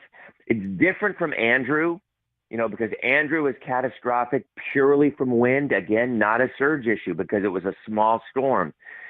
And this one is just another animal entirely. And I think you're right. I think we've yet to see most of it. And it does have that feel of Katrina, the aftermath, with people standing on the water and on their roofs, waiting for people to try to rescue them. And it's gut wrenching. I can't think of any other way to say it. Dennis, I just got a text from a friend of mine, and he says, ask Dennis about the Icon model. Was that the most correct model? What is the Icon model? They're all, a lot of them are all subsidiaries of other models. Honestly, the UK Met, which is the British model, nailed it probably better than any model did, along with the Euro. The Euro was the only model for the longest time that had it in the west coast of Florida, and it never backed down. It never budged. And finally, as the GFS was completely out to lunch all over the place, as the Euro stayed on the West Coast, but it brought it up into our area. It brought it up into the Bay Area. So at that point, that's when the Hurricane Center tracked the forecast farther north, closer to us. Because if you remember earlier on, it was well offshore, and we were right on the fringe as it was going to go north. Because all they did, and this sounds ridiculous, but it's just the way it's done, is if you have two models, good models, solid global models like the GFS and the Euro, a lot of times if they're split like that, they average the two together. It's called a blend, and that's what they do until there's agreement between the models. And that is what the Hurricane Center does in their forecast. And then they release their official track. And 9 times out of 10, it's just taking all the models, all the ensembles, and kind of averaging them together to get a point. And it's kind of infantile as that sounds in a lot of ways. It actually works most of the time, but it doesn't work all the time. And as the models shift, the track will shift along with it. Now, the Hurricane Center does baby steps. They do not make drastic changes to their forecast because I know the models can make drastic changes every 6 hours back and forth. Irma, it kept going East Coast, West Coast, East Coast, West Coast every 6 hours. So how in the world do you prepare for that? Yeah. You got a hurricane that's going to come up the East Coast or the West Coast. Totally different. So, Irma was the same kind of setup, truth be told. I mean, and I remember the same thing afterwards.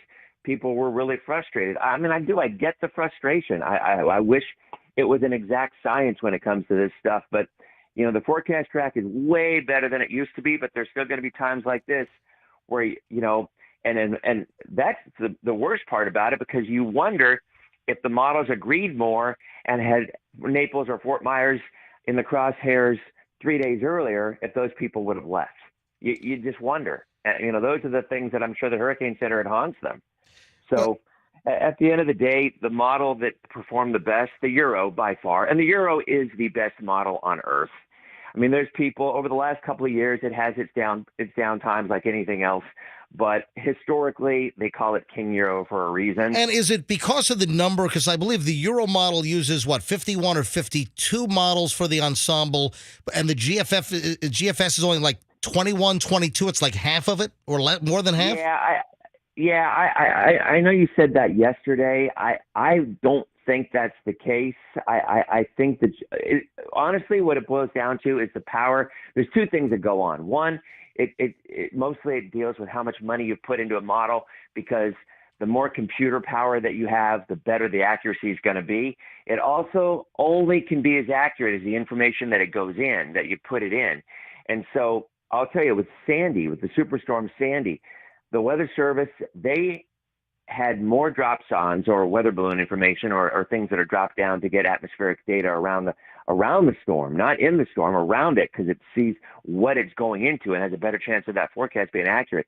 Sandy was an insanely difficult forecast, and it did a crazy thing. It went up, it went right, it went left, and the models nailed the forecast because they had so much information that they put into it. Yep. They did the same thing with this storm.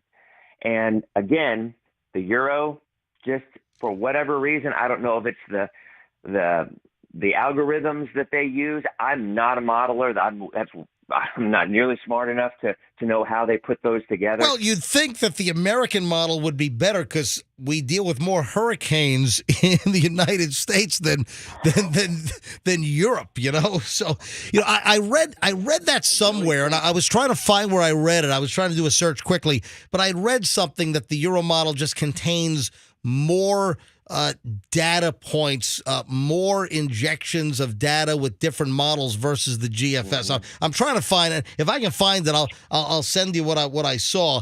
And that's why I had mentioned that. I know I read it, and I'm trying to dig it back up. Now, you had sort of coined the phrase yesterday that Ian was Charlie 2.0. Yeah. And you look at landfall. I mean, it hit Punta Gorda again. We had two landfalls, and the first one, and I'm guessing that a lot of Floridians, we've heard of Sanibel, we've heard of obviously Boca Grande, but I've been here. I've been in Florida since 1992, and I've never heard of Cayo Costa, and that's the little barrier island that took the eye wall. So Cayo Costa, and then it went into Punta Gorda. Yeah, there were two landfalls released by the Hurricane Center. The first one was, as you mentioned, the barrier island, and the second one was the mainland, and it was Punta Gorda. And it was almost identical. The track was just insanely close. And you go back 10 days and you look at some of the European track, it's what it showed. It really did that far out. But the closer that it got, there were all these little subtle things that could have happened. And I just can't stress enough in terms of the angle that storm's coming in at. Just a little turn south of Cuba turns out to be a 50 or 60 or 100 mile change. Matter of fact, even yesterday, there was a little wobble in the overnight as it was ready to move on shore. And if you remember the earlier advisory, the 11 o'clock advisory, the Hurricane Center had it down closer to Fort Myers and down actually a little bit farther south. And then overnight, it did a little wobble to the northwest. And you will not track wobbles. You don't do it. It's pointless in terms of trying to see how that. It's at that point, it is purely looking at the radar and determining what it's doing, whether it's a wobble or whether it's a jog. And the Hurricane Center actually bumped up the track about 30 miles to the north because of that little wobble 100 miles offshore, because a 15-mile or a 10-mile wobble right there turns out to be a 30-mile change in track. And when they're trying to pinpoint the exact spot of location of landfall, that matters because it's obviously the difference between Sarasota and Fort Myers. And when you've got such a populated area like we have, obviously that really matters. And, I'm sure that after people see, I would hope after people see the devastation, they might wait a little bit before bashing the Hurricane Center and the track. But I mean, you go on Twitter, it's already out there, and that's just what it is. But as you said, I would rather be prepared and just, eat the preps literally in a lot of ways, a lot of people with their hurricane snacks, and just be thankful that we didn't get it. And I'm looking out the window right now at, a lot of stuff in my backyard. And I'm like, again, all you have to do is open your eyes and open your heart a little bit to what the folks down south are going and be thankful as opposed to ticked off that we didn't get it. I mean, why would someone be angry that they didn't get a Cat 4 hurricane hit them? I don't even get it. Yeah, and that's exactly what I've been saying all morning long. For those that prepped and want to complain, I did all this, they evacuated us and it didn't happen. So you're telling me you would have rather it happened? Of course not. Some of the stories, Dennis, that we've heard from south of us, we had a caller earlier who was in Venice. And as you know, because you tracked the rainfall last night, Venice had upwards of 20 inches of rain? Yeah, we had a reporter right in the middle of it. And overall, the wind certainly was an issue in a small area. And we were telling you this yesterday. Normally with a system, even a larger system, normally you've only got about a 5-mile area where you have those extreme winds. I mean, you might see Cat 5, 158-mile-an-hour winds or something, and you see that, and you're like, oh, my God, the entire area has winds of 155. No, those winds are very, very small. In fact, the way it works is the hurricane hunters fly into this thing, and if they can clock sustained winds of whatever it is for 60 seconds, that's the maximum winds. So that number that you're looking at is not what everybody's going to get or even what a large portion is going to get. It is literally the maximum winds in that storm, and it's always a really, really small area. So I tell people, don't focus on those high wind levels because you personally, where you live, the odds of you being impacted directly by those winds obviously are very small. I mean, somebody's going to get it, unfortunately, quite often, but at least for people at home, you don't have to worry as much about that overall. You got to be prepared for the possibility, but the odds for you are much smaller. But the water, again, that's what you just can't do anything about. You can't get away from the water. I mean, and it was even in Polk County, for heaven's sakes. And that storm was barely a hurricane by then and still was dropping 20 inches of rain in a 6 or 7 hour period. And I'm with Judd on that. I'm not sure I have ever seen rainfall totals like that or even close to that in our area in such a short period of time. A lot of folks locally talk about Ada because a couple of years ago, it was just a tropical storm. That's the expression we always use. Oh, it's not even a hurricane, it's just a tropical storm. A weak system still caused severe flooding, and people had really significant damage to their homes along the water just because of the way the water moved. So more often than not, most of the devastation, most of the catastrophic damage is going to be done by water, as opposed to, yes, tropical storm force winds extend out 400 miles from this storm, but that's a nuisance. I mean, in most cases, that's a nuisance. That's you might have a tree down, and that's not a nuisance. That's more than that. But Most of the time, it's a power outage. Most of the time, it's picking up a lot of trash that fell or a tree. Yeah, it's not picking up your life and slamming it to the ground and having 1,000 pieces. You got the MJ Morning Show, MJ here, along with Fester, here on Q105. We've got Dennis Phillips on the line. Dennis Phillips, of course, the chief meteorologist of ABC Action News. And with that water and the rain accumulation and the massive rainfall, and again, you just said that you've never seen anything like this. 20 inches of rain in Venice. The caller that we had said that there were cars, too many to count, that cars were abandoned and flooded and underwater all over Venice, down in southern Sarasota County. Yeah, again, I think what happened, I really believe this, is you got folks that just didn't think they were going to be part of it. And I mean, that's a Florida thing. We all know it. There's definitely a reputation of Florida being like, I'm not worried about it. It's not going to hit us, or I've seen worse. And that's kind of what happens sometimes. So, from Naples up to Fort Myers, and up to Venice, the water was definitely the most devastating part. Northport also, you look at what? You look at Dennis, Venice, Northport. Northport also hit hard in this. Weren't they in the eye wall for like a couple of hours? That eye was, and that's a great point. The eye was 40 miles wide at one point. The eye was as big, and for those who aren't familiar, the eye usually has calm weather, right? And then right on the perimeter of the eye is the eye wall, which is the worst of the wind. It's by far the extreme wind. And a lot of times that eye wall might only be 5 miles wide, all right? So what happens if you were right on the edge of the eye as that storm was moving north, you would have stayed in the eye wall the entire time. And Venice was one of those spots on the western eye wall. And yeah, for a good 2 to 3 hours, they were in that eye wall because it's 30 miles long and it was moving 10 miles an hour. So for 3 hours, you had some of these places on the west side and unfortunately on the east side that were in the eye wall. They never made it to the eye because they stayed in the eye wall the entire time. And I think that's probably where you're going to get most of your damage.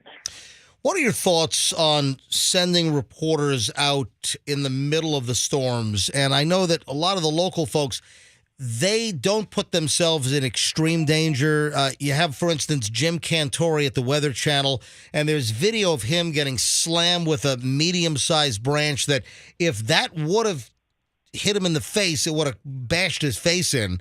What are your thoughts of, holding on to, street signs? And is that weather porn? What are your thoughts? I mean, I don't know how you describe it, but it's one of those things that people are going to watch. And it is what it is. I will tell you, in our conference calls within our company, and we always have, all the head honchos and all the people within the company in the conference calls prior to these storms. And I hear it over and over again. Look, we want to show the people what's happening because there is an interest. And by the way, you do not have to, you don't have to ask twice for reporters to go out and do that for the most time. They don't mind doing it. But everything in those conference calls is, yes, you want to show the people what's happening, but it absolutely has to be in a safe spot. 20 years ago, man, that was not the case. 20 years ago, news director would be, get your butt out there, get in the middle of the storm, and I want to see every single thing out there. And we had a reporter, and I know you remember him, Don Gourmet. Oh, sure. Was a reporter who was known for that because he went out there, and you didn't have to twist Don's arm to go because it was something that he got a ton of recognition, and it was a good thing for him in this business. He texted me a couple of days ago. People still come up to him, and he's the hunker down guy because he was the guy who was in Charlie. So the answer to your question is, look, I get it. Maybe in a perfect world, nobody would go out and do it, but people will, people will watch, whether they're watching because they want to see what's happening or they're watching because they think Cantori's going to get hit by a branch. I don't know the answer to that, but I do believe for our company, at least, and I'm not just towing the company line here. I mean, I've heard the conference calls over and over again. Yeah, they want people to see what's going on, but none of that ever sacrifices safety on their part. And our reporter, Michael Paluska, I mean, it happened on air yesterday. He was out there and he was doing a live shot. Now, I was interviewing him, and our reporter, Eric Moore, as the wind started to pick up, he walked out over and said, "Nope, we're done. That's it. Let's go." And they walked out of the live shot, cut the live shot, and they went into a safe spot. And then they did the report later from a little area. You know, you get some of those photographers that have done this for 30 years. They know where to be safe. I mean, they know the safe spot. And if the storm changes, and they call us constantly, and if the storm changes direction, they pick up and move. I mean, I'm not saying it's completely safe, but yeah, my thoughts on it, my thoughts are people will watch it. And if people will watch it, somebody's going to do it. You know, Dennis, as today goes on, we're going to get a further picture of the damage. And I think that the damage we're going to see from Collier County and Naples up through Lee County and into Charlotte County, and then, again, the inward path through our central counties, I think the damage that we're going to see beginning with TV pictures that we haven't seen yet. We've seen a lot of the flooding. We've seen some of the surge. We've seen some of the webcams. We've seen, for instance, you saw that the approach to the Sanibel Bridge, the causeway approach, a giant chunk of road is gone. Like a Lego block was taken out, and it is gone. So the damage we're going to see, I think, is going to be absolutely dramatic over the next couple of days here. The video we're going to see, the aerial shots, the on-the-ground shots, and I'm just hoping that the sheriff of Lee County, Marcino, I'm hoping that his prediction of his fear of hundreds dead in Lee County in the Fort Myers area, I'm hoping that does not come to fruition. Now, I also saw, Dennis, that, and tell me if this stat has held up, that it's believed that this storm is going to be tied for the 5th strongest hurricane to ever hit the United States. Yeah, it's how they base it on. And you know, like Wilma had a pressure of 892 millibars. So, you know, it depends on what scale you use. Do you use a scale that wins at landfall? Do you use a scale at pressure? Do you use a scale on damage? And then you change the damage amount based on inflation, based on the time of, you know, when it occurred. But yeah, I saw the same thing. And it seems reasonable. I mean, that hit an area with just an intensifying hurricane coming in at that angle, pushing that kind of water. And especially, I hate to say it, but kind of last minute.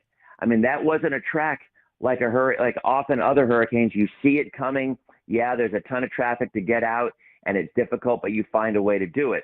Because there was such a drastic change in the track from Tampa to Fort Myers in a 24-hour period, I just kind of wonder if some of the folks said to themselves, well, you know what, it's too late anyway to leave now. We're going to be fine because it's just going to be, you know, some wind and some rain. And I just think sometimes that's Floridians' mentality with hurricanes because we're so used to them. And in Tampa, they usually miss us, right?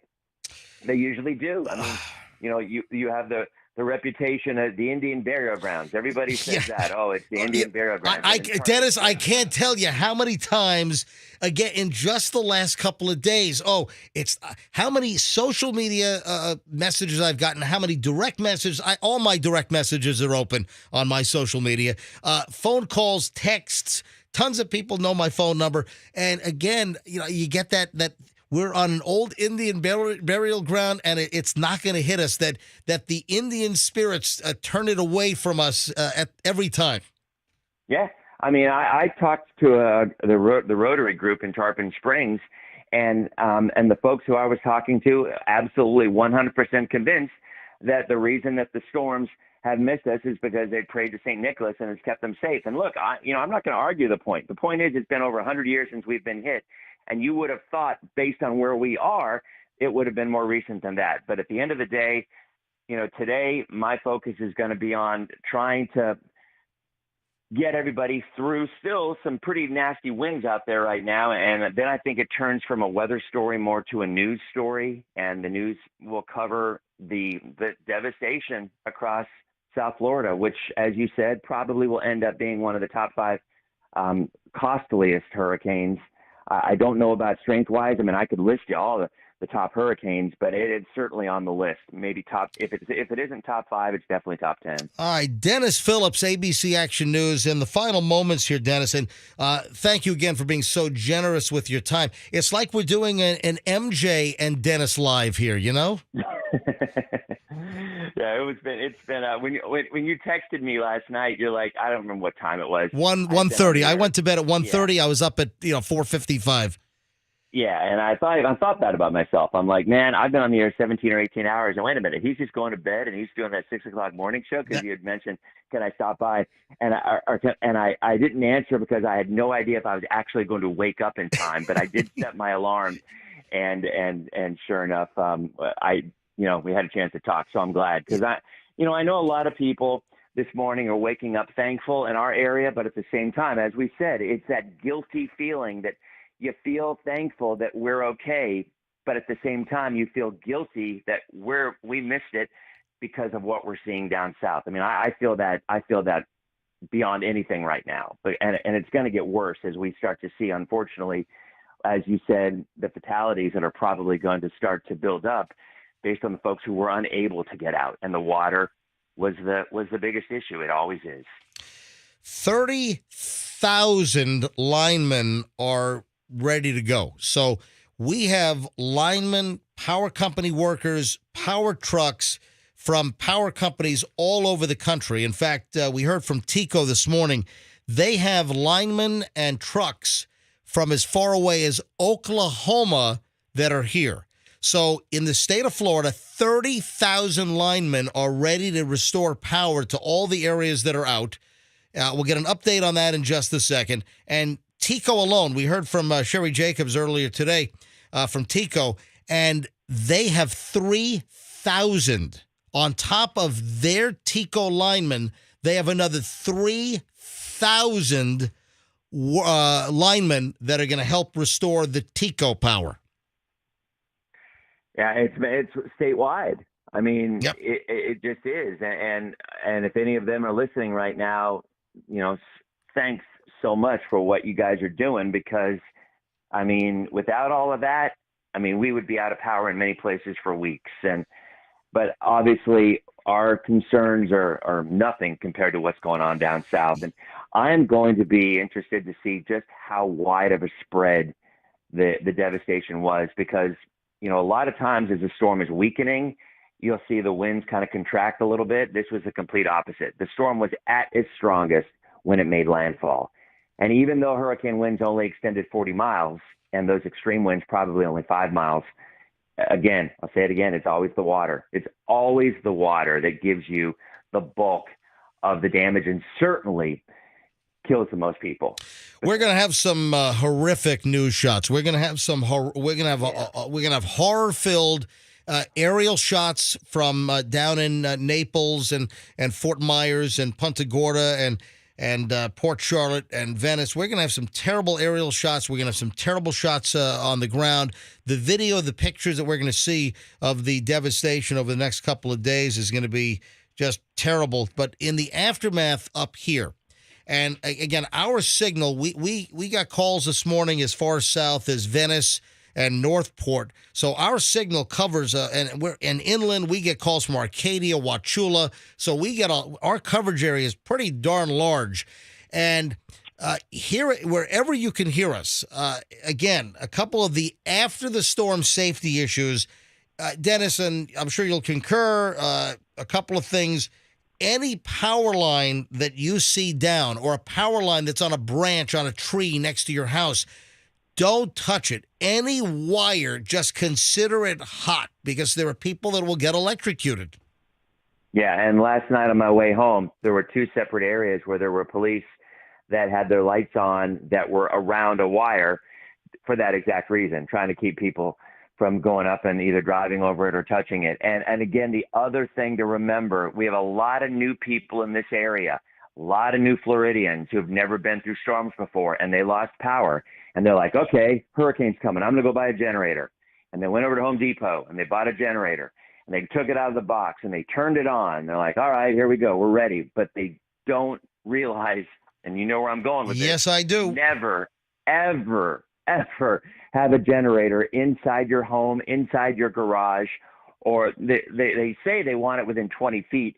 I think probably 15 to 10 is probably okay. But at the end of the day, you will die if you have a generator in your home and you run it during a storm for a prolonged period of time. And it happened with Irma. Family of 4 died from carbon monoxide poisoning because they were running a generator, and it wasn't in their home, it was in their garage, but it had ventilation that got in, and they died because of it. So if you're listening, never run a generator inside your home or your garage. Always keep it in a well-ventilated area. Or even close to the side of your house with a window open. You don't want to do that either. You want to make sure that the ventilation is proper, and you don't want CO poisoning, folks. And also, if you're running a generator, I highly recommend you pick up an inexpensive carbon monoxide detector.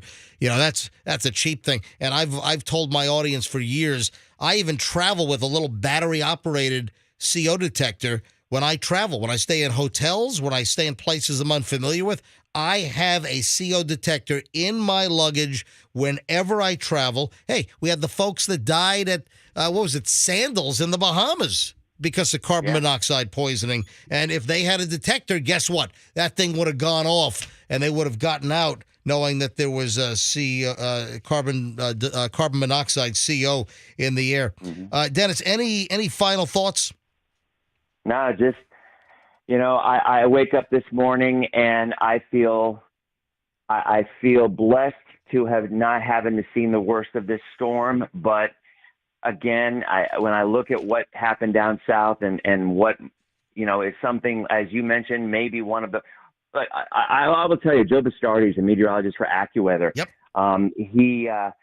He predicted 5 or 6 days ago, and Joe is a cowboy and likes to overdo the prediction. It's one of those things that he'll predict the most extreme thing, and every now and again he'll be right. Well, this time he did predict. He said this is going to be the worst natural disaster to ever hit the state of Florida. He said it about 5 or 6 days ago. And in this case, he might have been right, because I think the more that we see, and if you're correct in what the sheriff in Lee County was saying about fatalities, that will be the worst storm. I don't know how many people died in Andrew. I can't remember off the top of my head. I certainly know Katrina was probably end up being a larger disaster in terms of the number of people that died. But boy, when you're talking about something like this, it's just, you don't know what to feel. I keep saying I feel happy that my house is here and happy that most of the people in the Bay Area are okay. But how do you feel happy? You feel guilty about it when you're looking at what's going on down there, because it's just devastating. So we hope that maybe we helped a little bit with local folks. And I'll tell you what, you know this as well. Used to be back in the day when a storm was coming, people either had to watch the Weather Channel. And I'm talking family or friends. I'm talking about people who live in New York and people who live in Ohio and people who live in Wisconsin, and their family, trying to watch and get information on their area. Well, now streaming has really, really helped, because those people, the national media, the national weather media is just not able to give you the kind of coverage that the local is, because they don't know the area, our local area, like we do. And those streaming opportunities were really helpful with this storm. I just got an email. I just opened it before I called you from somebody in England saying they were following us because their daughter goes to UT, and they were appreciative. So, having the technology out there to at least inform the people what's going on, it certainly can be helpful during a storm. But my final thought is, thoughts to everyone and their families down there, because it's going to be a long time before they recover from that one. I mean, Andrew took years, and Charlie took up to a year, and you got to figure this one's going to be every bit as bad. Did you see, before you go, did you see the guy inside the Hurricane Hunter? Did you see his comments? Did you see his video? No, I didn't. Yeah, let me play this audio for you real quick. This is Nick Underwood, and the story is that he's part of the Hurricane Hunter team. This is the reconnaissance aircraft from the National Hurricane Center. This is the flight that took off from Keesler Air Force Base in Biloxi, Mississippi. And they went on a 9-hour flight. And this was not the P-3 Orion. This was one of the Biloxi flights from NOAA. And listen to what he said. And this is really amazing audio. And he's done a number of these flights. And he was very clear on what this felt like. Listen to this audio, Dennis. So he's in the plane. All right, listen to this. Nick is with me now. Nick, 76 flights, 6 years of storms. You say this was the worst of your career. I mean, it makes me terrified to even watch that. But the bed's thrown to the ground, everything spilled. What was it like? It was definitely the roughest flight that I've been on. As you said, that was my 76th hurricane penetration. So it's 76 times into a hurricane and back out the other side. And out of all of those, that was absolutely the worst. There was a ton of turbulence, both up and down, and the lateral turbulence, which is honestly the most unsettling part of it. It was something else. So he's been on 76 flights, and he said that it was the worst that he's ever felt on that Hurricane Hunter aircraft.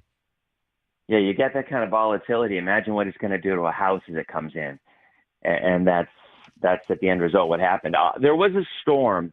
I don't remember the name. It was about 7-8 years ago. I don't know. I can't remember the exact date. But anyway, it was in the Pacific, and the storm, the Hurricane Hunters flew into it, and it's the only time I ever remember this happening. They flew in, and you're looking on the graphic as it's going in because we get real-time data as it's coming in, and you've got a little picture of the plane, and the plane went up, and then it turned around and went back.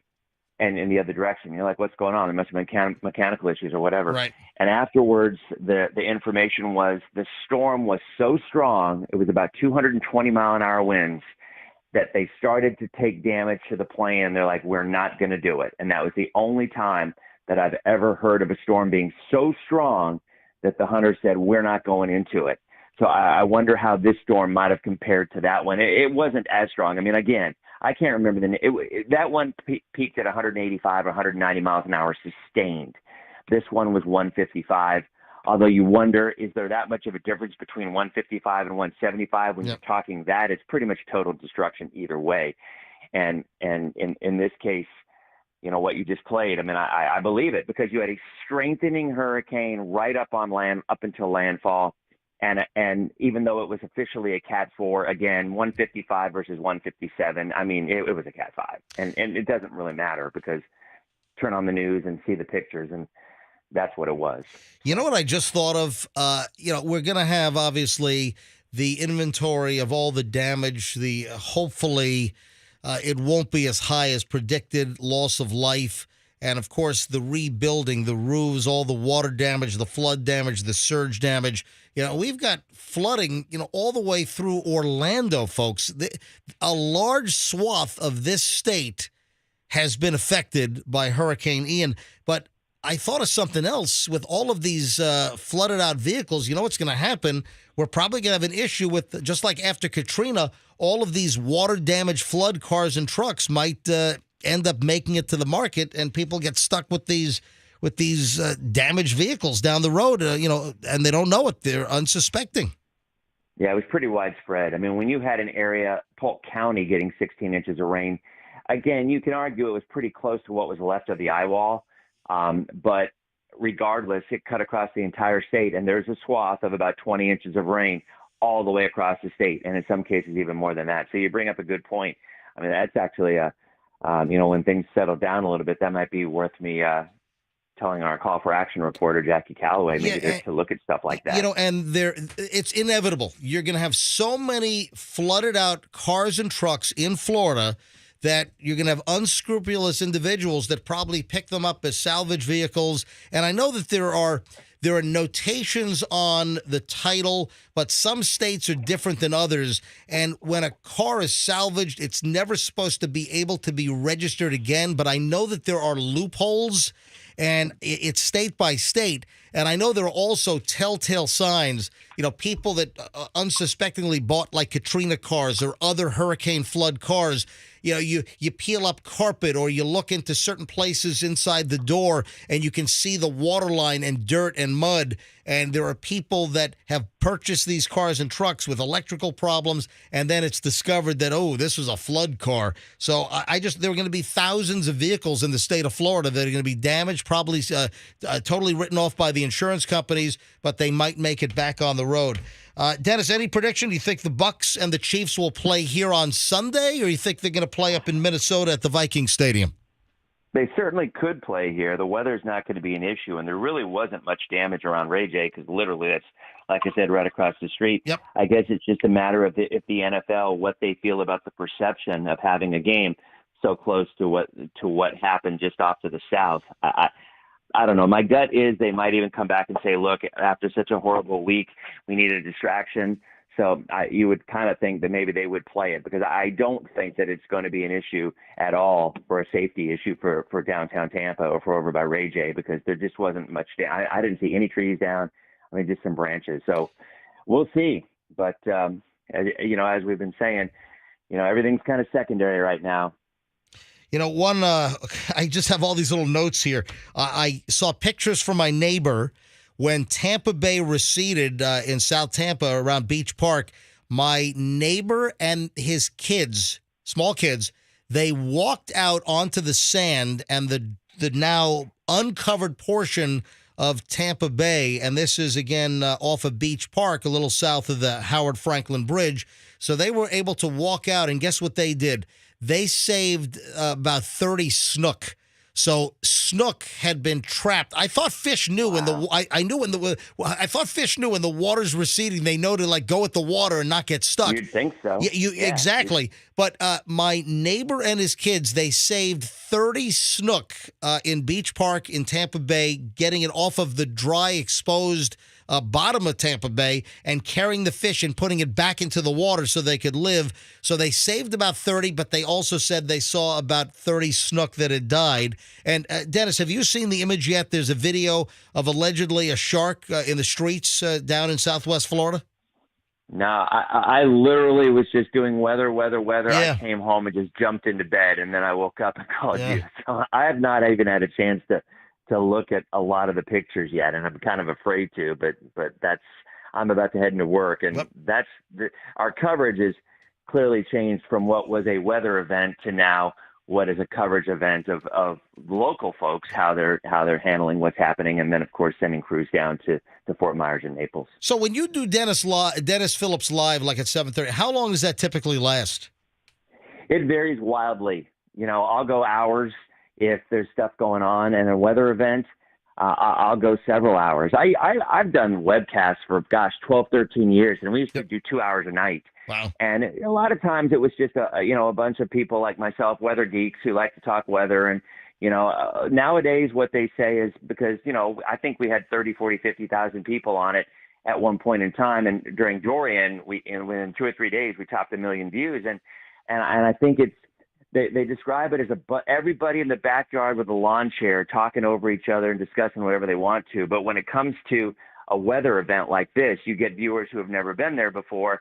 And I'll sit there and answer every question I possibly can. I mean, I have nothing else to do until the 11 o'clock news. So I just sit there and it's helpful for people, especially who don't have the ear a lot of times of maybe an expert in a certain area in terms of what's going to happen. And people want to know. I mean, they'll watch TV or they'll go on the internet, but at the end of the day, people will message. It's so different how things have changed. When I was growing up, I remember sending a letter to a couple of meteorologists in Detroit and ask them about doing the weather, and they would send me a map or something.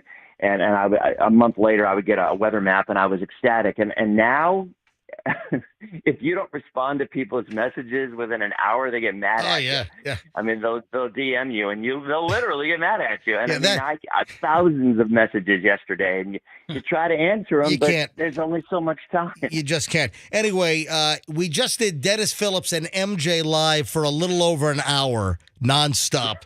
So, Dennis, thank you, buddy. Dennis Phillips, chief meteorologist at ABC Action News, who did a marathon session on TV yesterday on ABC Action News. And of course, I thought you were talking about the marathon session interview he just did with you on the radio. We just did that. And of course, we are the radio partner for ABC Action News. So you heard Dennis Phillips and the team all day here on Q105 and our other Beasley stations yesterday. All right, Dennis, head on into work. Thank you for the time, buddy. And do you think we're done for the season, or should I not Probably even? Not. Yeah. Probably not.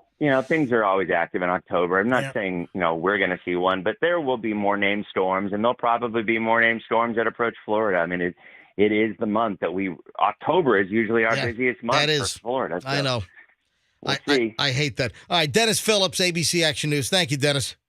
Take care, guys. All right, bye-bye. All right, before we get out of here today, and this is an extended edition of the MJ Morning Show here on WRBQ HD1 Tampa, a Beasley Media Group station. I want to grab calls, and I want to talk about the charity operation that Beasley, our parent company, is getting involved with. But I want to grab some phone calls here quickly. Where are you in the Tampa Bay area? Where are you seeing the power trucks? Because the linemen are hitting the road now. So the sun clearly has been up for hours. They were waiting for winds to die down. The power trucks, I'm sure, are hitting areas. So if you are in a neighborhood or if you're around town, let's grab a final round of phone calls here. Again, observations: is your power still off? Has your power come back on? Did your power go off during the day yesterday or last night? And then has it come back on? And what time did it come back on? So the number to get in here, or any other observation. Have you heard from people down in Southwest Florida? Have you heard from friends or relatives in Port Charlotte, in Punta Gorda, in Naples, in Fort Myers? Some serious devastation, serious damage. So any aspect of the aftermath of this storm, of Hurricane Ian, phones are open here. We'll do one final set of calls before we get out of here with our extended coverage. 800-990-1047. That's how you get in. But I'd also really like to hear about if you're seeing the power trucks hit the road. Are you seeing power trucks working on lines where you are? What are you witnessing right now? Or any tips, any observations, any questions? We'll try to answer them. We'll do another final round of phone calls here on the MJ Morning Show. 800-990-1047 is how you get on. 800-990-1047 if you want to fire up the phones. And I'd like to know what you're seeing as far as the power trucks. Are you seeing the linemen? Remember, we have 30,000 linemen that have come to assist us here in Florida. 30,000 from out of state that have come into Florida to help us out.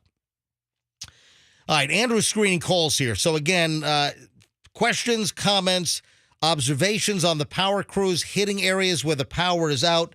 Festo, can you bring up the power outage map? Let's see the latest numbers on the power outage map that you had up earlier. All right, let me pull that up. Yeah, the numbers that we had earlier were TECO had about 295,000 customers without power. We had Duke Energy, which had close to 600,000 customers without power, and FP&L over 1.2 million without power. All right, so right now Duke has actually gone up. Duke Energy is now 636,365 without power. Then Florida Power and Light, about the same. Actually, it's up just a tad. So Florida Power and Light, 1,190,614 customers. And then TECO, it's starting to go down. So TECO was as high as about 295. TECO customers without power right now. Tampa Electric is down to 279,000. And that was updated just 15 minutes ago. Yeah, and they're going to dispatch to the areas where the most people are affected. As Andrew screens calls, we got lucky at my house. I'm in South Tampa, and half my neighborhood is out, half of my neighborhood is on. And we lost power for 3 or 4 days during Irma, and this time around, unbelievably, my power stayed on. We had those real bleep moments where it went and then came right back, then again, and that happened about 3 or 4 times last night. We had countless flickers. I'm like, uh-oh. And unbelievably, we stayed on at my place. But right down, 4 houses down and a whole side of a street in my neighborhood, they're out. I could drive through my neighborhood on the way to work this morning in the 5 o'clock hour, and you could see which houses. Half the houses had power, half the houses didn't. It's just very interesting how these grids are wired up. All right, let's grab Don in Tampa. Don, take a couple of phone calls here, then we'll wrap things up. Don in Tampa, you're on the MJ Morning Show on Q105. Hi, Don. Yeah, I'm here. I'm on Tyson Avenue in Tampa, in South Tampa. My power went off yesterday afternoon. I can tell you right now because the clock is up there. Went off at 12 minutes to 4 yesterday afternoon, and it's been off ever since then. Haven't seen any power trucks. I called the TECO power off number 3 different times, and all I get is they say that they'll be working on it. All right, so are you near like Tyson and Euclid, or? I'm on the corner of Tyson and Elkins. Okay, gotcha. All right, best of luck. And again, the power companies, they prioritize, meaning they look for the fixes and repairs that can get the most people online the fastest. So they go to the bigger areas. If you've got the trunks or you have the transmission lines that feed the individual circuits, they're gonna work on the areas that will put the most people online first. So best of luck to you, Don. All right, that opens up a line, 800-990-1047, 800-990-1047. Are you with or without power, and are you starting to see any power trucks in your neighborhood or your area? So the power company, MJ, whichever one you have, they know if your power is out. They do. They don't need Don calling 3 times. They know. Okay, They know who's out, and they prioritize. Right. So if, let's say you have bigger problems upstream that's feeding Don, they've got to fix that obviously first. So that's where the resources are going to go to get the power back on.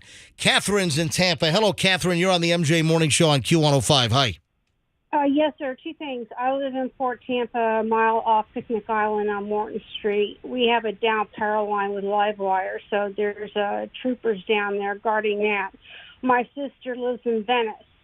Her house is on a slope, so the water reached up to her bumper. However, all her neighbors' houses were flooded. They're hearing alligators in the water. There's reports of sharks in the flooded water around Venice. It's just horrific.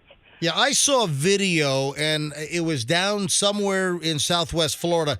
There was a video that was circulating on Twitter, and to me, I'm a scuba diver, and it looked like inland in the road in flooded surge Gulf of Mexico water. If that video that's been circulating around is accurate, it looked like a nurse shark to me, and I know what a nurse She shark. heard a loud alligator outside her bedroom window. So in Venice, she had an alligator outside of her bedroom window that had been brought up with the stormwater. Yes, her house is right next to the reserve, about 10 feet, and she doesn't have a screen porch. They hovered in, and because her house is on a slope, the water reached to her bumper, but all her neighbors, the reserve behind their houses, I mean, they're hearing alligators next to their houses. That's incredible. And your sister's house was spared because she's on a slope? So the water went down away from her house, whereas all of the neighbors, their houses are flooded? Yeah, so her house is on an incline, so her SUV was parked upwards at an incline, so the water reached up to her bumper. Everyone else was flat because she was in a corner area. Yep. And she said there's snakes and everything, but her daughter freaked out because they heard this alligator, a large one, and looked out the window. I'm like, oh my God. Yep. And the neighbors are telling each other, look, they're seeing some sharks around the area there. So I wanted people So wait, your sister is saying that neighbors are telling her that they've seen sharks in the water in the neighborhood. Yes, I don't know what size, but that's going around that there's been sharks seen in the area in the flooded water, especially alligators and water moccasins. And she heard a big alligator behind her house. Gotcha. Yeah, whatever's in the reserve is going to come out if the water connects it easily, sure. No doubt about it. Catherine in Tampa, thanks for the call. That opens up a line, 800-990-1047. That's how you get on the MJ Morning Show. What a discussion with Dennis Phillips. I mean, we went for like, an hour and 10 minutes? Yeah, I timed it. It was an hour and 10 minutes of the two of you going back and forth. And you know, it's fascinating. I mean, I got to say, I've watched so much of ABC Action News' coverage over this whole storm, and they just did such an excellent job the whole way through. Absolutely. All right, we'll go back to phones in a second. Lori and Samantha and Pat and Grace. Hold on, I'll be right there. I just want to give out some charity information now because our parent company, Beasley Media Group. The Beasley Media Group is based in Naples. Our corporate offices, Beasley Media, in the Tampa Bay market, they own about 65 stations or so around the country, and in Detroit, in Boston, in the Tampa Bay area. Fort Myers, obviously, We is got Philly stations, Vegas stations. Philadelphia, Las Vegas. So about 65 or so radio stations around the country. But the Beasley headquarters are right in Collier County, right in Naples. That's where the founder and the family, the Beasley family, lives in the Naples area. So Beasley, we've now partnered with the Red Cross for disaster relief. And the Red Cross, we're going to be dealing with maybe one of the biggest natural disasters in the state of Florida that we've ever seen. So the Red Cross needs your help, needs your money, and you can donate. We've set up a special URL. It's very simple, bbgi.com. That's Bravo Bravo Golf India.com. bbgi.com. Bravo Bravo Golf India.com/donate. So we have a link there to the Red Cross. So bbgi.com/donate. And that is where you can donate money to the Red Cross. Also, the state of Florida has set up a special fund, and it's floridadisasterfund.org. That's floridadisasterfund.org. All of this information will be up on our website at mjmorningshow.com. Andrew, can you get these links up quickly on mjmorningshow.com when you get a chance? All right, so Fester, you just clicked on our link, so you just dialed in bbgi.com/donate. And the page is already set up from Beasley Media as well as the American Red Cross. And you just click there to donate. It's going to be a secure donation site. And, of course, 100% of the money is going to go to the American Red Cross for disaster relief. And this is going to be a big, big disaster relief operation. This could be probably the biggest that we've ever seen here in the state of Florida. All right, back to the phones. If you want to get in, again, questions, comments, I would like to know where you are without power still, and if you're seeing linemen in the area, you're seeing the trucks, are you seeing the electric trucks trying to get the power back on? Did your power, like, that's fake. Okay, all right, hold on here. This is fake. All right, so there's a picture of a shamu. There's a killer whale, an orca. Yeah, there's an orca. There's an orca shamu killer whale jumping out of a street with a car in the background. That is not real. I'm going to tell you right. That is a terrible Photoshop also. So there's going to be a lot of junk that's going to be floating around. Did you see the picture from Sunken Gardens where they put the flamingos in the bathroom? I did not. Oh, no, they actually did. Yeah, so in the Sunken Gardens. So they're all standing up in the bathroom at Sunken Gardens. Inside the cinder block. Right down 4th Street here. So they were all safe during the storm. Wow, that was real. Yes, that's real. Flamingos in the bathroom, that was real. Orcas going down Main Street. No. Also, let us know if your power had been out and if your power has just come back on. We'd like to hear your story. 800-990-1047. 800-990-1047. Lori is in Mulberry. Lori, you're on the MJ Morning Show on Q105. Hi, Lori. Hi, how are you? We're doing well. We're in Mulberry, Polk County. Yep. What's going on? Hey, so we live in an over 55 community down, right, almost near 60, between Plant City and Lakeland there. No trucks. We've seen nobody. And your power is still out. What time did your power go out yesterday? It went out about 9 p.m. Yes. Okay, still out. And who is are you FP&L out there? Who's your energy company? Tico. You're Tico out there. Wow. Okay. Yes. And actually, usually on a good day, if somebody farts in Tampa, we don't have electricity. But there's also another over 55 community right next door to us, Anglers Green, and they have nothing, but they have damage over there. We have damage here. What kind of damage? Let's take it step by step. The community next to yours is called what? Angler's Green. And Angler's Green, what kind of damage do they have? Roof damage, carports. It's a mobile home park. Gotcha. So, again, how many people evacuated? Yeah, you're supposed to leave mobile homes. I know that some of the newer mobile homes have higher ratings. It just depends what you have. And then, so you know of damage over there and carports being ripped and thrown across the area? Yes. Girlfriend of mine, her mom lives over there. Her roof was halfway ripped off. There's a lot of elderly over there. We didn't expect it to come through this way. Yep. You know, it just. And then our park, lady across the street from me, we were fine. Lady across the street, her carport just got peeled right back onto her shed. That's terrible. And it came down one street. It came down our Lake Michigan Street in our community, and there was a tree onto a home. And these are newer these are newer manufactured homes. Right, so these are the newer spec, the post-Hurricane Andrew specifications or whatever they use. Yes, Gotcha. sir. All right, thanks for the call. I appreciate it, Lori. Best of luck. Let's grab Gary in Riverview. Gary, you're next. By the way, that opens up a line, 800-990-1047. Gets you in on the MJ Morning Show, 800-990-1047. Gary in Riverview, you're next on the MJ Morning Show. Hi. Hey, how you doing? Doing well. Go ahead, Gary. Yeah, well, we had no power since 11 o'clock yesterday in Riverview. Still no power. No Tico anywhere to be found over here. Like I say, people are just milling around in the community over here called Reflections apartment houses, about 300 people. Still no power. And it's ridiculous over here how Tico doesn't do anything. Okay, Hold on, Gary. Yeah, Gary, we just had a big storm roll through, and, trust me, they are working hard. So Tico has about 300 linemen, and then Tico has brought in another 3,000.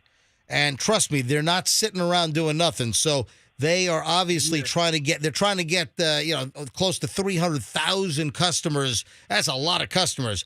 They're trying to get close to 300,000 back online. Now, we're watching the Tico numbers drop. They were at about 295. We just checked a little while ago, and the Tico numbers are now about 276,000. So it looks like they've put about 20,000 customers back online. So, Gary, listen, I know that in your world, wherever you are, just like my house, I care about myself, my power. Gary, I get it 100%. But trust me, they want to get you online as quickly as possible. They want your little meter spinning as quickly as possible. Yeah. Trust me.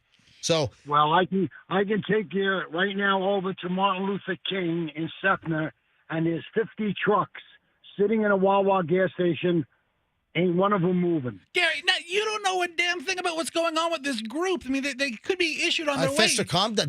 Fester, calm down. Don't yell at Gary. No, Gary, you need to give these guys a little bit of a break. Fester, you're sounding like you're a former lineman or something over there. Oh, no.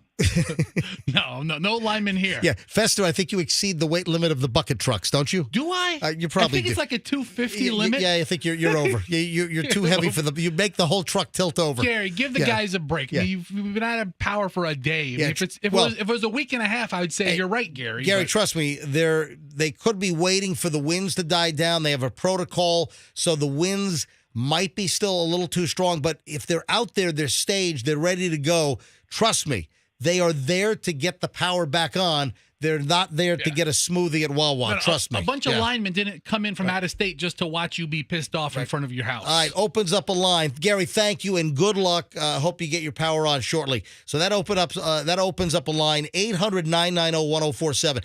I'd really love to get more calls from down in Northport, Venice, or south.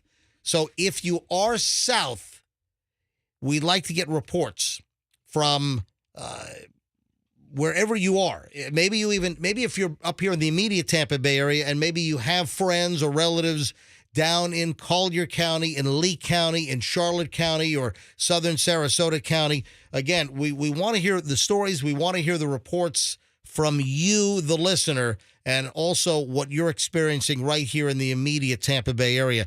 Let's grab Michelle in Parrish. Michelle, you're on the MJ Morning Show on Q105. So Parrish is what? That's Manatee County. Yes. Yes, it's Manatee County, Yeah. but I was also in Hurricane Charlie. Whoa. Say that again?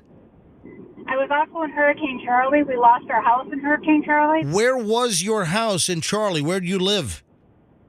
We lived in what was called Punta Gorda. It was called Deep Creek. But Oh, it was yeah. actually in Port Charlotte, Yep. but it was part of Deep Creek.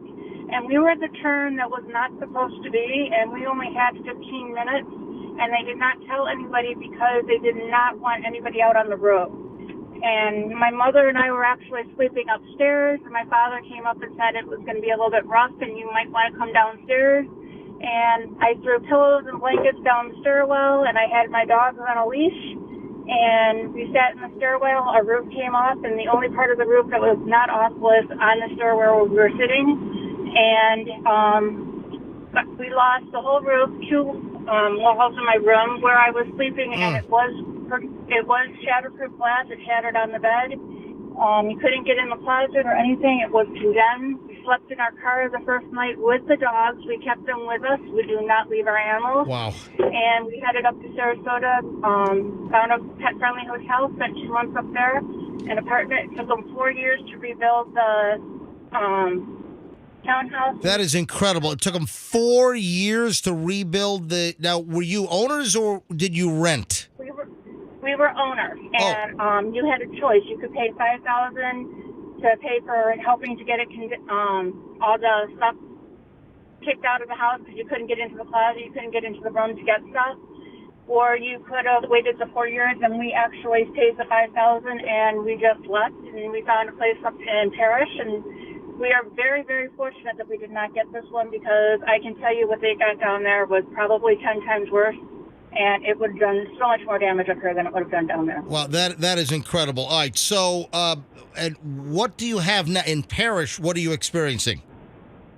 In Parrish, I live in a double manufactured home, and in fact, I took my dogs and I found one of the last hotel rooms in Ellington, and they held it for me, and I've been here since Tuesday night. They lost power in the hotel, but you know what? That's a small price to pay for what everybody's going through down there. 100%. Hey, thank you, Michelle. I'm sorry what happened to you during Charlie, but, that'll really hit home.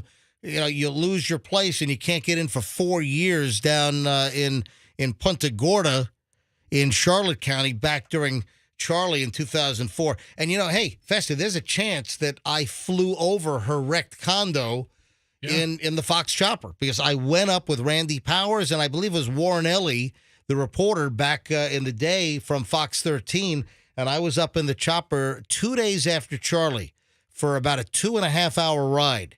And we flew all over Punta Gorda, Port Charlotte, up through Wauchula, Arcadia, and saw just the unbelievable damage that Charlie did. And I'll never forget that ever. All right, hang on. Phones are still loaded here. That opened up a line, 800-990-1047. 800-990-1047 gets you on. I want to hear about power crews that are actually working in areas. I'd like to hear reports where you're seeing the power line trucks, where the linemen are. If your power has been restored, want to hear it. If you're down in Northport, Venice, or Point South, or you have friends or relatives and you're getting reports out of Naples, if you're getting reports out of Cape Coral, out of Fort Myers, any of the barrier islands, if you've spoken to friends or relatives, we want to hear from you. And then any other Tampa Bay area calls, 800-990-1047. 800-990-1047 gets you on. Comments, questions, observations, whatever you want to talk about regarding Hurricane Ian and the aftermath. We're back to the phones next on the MJ Morning Show on Q105.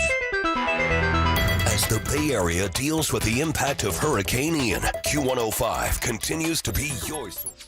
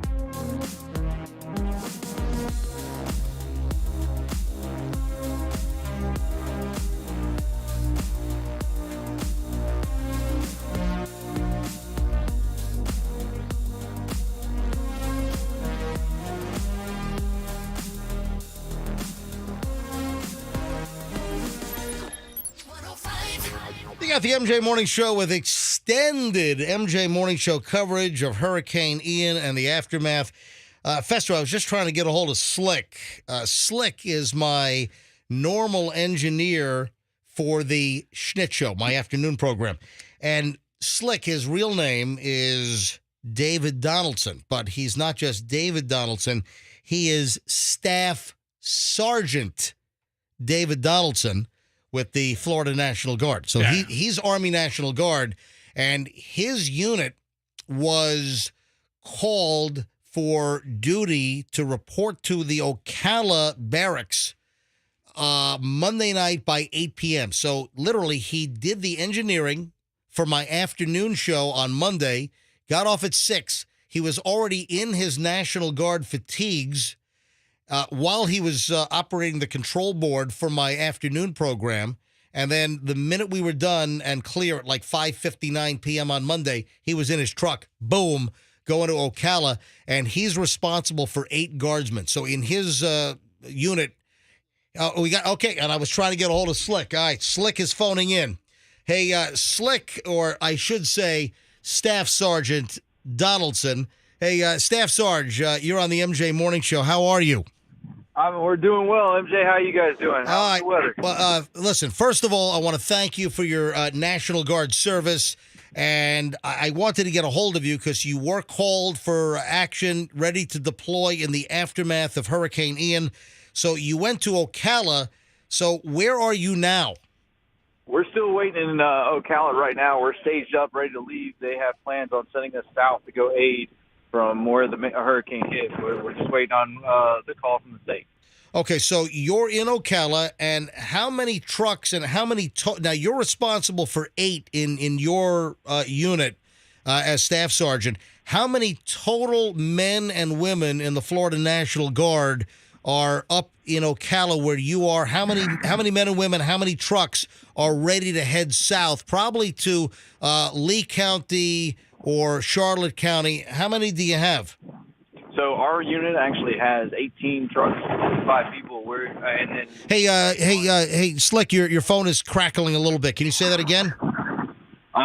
So we actually have 18 trucks with about 45 people, and then there's a second unit that joined us here with about 190, and they have I don't know how many trucks they have. There's about 250 of us getting ready to head out, and that's not even all our entire battalion. Okay, so you've got about 250 troops, Florida National Guard, that are about to head south. When do you think you're going to have your actual orders on where to deploy to assist the people south of us in Southwest Florida in the aftermath? Honestly, I'm not sure. We're sitting on the side of the road ready to leave right now. It could be here in the next 5 minutes. It could be in the next hour. We're just waiting on the call from the state. Yeah, because we listened to the governor earlier today. We listened to a little bit of Governor DeSantis, and he was talking about the National Guard troops that are ready to roll. So you're just waiting for the orders. They're going to clearly they're finding out where the greatest need is, and you're going to be sent there, and you'll have a large convoy of Florida National Guard vehicles heading down, I suspect, to Charlotte or Lee County. Yep, this is only a fraction of the Guard. There was another unit that was here with us originally. They've already headed south to meet up with the first emergency reliefs, and we'll meet up with our battalion, and then we're going to be moving out from there. So, all right, well, it's the most well-prepared hurricane, I think. All right, hold on. Say that a little more clearly. Get the phone right in front of you because there's a little bit of static. What were you saying about the? Go ahead. This has probably been the most well-prepared for a hurricane I've ever been a part of. So it's crazy how the government has actually done this one compared to previous ones. So. All right, so you think that the organization is better than anything you've seen? Anything I've seen in my entire 13 years in the Florida National Guard. Well, that's a positive sign. That's fantastic. And do you know what your unit is going to be responsible for once you get your deployment orders and where you're going to convoy down to the hurricane greatest damage areas? Do you know what you're going to be doing yet? It'll be anywhere between pod missions like point of distributions, handing out food, ice, and water, or it could be high water rescue where we drive the trucks in to help anybody that's stuck anywhere that they can't get out of. All right, do me a favor, Slick. That's what we call him here at the radio station. But it's Staff Sergeant David Donaldson. Do me a favor. Keep in touch with me via text today. Let me know where you're headed, and maybe I'll even talk to you later on the afternoon program. Absolutely, MJ. I'll look out for you. Yeah, Slick, if there's any pictures that you can take of anything or anything that's happening that you think's worthy of note, please send it to MJ also. Hey, I will. Not a problem, Fester. All right, buddy. All right, thanks, man. And thanks again for your service, buddy. Not a problem, guys. Thank you. Look at that. Service to my afternoon syndicated program and service to the people of the state of Florida as National Guard. And, we got word that he wasn't going to be here for the rest of the week. So I had to get, fill in, like Andrew, for instance. Andrew, who is our producer here on the morning show, Andrew has been filling in and helping us with our engineering. Andrew actually did it for quite some time before Slick actually took over. So, all right, back to the phones. And if you want to try to get in, 800-990-1047, 800-990-1047. So Rick and Grace and Pat, all the callers, hang on. Again, we're asking the question, is your power still out? Where are you? Have you seen any of the electric lineman trucks in your neighborhood? Has power been restored? What are you seeing? Are you on the roads? Are you in the southern listening area? Are you in Sarasota County? Are you in Charlotte County? Do you have any reports? Friends, relatives, what are you hearing out of Collier, Lee, and Charlotte counties? Communication has been spotty. I want to try to get a hold of my brother here in a few minutes to see if he's heard from his surgery center in Fort Myers. If he has any, what? Let me do that quickly. Andrew, tell the phone calls. I'll be right there. Tell them to hang on. So, hang on a minute. Let me. You calling your brother now? Yeah, let me call my brother. I tried to pick up a line, but all of our regular lines are ringing. So hold on. Rick, Grace, and Pat, hold on. We have more calls coming in. We'll get to you as soon as we finish with MJ's brother. Yeah, I don't know if I'm going to be able to get a hold of my brother, but my brother was very concerned because he could not get a hold of his partner. So your brother lives on the East Coast. My brother lives in Fort Lauderdale. My brother's a plastic surgeon. Is part of numerous plastic surgery centers. They have one in Fort Myers. They could not get a hold of their crew in Fort Myers. So I don't know if he's going to recognize he might not recognize our 727 number here, and he might think it's just a spam call. So I might have to hang up on this and just call him up on my cell phone. Yeah, that's what I'm going to do. Hang on, 954. I'm going to call my brother up on his cell because I want to know, has he been able to get a hold of his crew down there? And you know what? It's not bad to call on my cell phone and then just hold this thing up to the microphone. It is as high a quality as the professional broadcast equipment we have in the studio. Yeah, it's just as good, actually. MJ, as the day's progressing and as the morning's going on, more and more videos are coming out. Yeah, hang on a sec, Fester.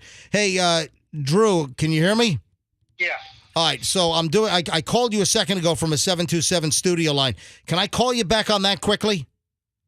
Yeah. All right, pick up the phone. I'm going to call you right back so I don't have the phone up to the microphone here. All right, hang on a minute.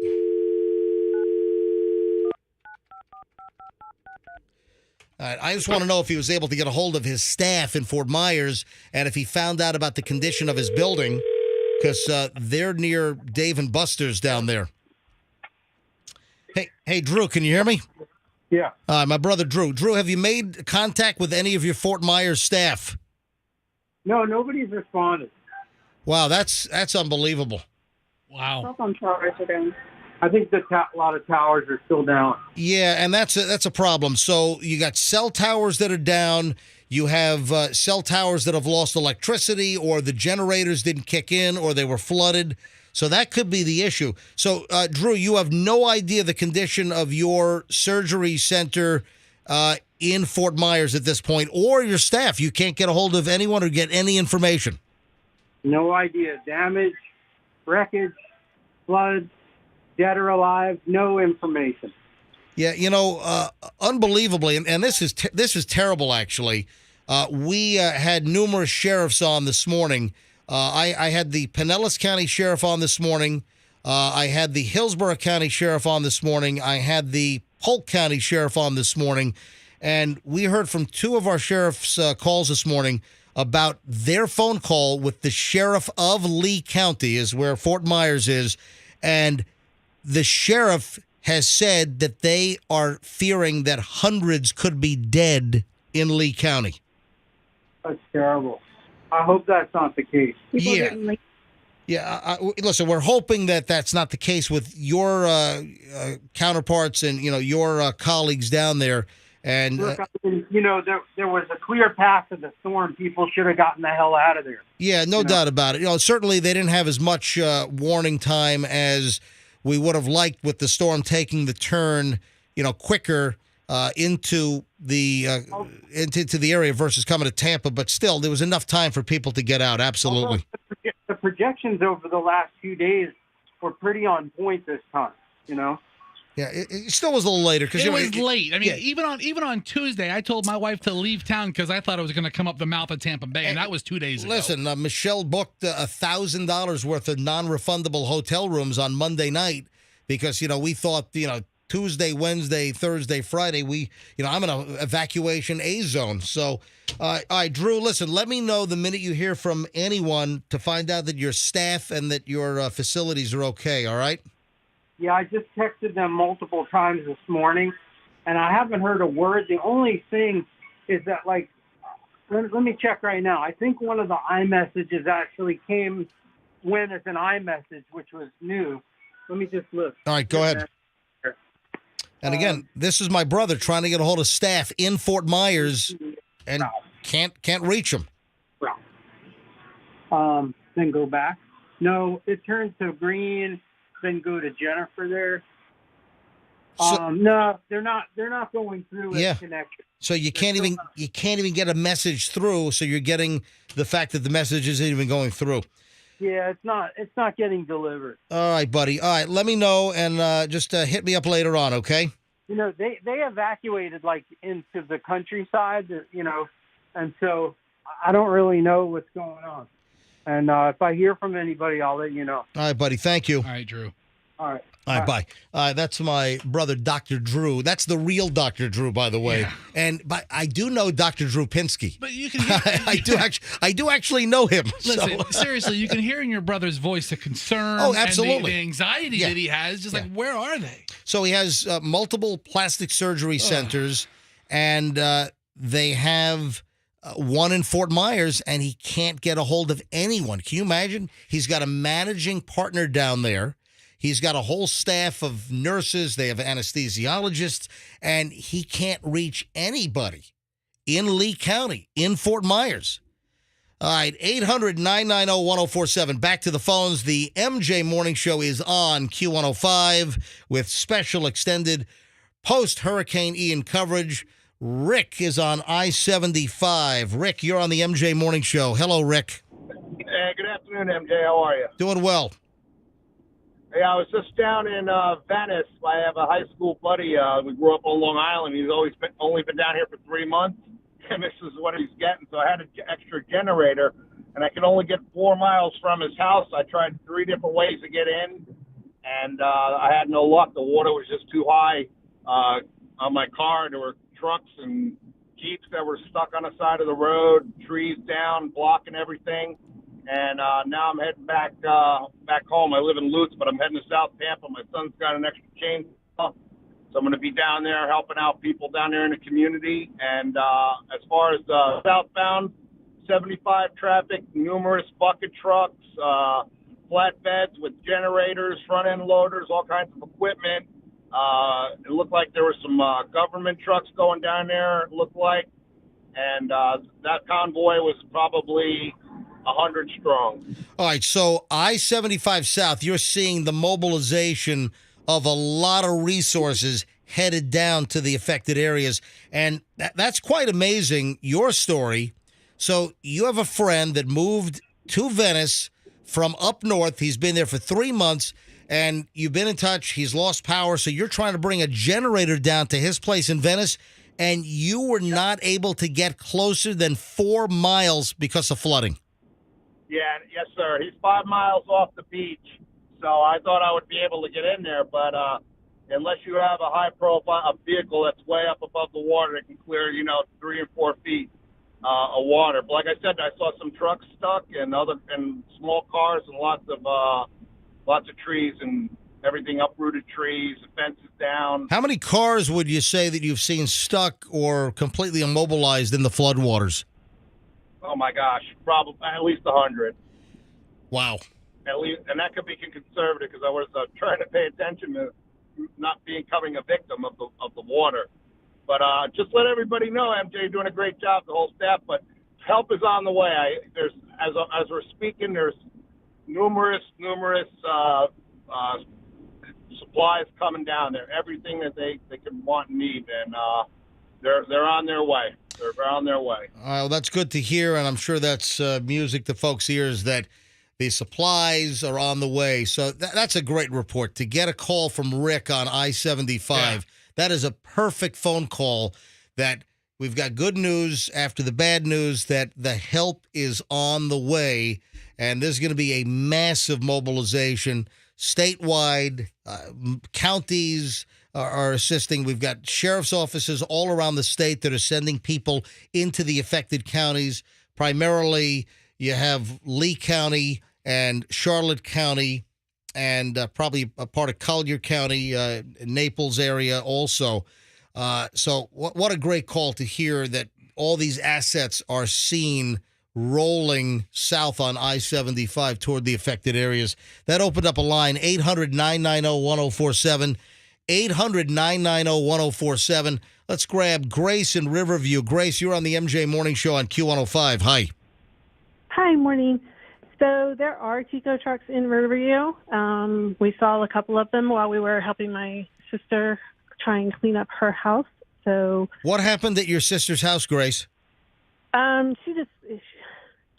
house is kind of low, so she just had some water in her garage, but it's a garage that has one of those pits, so there was water in the pit. But I have another sister in Lithia Acres who had a couple of trees down, so we've been over there. And I live in Plant City, where just a lot of mess in the yard, a lot of power lines down. But in all of our traversing this morning, people need to just take a deep breath.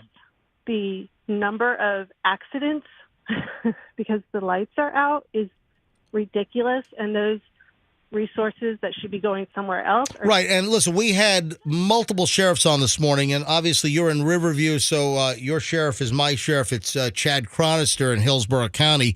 And again, all of the sheriffs reiterate, if you don't need to be on the roads, stay off the roads. Allow for the power line trucks, allow for resources to be used for important things like getting things back to normal in the Tampa Bay area. And with traffic lights out, we just don't need accidents and then having emergency resources having to go and get dispatched to accidents. Now, Grace, before I let you roll, in Riverview, are you out of power? Yes. It's my sister's house. She's still out of power. In Plant City and Walden Lakes, I do have power. But the other thing, too, is State Road 60, lots of backups for the few gas stations that are open. So, like, onto the State Road 60, it's traffic stopped. All right. Waiting in line to get the gas. Waiting for gas. And listen, it's going to be a while because if gas stations were out of gas, it might take a little time for the replenishment for the tanker trucks to be able to fill up at in Tampa and then get out to these areas. So you might see some gas lines. And I hope there's not going to be and Grace, thanks for the call. Best of luck to you, your sister. I hope you get things back in line shortly. Okay. So much. Bye. You bet. I hope that there's not any price gouging. And so far, no egregious reports, nothing really major as far as price gouging, which is a positive sign. But, of course, price gouging is illegal. And if you see price gouging, if there is any price gouging, there is a state hotline that is set up. We got to call Nikki, right? Yeah, you call, what is it, 866 no scam, I believe is the number. Yeah, I got the phone number here somewhere. Yeah, 866 9 no scam. So if you suspect any price gouging, in the aftermath, you call 866 9 no scam, and that is the Attorney General for the state. That's Ashley Moody. I said Nikki earlier. It's not Nikki Fried's office. That's Ashley Moody's Ashley office. Moody is the Attorney General, yes. All right, so 866 9 no scam if you suspect any price gouging. And that's just unconscionable if somebody wants to take advantage in a situation like this. Let's grab Vicky. Vicky's down in Manatee County. Vicky, you're on the MJ Morning Show on Q105. Hi. Hi, how are you, MJ? Hi, Vicky. What do you have? Well, I'm in Manatee County, Colony Cove. Manatee County shut our water off yesterday afternoon. We didn't get any warning, but that's off, and our power's been off since 4 o'clock. We do have some older homes that have been damaged, and a lot of aluminum, a lot of trees are down. But we're just praying and hoping we still made out better than they did down in Fort Myers. So God bless those people.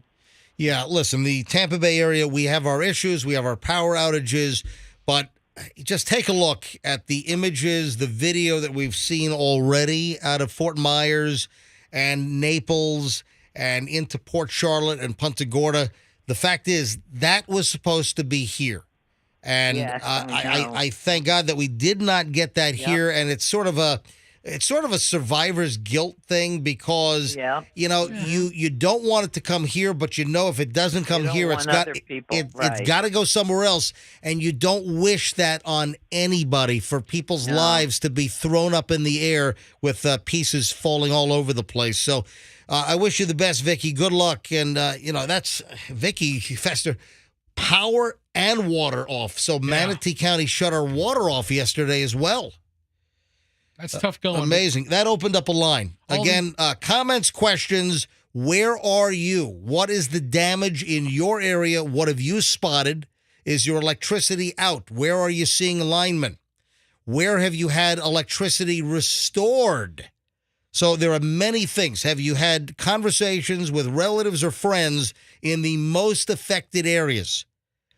800-990-1047 as we continue to take your calls on this extended edition of the MJ Morning Show here on Q105 in the aftermath of Hurricane Ian. So 800-990-1047 gets you in. And again, whatever stories you have, any intel that you have out of the Fort Myers, Punta Gorda, Port Charlotte, Northport. And listen, we do have listeners down in Venice and Northport. If you are down there, give us a call. What is going on? We've had a lot of reports from down there, a lot of the flooding, a lot of the issues down there.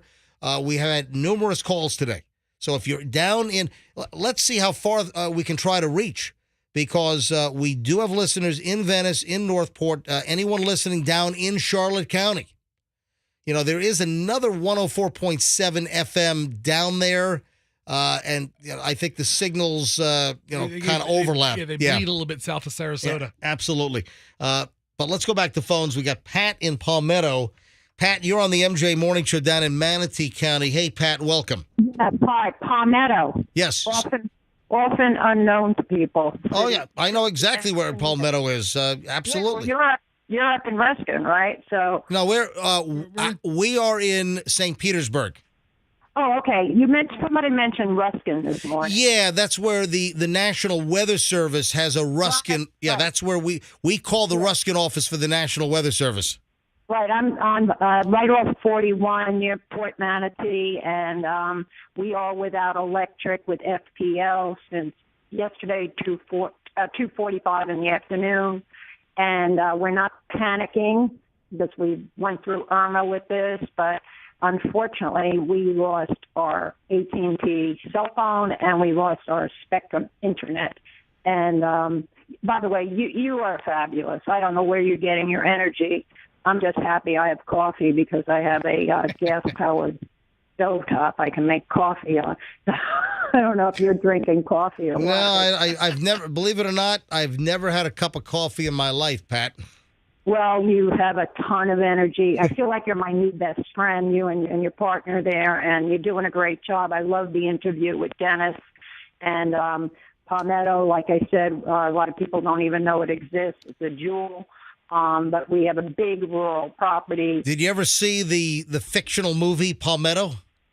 No. Yeah, look that. There's a movie called Palmetto. So, yeah, it's kind of a fun movie to watch. Hey, Pat, thank you so much. Thanks for the accolades. I appreciate it, and the compliments. Very kind of you.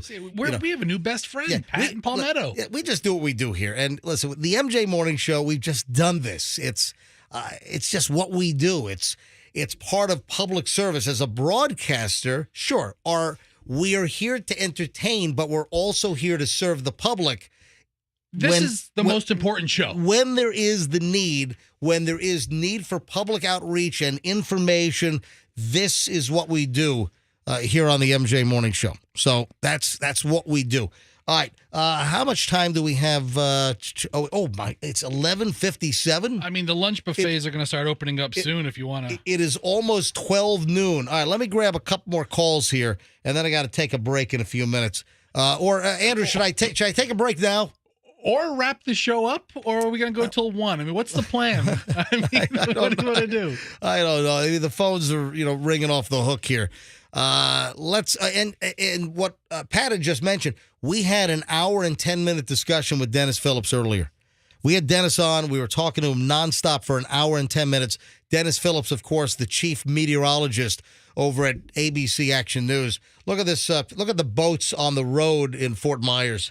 Just large boats just strewn on the road down in Fort Myers. Yeah, there's going to be a lot of damage that we're going to see today. That's just going to be very unsettling. All right, Roberta, Keith, Lou, everyone else on hold, hang on. I'm going to grab your calls in just a second. Let me take a quick break, and we're right back here on the MJ Morning Show with extended Hurricane Ian coverage next on Q105. As the Bay Area deals with the impact of Hurricane Ian, Q105 continues to be your source for local storm information with regular updates from Dennis Phillips and his team at our weather partner, ABC Action News. Online, the Q105 Storm Center is your one-stop source for supply info and more. We at Q105 have weathered a few of these storms, and with the resources of ABC Action News, we'll get you through this one.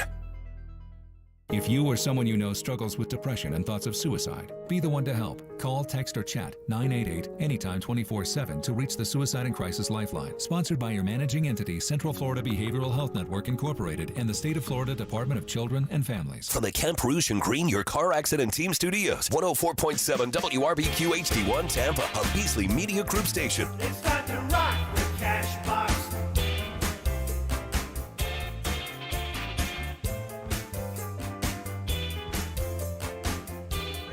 Hey, Andrew, the computer just went nuts. All right, it's hold like on. I did my hand. didn't do anything. I'm on my cell phone. It looked like two commercials got deleted all of a sudden.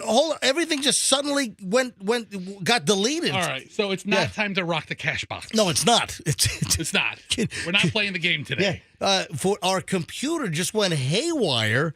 And we had, a couple more commercials lined up, and they just started going boom, boom, boom, boom, boom. They just started deleting. It's crazy. Oh, geez. And now I got stuff playing. How do I shut this off? Did we cross over top of the hour and some things deleted? I don't know. Man, all right. So let's. This computer system is the craziest. Okay, it's all right. All right. So can I get back to the commercial break here, Andrew? All right. So hold on a minute. Let's get back to the commercial break, and we're back in minutes with your phone calls next on the MJ Morning Show on Q105. You know International Diamond Center is the best place to buy diamonds and fine jewelry. But did you also know IDC will buy from you? Diamonds, heirloom jewelry, estate jewelry, Swiss watches, coins. Don't be afraid to come in and get a price on something that maybe it's an heirloom that you want to sell, or you're just checking to see the price. IDC owner Keith LeClaire has a vast network of collectors and buyers around the world, so IDC can always find a market for your jewelry. We always pay a very strong price to buy.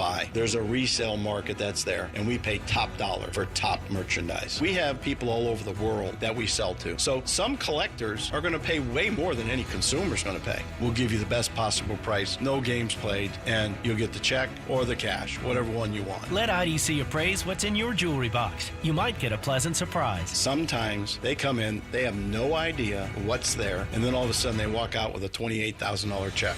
International Diamond Center. Online at shopidc.com. The universal truth of women's shoes. The cuter they are, the more they hurt. You have to put your best foot forward, and if your best foot is an ugly shoe, oh my goodness. Lisa Ann thought she had to choose between looking good and feeling good until she got fitted for arch supports at the Good Feet store. Now I can wear the shoes that I've picked out because I like the way they look, not because they were comfortable. Good Feet relieved her pain and her fashion dilemma. Stop by or schedule your free fitting at goodfeet.com. A story of first downs and second chances. Meet former pro football player Michael Robinson. I wanted to keep playing, but my feet hurt. And all those big league experts couldn't help? You have access to anything, but none of it worked. Finally, he got fitted with Good Feet arch supports. Let me tell you something. They work. Now, he recommends Good Feet to anybody. If you move, go to the Good Feet store. Stop by the Good Feet store in Sarasota, Brandon, Clearwater, Lakeland, or Wesley Chapel for a free fitting. Call 1-800-NEW-FEET or visit goodfeetse.com. Truth. From 1953 to 1987, chemicals polluted the water supply of U.S. Marine Corps Base Camp Lejeune. Thousands of patriotic Americans were exposed. Now they're dealing with cancers, lymphomas, and more. Through the Camp Lejeune Justice Act, veterans, family, and civilians can seek compensation for damages in federal court, but time limits apply. Call Farah and Farah at 1-800-HURT-247. Cases may be referred to co-counsel. Tampa. CertaPro painters have powers beyond those of ordinary painters. The power of timeliness. We show up when we say we will, on time and fully caffeinated. The power of transformation. Also known as making your house look so good, your neighbors will be jealous. The power of certainty. That's your local CertaPro painters. The power of pro. Get your project started at CertaPro.com. Each CertaPro painter's business is independently owned and operated. License information available at CertaPro.com. Streaming now. Minion Mayhem has come to Peacock. This is the biggest day of my life. So grab the popcorn. Minions, assemble! For the most diabolical movie ever. I am going to be a super villain. I'm not Minnie. Please stop calling me that. Minions: The Rise of Gru. Streaming now only on Peacock. Get in zone, AutoZone. Welcome to AutoZone. What are you working on today? Starting trouble. No one likes that. We'll get you set up for some stronger starts. You might just need a fresh charge, and we'll take care of that free of charge. But if it is time for a new battery, we've got replacement batteries that'll fit your needs, starting at just $69.99. You can learn more about our battery selection at AutoZone.com. That's what makes us America's #1 battery destination. Get in the zone, AutoZone. Claim based on data from the NPD Group 2021. Hi, I'm Capri, and the little thing I love about the Chick-fil-A Grilled Spicy Deluxe is the chicken. They actually put it on the grill, cooked it in the sauce. It's definitely a good grilled spicy sandwich. Hey, I'm Michelle, and a little thing I love about the Chick-fil-A Grilled Spicy Deluxe is it's spicy and it's full of flavor. When you pair that with the kale crunch salad, it's just good. Order a grilled spicy deluxe sandwich on the Chick-fil-A app today. Available for a limited time. Real guests paid for their testimonials. Are you seeing the telomeres here? Come here, look at the scope. Dr. Ocasio's lab startup just discovered a gene therapy breakthrough. The cells have already doubled. He needs a fleet of research assistants before this breakthrough breaks them. We need lab techs, research assistants. Indeed can help him hire great people fast. I need Indeed. Indeed you do. We instantly connect you with quality candidates whose resumes on Indeed match your job description. Visit Indeed.com/credit and get $75 towards your...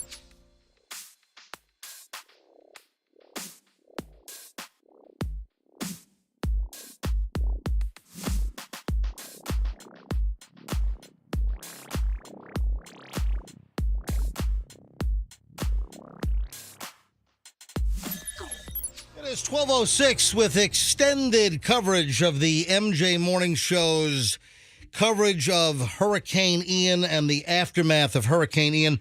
I just got a text from Chief Dan Slaughter, who is the chief of police from the Clearwater Police Department. And I just got a picture from Chief Slaughter of a bunch of linemen, a bunch of trucks, just moments ago, and I've got the chief on the line. So, Chief of Police for the city of Clearwater, Dan Slaughter, joining us on the MJ Morning Show. Chief, welcome to the program. Good morning. Good morning. All right, so you just sent me to my cell phone. You just texted me numerous images of linemen and power companies trying to get the power back on. What's going on in Clearwater? How did you guys do? I think we fared much better than most, certainly when you see all the damage down in Punta Gorda in South Florida. So I'm certainly grateful for that, and my heart goes out to, all the friends that I have down in that area, all my public safety peers, and I know they're working diligently to get everybody back in a more normal living condition. But you were running that spot where you're talking about the activity, and I know there's many, many listeners out there probably frustrated. This takes a lot of time, but there are a lot of good crews out here working really hard. So I just thought I'd share that text with you so you could see what the crew I sent you a picture of. They're out of Illinois, shipped down here to help out. We had the sparking wires in that particular area.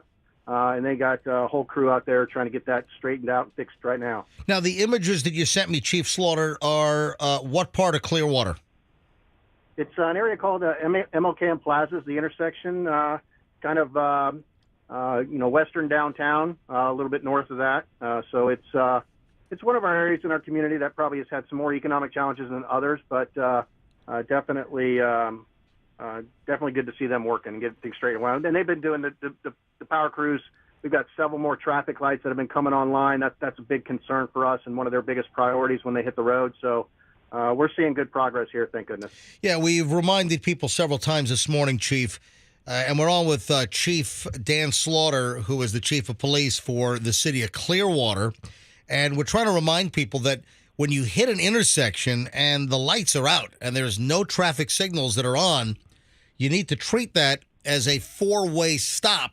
And we've had numerous reports of people just flying through intersections. In fact, where was it earlier that a gas truck T-boned a vehicle at an intersection with no traffic light? Was that out in like Mulberry or somewhere? It was somewhere out in Polk County, right? Yeah, we've gotten reports all over the Bay Area, people just driving recklessly through areas with no stoplights.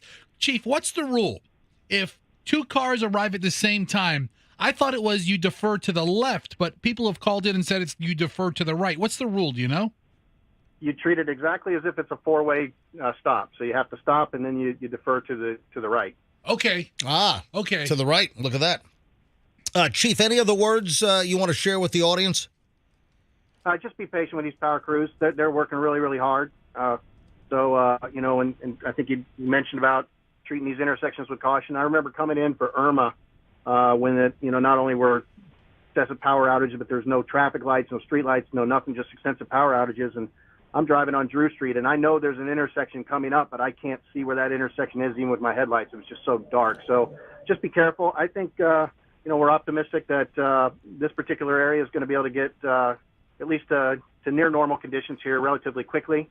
But beware of those power lines. I saw a couple kids riding today. I'm glad. It's a beautiful, as far as the weather, it's 73, so it's not one of those days where the air conditioner is as critical as it is in other times.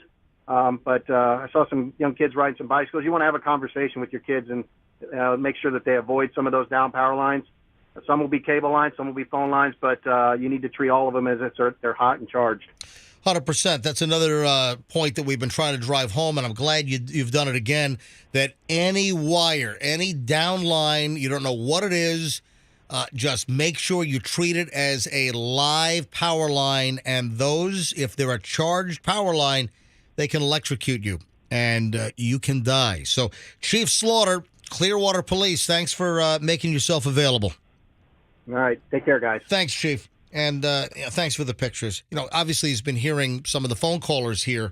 And we had, Gary was frustrated. I want you to know, I've received on my personal cell phone 15 texts about Gary and congratulating me on the grief that I gave him for busting he's been out of power for 10 hours. What are these guys doing taking so long? Give everybody a break. Even in Pasco County and our northern counties, Pasco into Hernando and Citrus, you have power outages in those counties as well. Last check, Pasco County had 36,000 customers without power. And our northern counties didn't take as much of a hit. Folks, let's go back to your phones here. 800-990-1047. 800-990-1047 with our extended coverage of Hurricane Ian here on the MJ Morning Show on Q105. And Roberta, let me grab John first. John is down in Manatee County. He's actually on I-75 right now. John, welcome to the MJ Morning Show on Q105. Hello. Welcome, MJ. I appreciate your service in covering this. I'm heading from Manatee County back to Pasco County, where I live. I had to run down and help my daughter with some things. And I'm just past probably 50 ambulances with their lights on heading that way, probably 100 front-end loaders for clearing the roads, and then there's other resources that I don't think people recognize. You got fuel trucks. You got trucks that I've noticed to help if these front-end loaders have equipment issues. You have those resources that have to be available. So it just kind of compounds. You just don't send in the people to clear the roads, but you have to have the resources to help those guys keep that machinery running, keep it fueled up, and ambulances, breakdowns, all that you have to deal with in a situation like this that people don't even recognize, I believe. No, John, this is a great phone call. And again, you're one of numerous calls we've had this morning, and I'll take these all morning long. I would love to hear about all the resources that people see moving southbound on I-75 down to the worst hit counties, just below Sarasota. You have Charlotte County, then you have Lee County and Collier County. We have the interior counties, you have DeSoto and Hardee and Highlands. And, we have just issues all the way through a large portion of the state of Florida. So it's fantastic to hear that the resources are on the way, and they're coming. They're coming down there to help you folks.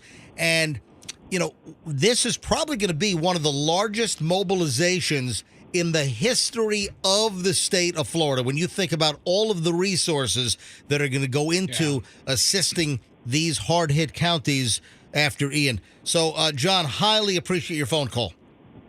Yes, sir. Thank you very much. You bet. Thank you. If anyone else is on I-75, if you're witnessing the massive mobilization of the resources, let us know what you're seeing on I-75 heading down or wherever you happen to be. That just opened up a line, 800-990-1047, 800-990-1047 here on the MJ Morning Show on Q105. Let's grab Roberta in Bradenton. Hey, Roberta, you're on. Welcome. Hey, I'm in Bradenton on the west side, probably about 4 miles from Bradenton Beach. Yep. And we've been without power since 7:30 yesterday morning. So your power went out 7:30 yesterday morning. Right. Like, we were literally not even getting, out of bands. It was like rain, you know what I mean? But we went without power since 7:30. I've been driving around Bradenton trying to find ice. I've seen one crew out trying to fix the lights. Who's your power company down there? Florida Power and Light. So you're FP&L. Well, listen, they're out there, and we know there are 30,000 linemen that are in the state right now to help with these reconnections of electricity. Just understand, Roberta, this is very, very early in the whole event. This is very early. I know it's frustrating. You've been 24 hours now, a little bit over 24 hours. It's still very early. Yeah, I mean, it seems like eternity. If your power's out, it just seems like every hour seems like it's a day. So, listen, Roberta, I totally sympathize with you. During Irma in South Tampa, we had neighbors down the street. They had power, weren't even interrupted. And my house in South Tampa, we were out for 4 days after Irma. So I know what we lived in Ocala then, and we were out at the same time. Yeah, I know what it's like. So, Roberta, hang in there, and thanks for checking in. That opens up a line. 800-990-1047 gets you in. And again, would like to hear reports out of Venice, Northport, because those areas just got pummeled with rain. 20 inches of rain in Venice. They were in the eye wall down there in the Northport area. They were in that eye wall for 2 to 3 hours, just getting pounded for quite some time. Or if you have any stories, any relatives or friends, have you heard reports out of Port Charlotte, out of Punta Gorda, out of Fort Myers Beach, out of Cape Coral? What are you hearing? 800-990-1047 gets you in. Let's grab Keith in Town and Country. Keith, you're on the MJ Morning Show on Q105. Hi. Hey, good afternoon. I'm just picking up some takeout at KFC right now. But no, I've been out of power for roughly 18 hours. And, you know, that gentleman that called in previously, I can understand, or not understand, but he's reacting all incredibly wrong. We got through to TICA this morning, and they told us there's a good possibility we might not get our power back on for 1 to 2 days. So, you know, I was out looking for ice, and it took 5 convenience stores before I was able to score a couple bags of ice. So that's where we're at right now. Well, let me ask you a question, Keith. Prior to the storm, did you freeze ice and it just melted? No, we did not. We didn't honestly anticipate having this issue. Right. You know, it's part of the preparation issue, but, you know, we have so many little tips, and even prior to the hurricane, you know, people were saying, hey, go ahead and put water into Ziploc bags and just freeze them so you have blocks of ice in your freezer or Tupperware or whatever. But listen, I think, Keith, you're in the same boat as a number of people. We just didn't think that after... Just be patient. Yeah. Just be patient. Yeah. After the storm was taking the turn, I think a lot of people kind of dropped their guard. So, Keith, thanks for the call, and I think that your advice is good. I appreciate it, and everybody stay safe, please. Yeah, I think your advice was good. What you just said about everyone be patient, be patient. I think you've got the right attitude. Okay, thank you. Have a good day. Thank you. Let's grab Derek down in Palmetto. Derek, you're on the MJ Morning Show on Q105. Hi, Derek. Welcome. Hey, MJ. I live at the corner where 275 meets 75. Yep. And about an hour ago, I saw some Coast Guard helicopters flying really. You broke up a little bit, so aim toward a cell tower, but I know that the infrastructure is getting taxed all over the place these days. So I think what you said is you had Coast Guard helicopters flying incredibly low near your house at I-275 and 75. Yeah. I saw about an hour ago. Yeah, like going around, like circling. Oh, so they were going out, and I saw one coming in. Okay, so they were circling in the area. They must be looking for something. Yeah. There's a lot of water right in that vicinity. Yeah, you're right. Interesting, Derek. I thought maybe they'd be heading, straight down to like Port Charlotte and Punta Gorda and Lee County, Fort Myers. Unless there's an emergency in that I area. don't know if it was the same helicopter. It might have been 2 different helicopters. One going out down there. Right. Probably Fort McDill, maybe. Well, listen, all these resources are going to get mobilized, but I appreciate the sighting. Thanks, buddy. Thanks, buddy. Bye. All right, that opens up a line, 800-990-1047, 800-990-1047, here on the MJ Morning Show. Let's go to Ruskin, and BB is next. Hey, BB, welcome to the MJ Morning Show. Good morning. You know what? We should call ourselves the MJ Afternoon Show because it's 12:20 p.m. now. It is. Yeah. Hey, BB, go ahead. I'm counting down the minutes because the power's been out since yesterday at 5:55. Yeah. So how are you charging your cell phone? Are you like taking it out to your car? Or did you have a full battery when it went off? How are you doing that? Well, we prepped earlier, so my husband always buys a lot of battery packs for everything. He's one of those people. Yeah, so you got the battery backup, the battery banks to plug your phone into, correct? Yes, we have jump box. Well, we have there's a couple battery packs, jump box. He has like a lighting equipment for doing videos. He's a videographer. So we just using everything we have in the house. We charge everything, all our Bluetooth speakers, all our radios. You can charge your phone off our Bluetooth speakers. That's good. So we did all of that. So that was good thinking. It sounds like you're prepared. And again, your power's been out for how long? Since yesterday at 5:55. All right, I wish you the best. Who is your power provider? Which company? Tico. All right, Tico. They're working hard. BB, thank you for the call. All right, back to the phones in a second. 800, that just opened up a line. 800-990-1047. If you are on hold, like I see we got another call on I-75. All right, Diane, hang on. She's on I-75. Oh, wait a minute. We're getting a call. You know what? Let me grab Mike in Port Charlotte first before I take the break, because that's pretty far south. Mike, you are in Port Charlotte? Hang on a sec. Let me grab Mike. Here you go. Got the right line? Probably not. Hang on a minute. Arrow goes the other way, right? Yeah, it does. All right. Okay, there we go. All right, Mike, you're on the MJ Morning Show in Port Charlotte. Hi. Hi, yeah. Port Charlotte is devastated. There's no cell service, no power, no nothing. We lost power about 1 in the morning, Tuesday morning. It's bad there. All right, so Mike, where are you now? So you've left Port Charlotte. Where are you driving as we speak? I'm on 75. I drove up to Sarasota to get a cell signal because I'm from Chicago. I'm down watching my mom's down with my mom. My mom lives down here, so I had to let everybody know that I was okay. So I drove up to Sarasota because I couldn't get phone service anywhere up until Sarasota. Wow. So I drove over to 75 and I'm headed back down now. All right, so you drove up just to get a cell signal. So from Port Charlotte to Sarasota, you drove, 45 minutes for a cell signal? Yeah, I took 41. 41 is really bad all the way up till you get to the middle of Venice. All right, let's describe really bad. What do you mean by really bad? What's going on? Northport is flooded on both sides of 41. Yep. Through a lot of it. There's trees everywhere down on 41. Every business, the signs are either obliterated or they have damage. I've seen a couple National Guard trucks, and the cops are parked in a couple of the car dealerships.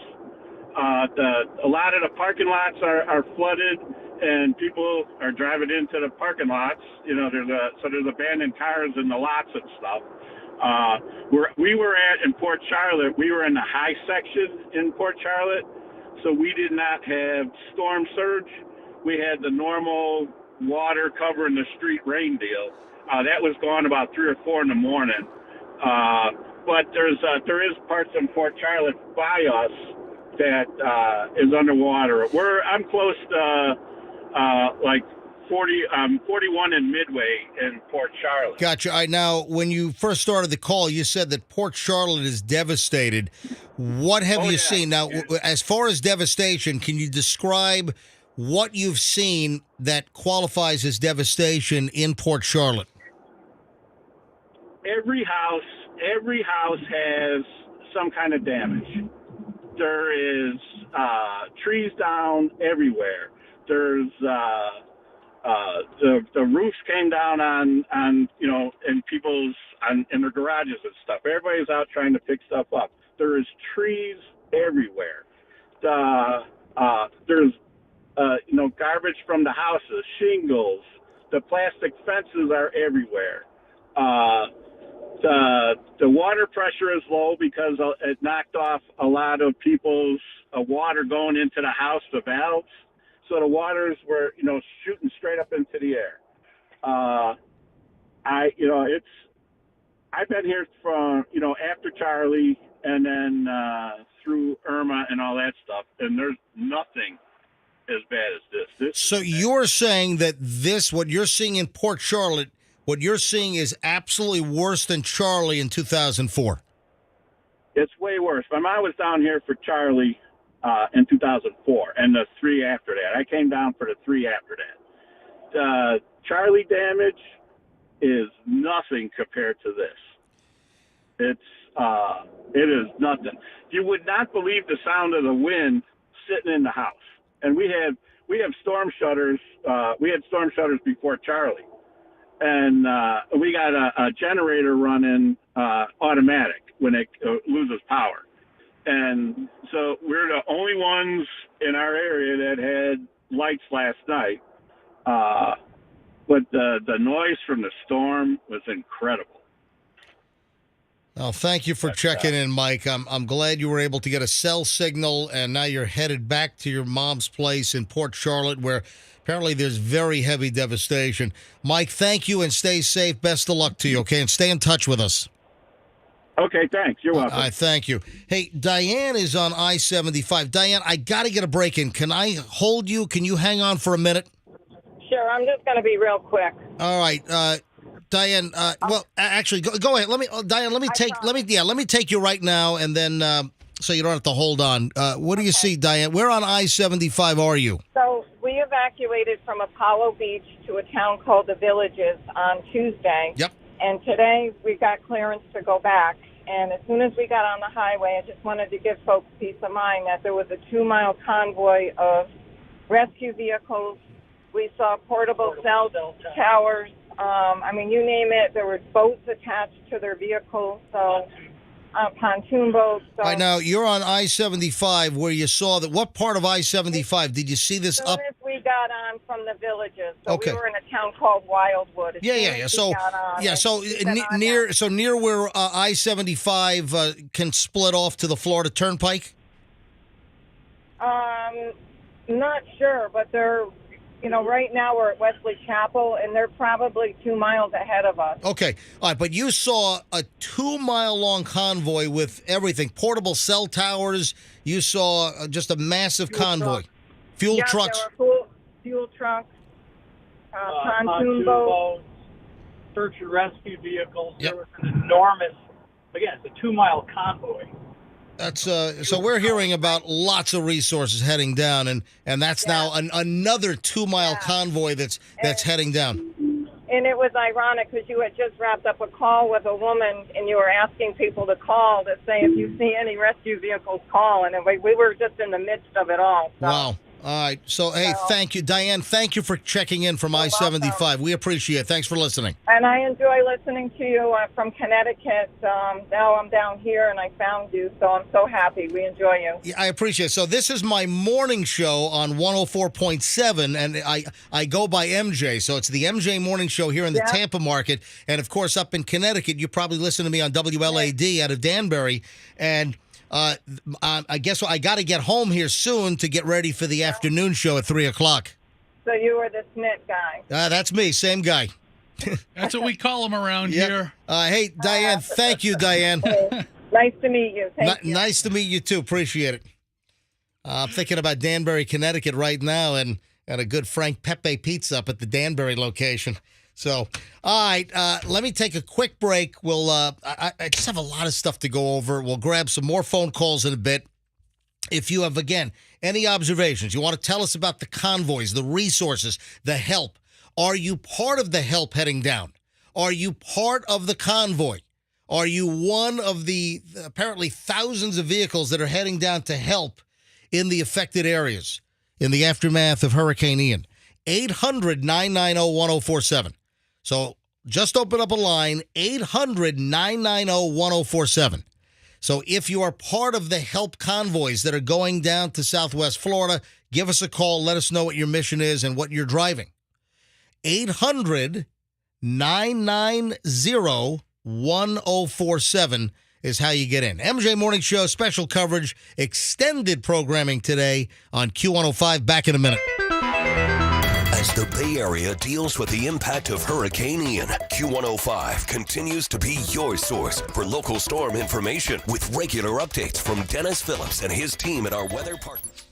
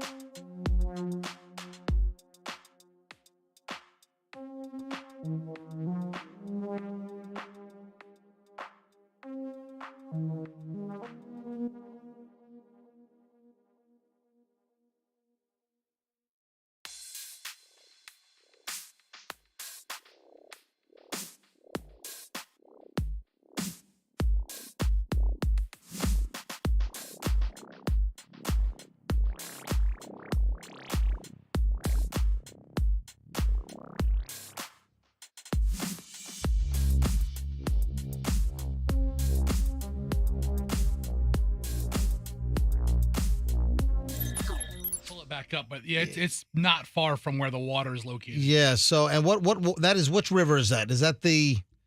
Yeah, zoom in. That is the.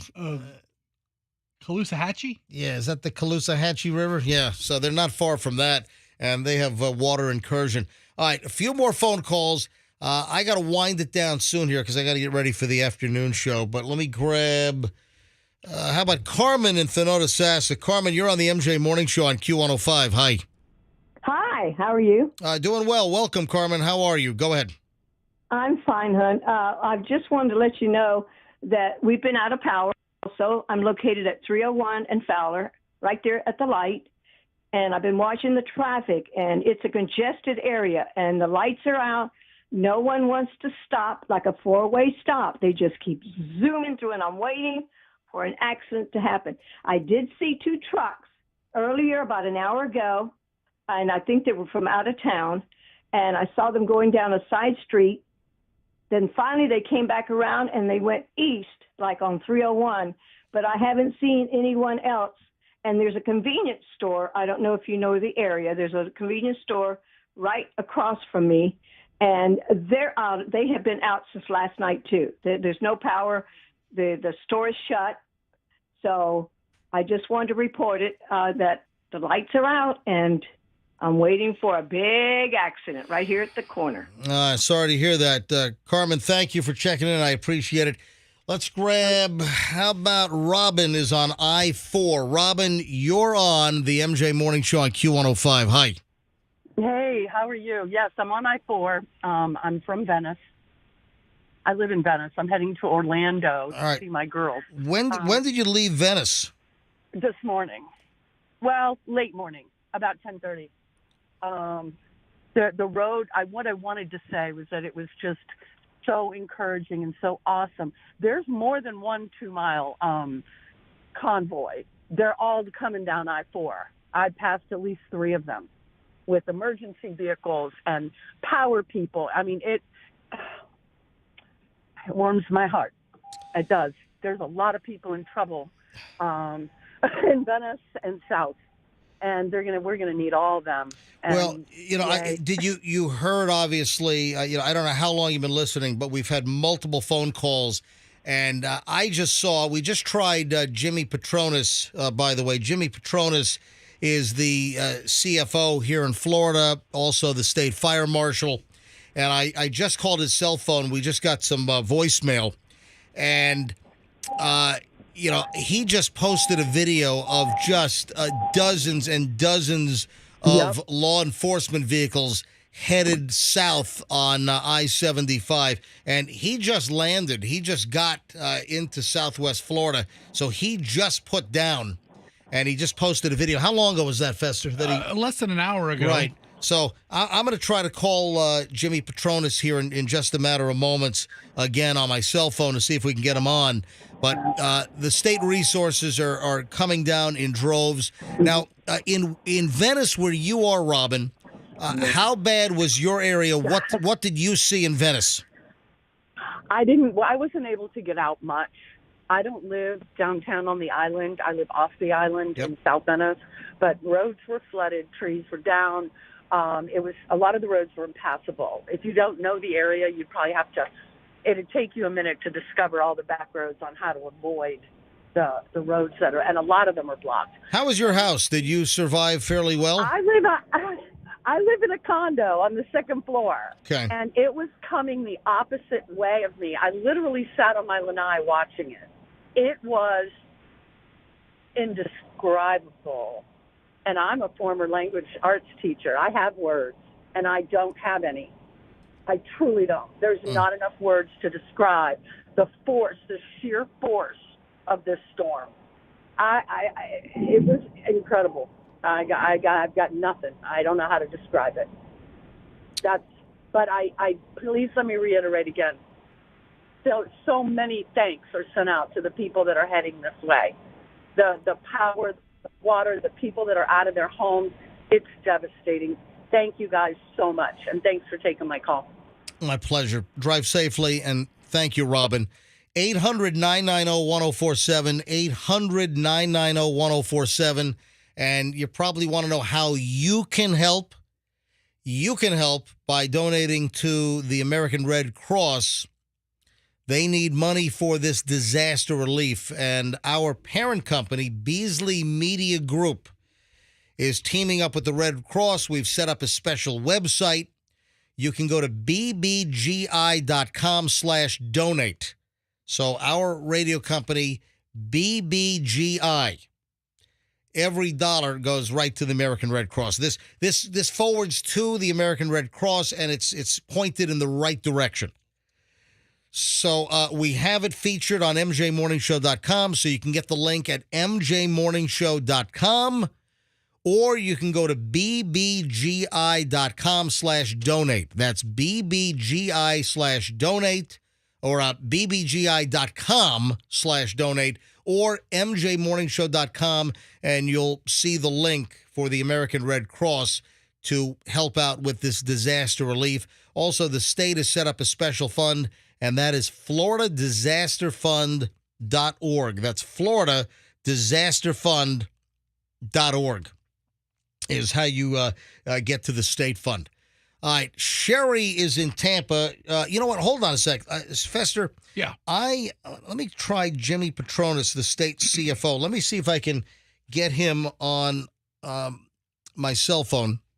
But he's in the disaster area. He's down there. His cell coverage might be really spotty. And the cell coverage is really, really spotty. So right now I'm trying to call. Nope. Yeah, right to voicemail. Okay. Yeah.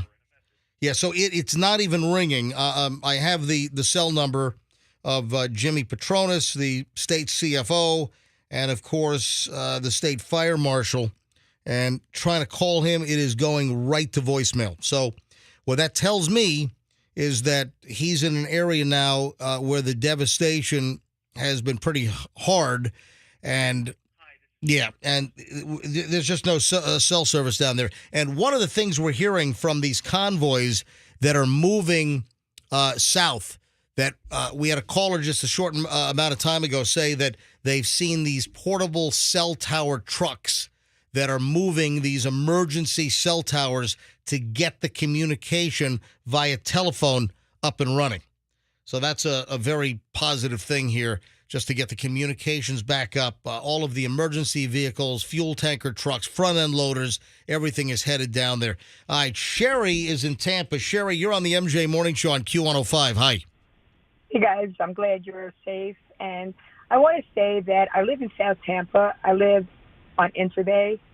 And when I traveled out this morning, and the lights like at Interbay and Southdale Mayberry, Gandy, they're all out, and there's emergency vehicles sitting there, but not one police officer out of their car. And I just don't understand that. Directing traffic. All the lights are out, the cars are there, but no officers directing traffic. Right, and listen, that's not uncommon. If they're there, they're obviously letting people know with their lights are flashing, and you can see there are no traffic lights operating. You see an emergency vehicle that you just slow down and you stop, and you're supposed to know that it is to be treated as a four-way stop. That is part of your driver's test, or it's certainly in the driving license manual, that if you get to an intersection with no traffic lights, that it's a four-way stop and you take turns going through that intersection. And listen, sometimes if the officer doesn't feel it's safe, maybe that's the reason why or maybe they're doing things on the computer in their car at that point. The visibility of the officer in the vehicle is doing far more good than somebody standing in traffic.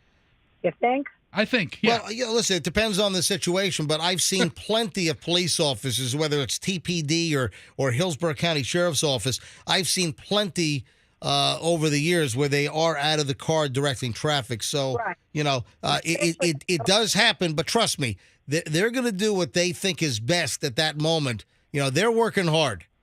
You've had the police departments and the sheriff's offices. They've been on these extended shifts where some have been staying past their 12 hours, and all the vacation, all of the leave. Everyone's been brought in to do the job, so they're working hard. Trust me. I don't think I'd worry about a police officer sitting there. Trust me, he's not in the car playing. What's that word game you play over there, Fester? Oh, I play a Wordle. Yeah. Wordle, So yes. I don't think he's in his car playing Wordle. Is what I'm saying. All right. Hey, thanks for the call. But listen, I got you loud and clear. All right. Let me grab Joe in Wesley Chapel. Joe is a retired police officer. Hey, Joe. Welcome to the MJ Morning Show. Hi. Hey, MJ, long-time listener. Just wanted to answer that question as far as not the officers not being present in the intersection. That's a complete safety issue. All right, go ahead and explain what the safety issue is. I mean, I believe I know, but I'd like to hear it from a former law enforcement officer. If you're out in the intersection, you have somebody coming up, and you can get killed. How many officers have been killed by cars directing traffic or conducting car stops where people just, total disregard for them, ignore the lights, ignore them in the intersection, and, they become, part of the road. They total disregard. Yeah, they become a casualty that's of just a people safety not issue. paying attention to the road, right? And that's because the lights are out. Like I said, they're doing more good by having their bright LED lights flashing, raising all kinds of awareness, and having somebody stand in the middle of a street. Yeah, their lights are doing the job that they were doing. So that's their car is there for a reason. For people to slow down, and we all know they don't slow down here. They drive like lunatics here. So Yeah. No, I got you loud and clear. Joe, how did you fare last night in Wesley Chapel? thank God we fared okay. All I lost was the palm tree in the front of my yard. Well, everything else was okay. We didn't lose power. We didn't get flooded. So thankfully, everything went okay. I appreciate it. Thank you, man. Have a great day. All right, you guys take care. Be safe. All right. Talk to you soon. You too. Have a good one, buddy. Bye-bye. All right. All right, so there you have it. I'm going to wrap things up here. What? Gonna wrap things up. Take a break. It's almost 1 o'clock. Oh. It's 12:49. Let's go to the schnitzel. Let's go to 3 o'clock. Come on. I gotta get home to the home studio and get prepared. So, thank you to everybody, man. Did you want me to grab a call here before we left? We still have a ton of people calling in. Hold on. Well, Doug is on I-75, and we've been taking these I-75 calls with resources heading south. Doug, hi. You're on the MJ Morning Show. Hey, how are you guys doing? Doing well. So you're on I-75. Where are you? We are. We just did the split next to the Turnpike on 75 from Orlando. Yep. Heading south. So we're trying to find out. We're coming from Alabama. We're part of the police officers. We're helping with security down here, but I'm not sure. The company's sending us straight to Fort Myers. Yes. And is there a clear shot to Fort Myers? Any road closures or? No, I-75 is open. Yeah, So according to the governor's press conference he did at 7 o'clock this morning, I-75 is open. Yeah, you just head I-75 south to Fort Myers, and that path is open all the way down on I-75.